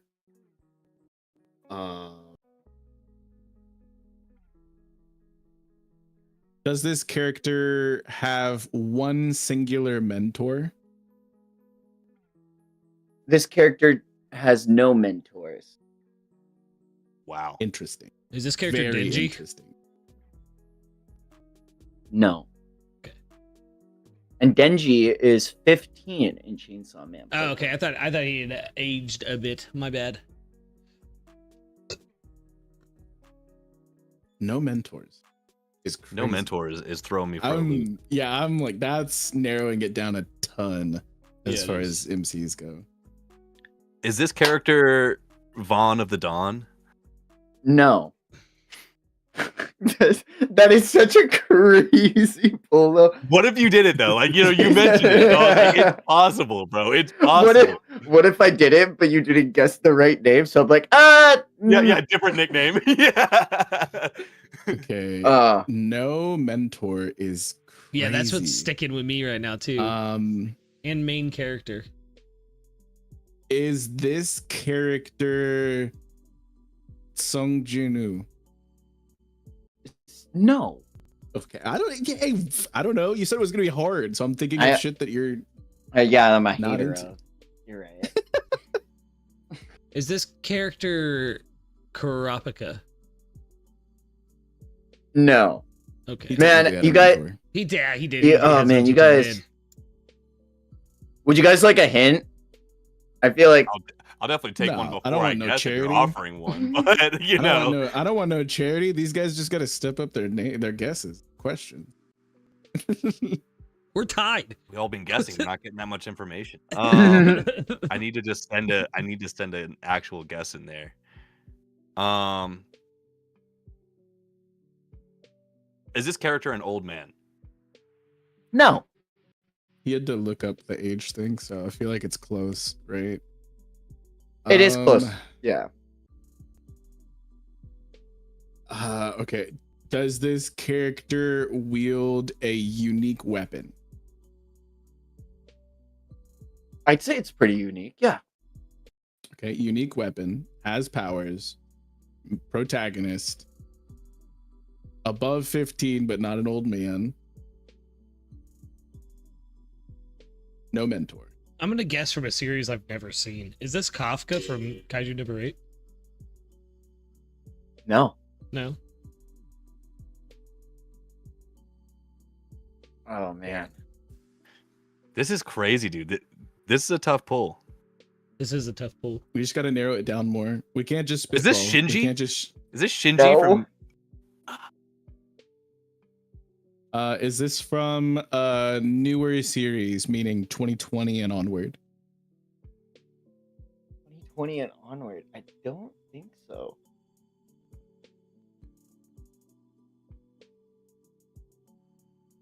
Nope. Nope. This- so it's It had an okay. adaptation. It did have an adaptation in 2024, a live action, but What the fuck? Okay, I am not gonna Google anything right now because I feel like that narrows it down so much. Yeah. Does this character have unnatural colored hair? no. Okay. Wait, 2024 live action. Yeah, that's throwing me off too. I think I gotta guess. And you're foul. It's not for it, Luffy, if, is if it? I'm right. No. Is it Aang? No. Oh, because he would be technically over 100 years old, but not an old. So I was like, wait. That's crazy.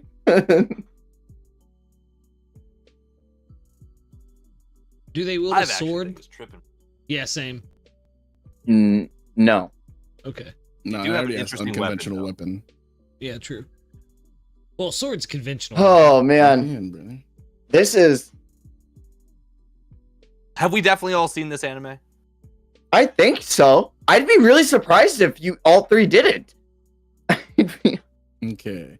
I'm trying to think of what else got a live action Yeah, without same. Googling it because I don't want to like just Yeah. I don't want to just cheat, you know. Oh What else man, got live action? live Oh my action. God. Is this? Hold on. Wait, Is- wait, no. wait. Oh yeah, I your think it's on turn. me, right? Yeah. All right. Does this person wield magic? No.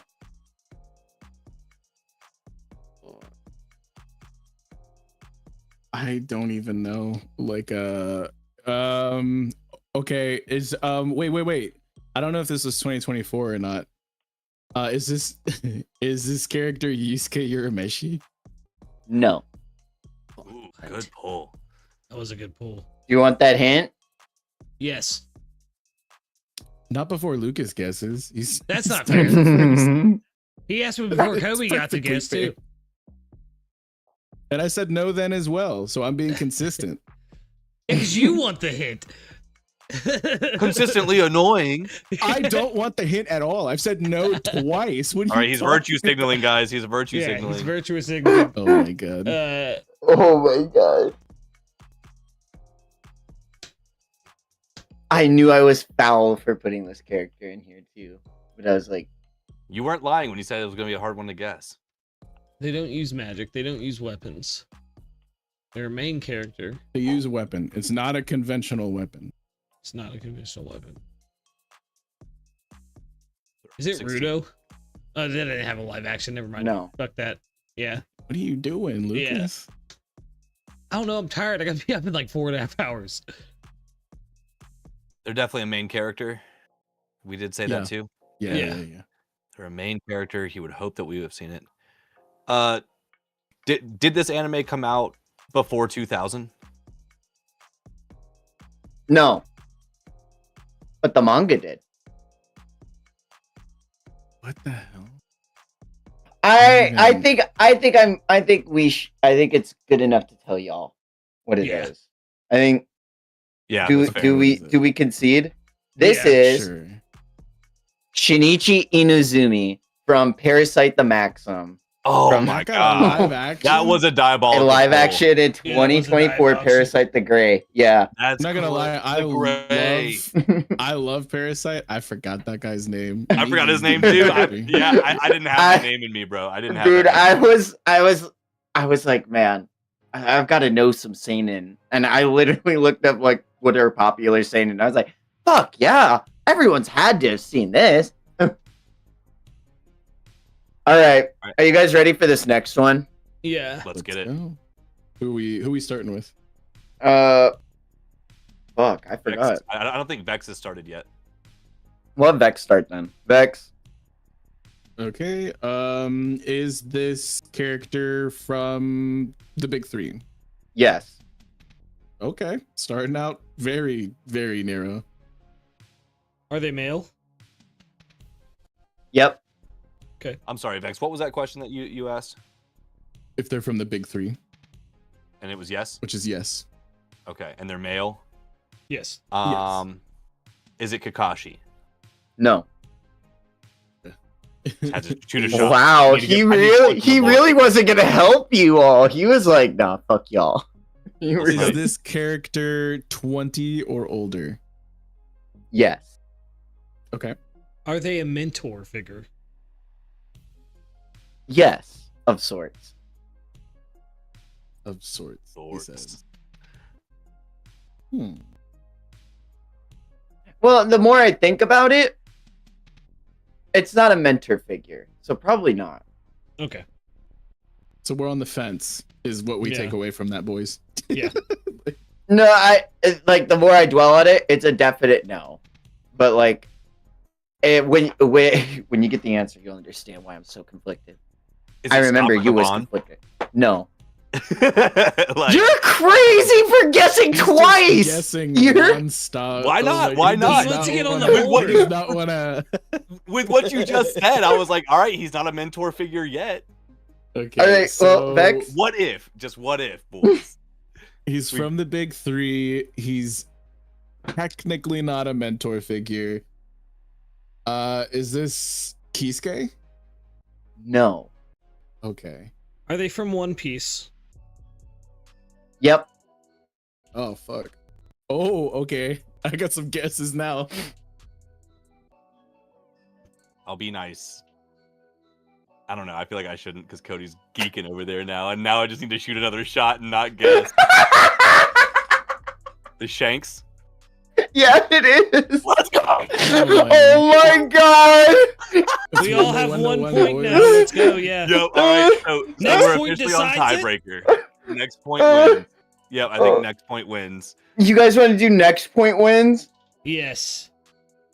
Just for time for Lucas. I know he's Okay, yeah, you're right. All right, all right. 4.5 hours. Yeah. This is all right. If you guys thought this next one's really bad, it'll be Oh, okay shit. though. What is it? I think you guys will get it. Lucas hasn't started yet. You want to let him do it? Lucas, why don't you guess? Oh wait, has is- he? I don't no. Okay. Lucas. Yeah, he has. No, I haven't. Are they from a shonen?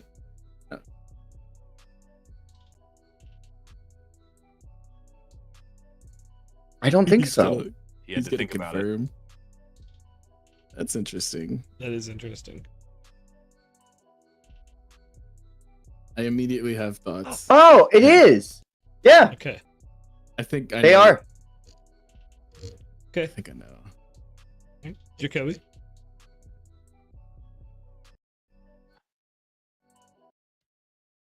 Is there a series from before 2015? Ooh. Oh, man.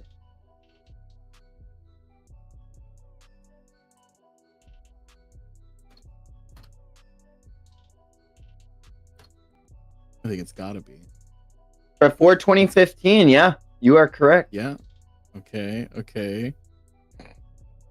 I'm just gonna shoot in the dark here. Is this Lelouch v Britannia? No, but that is what. Dog, I haven't even finished Code Geass. I jumped but- to Code Geass first. I literally was thinking that, Vex. That's so crazy. I've not that you seen just, that Because in it's like, technically a years. shoujo. Yep, but that's it's exactly where I considered a was at. shonen, That's and it's exactly where I was at. pre-2015, and It it's was like kind of basically on the seinen, really, because titties. yeah. So I was like immediately like that. I'm locking it in. Was this before 2005? No. Okay. Nice. Oh shit. Okay, so we have a 10 we have a 10-year. decade to Yeah, work we have a with. decade. Decades, even. Mhm. Is this Decades. the character from Fairy Tail? No, not from Fairy Tail.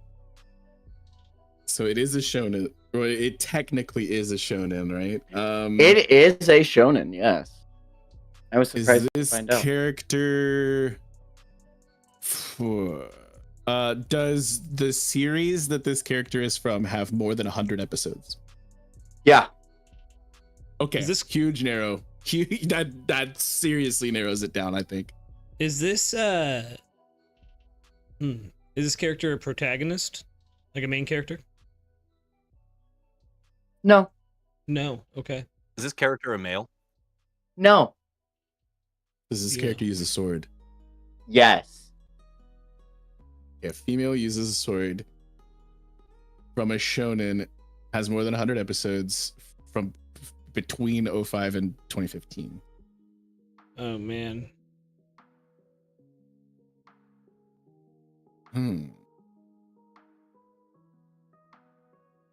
I have a character in mind. I can't think of their fucking name though. Oof. If only that wasn't the name of the game. I know This is Jacoby's nightmare. it is. Is He's it? like, I gotta remember anime characters' names. Is it an anime that played on Adult Swim? Oh my goodness. Fuck, I don't know. Oh, like Toonami. You know what I mean? Yeah. Holy smokes, it did. Okay. That's crazy. From All right. 2005. Is this to Asuna from SAO? No. It's actually kind of a good pick. I'm not gonna lie. Sword, female, you know, I think I know around who that it is. time, sort of. Sword, female, or like agender. Like they could just be nothing. That's true. Fuck. Is this character younger than 20?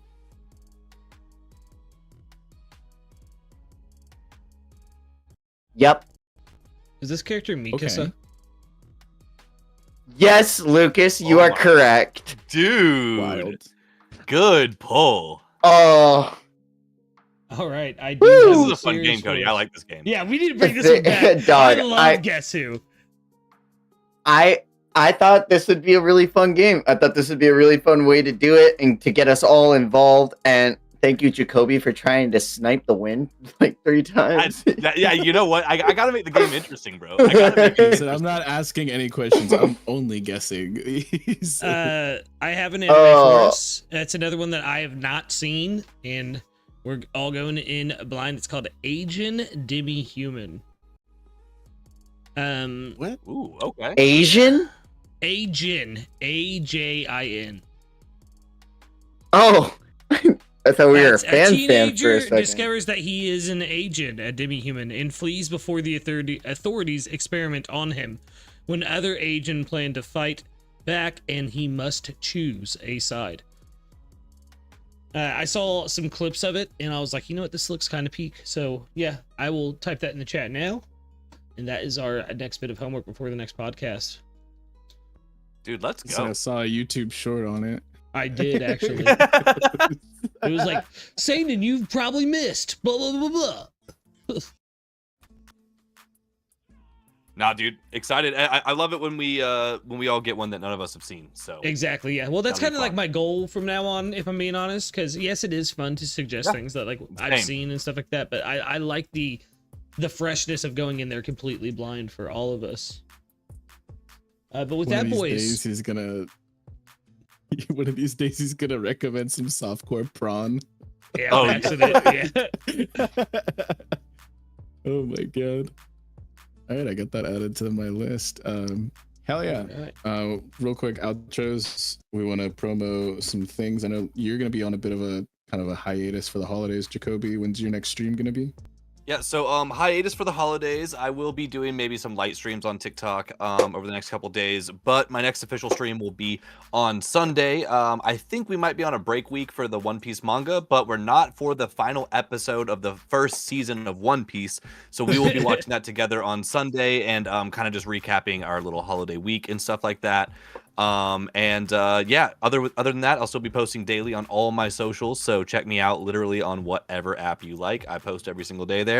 Have a very happy holiday to those who celebrate. Yeah. Cody, do we want to lock it in now? Are we streaming? Fuck yeah. Are we streaming on Christmas or no? I'm still down. I don't see why I wouldn't be. Let's Make sure you guys go. tune in Crimin Day for Christmas. some we've had the second coming of Jesus. Now we have the second coming of Boruto, where we will be reading more Boruto: The Next Generations. And Yay. you're just gonna have to form your own opinions and be an adult about the show, and enjoy it with us or don't. Yeah, it's that's fair. It's a really I've been having a okay. great time. I'm gonna be so real with y'all. If y'all didn't tune into the last VOD, I am really downplaying it, so I'll be so real. Yeah, I crashed the fuck out. Yeah, I'm pretty fucking pissed. And yeah, if they don't do this right, you will not ever hear the end of it from me. You what? I'm hyped. I can't wait for him to figure out more of what he doesn't know right now. But yeah, look forward to that this Thursday at like 7-ish. CST or some shit. Lucas, And when are you doing your Soul Link, Vex? Oh yeah, you can check out my Twitch, link in the description. And Lucas and I are going to be doing part 2. That's my promo as well. Pokemon Too Many Types 2 Soul Link. Part 1 was really fun. We tried so without a type chart, and it was so we're gonna hard. try with a type chart, which is probably gonna be harder. I'm not even gonna lie. Yeah. There's a lot over of 80 types. different types. There's a lot of types, boys. So it's gonna be. We had silly little guys. There's too many types. There's too many It's a good thing. types. Yeah, that was my promo as well. Make sure you're over there on Vex's Twitch account. Links in the description. And something else I want to promo. Guys, the new year is coming, and we are switching over to a new channel. That's right. We are going off of this channel to build up the 3-Up test as a brand as a whole. So make sure that you click the link in the description for the new YouTube channel. Subscribe there. We'll be, I believe, showing up next episode over there, if I'm not mistaken. Correct. Yeah. Yep, next episode will be there. January 6th. January 6th, Insurrection Day. January 6th, guys, we'll be back at it. Don't make the joke. Jesus Christ. Kids. Don't do You it. guys are cowards. All right, guys. Both of you love you, love 'em.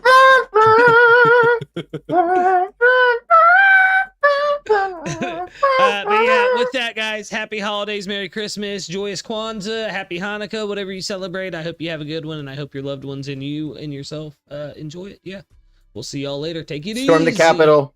Whoa. Peace and love, y'all. He said, "Whoa."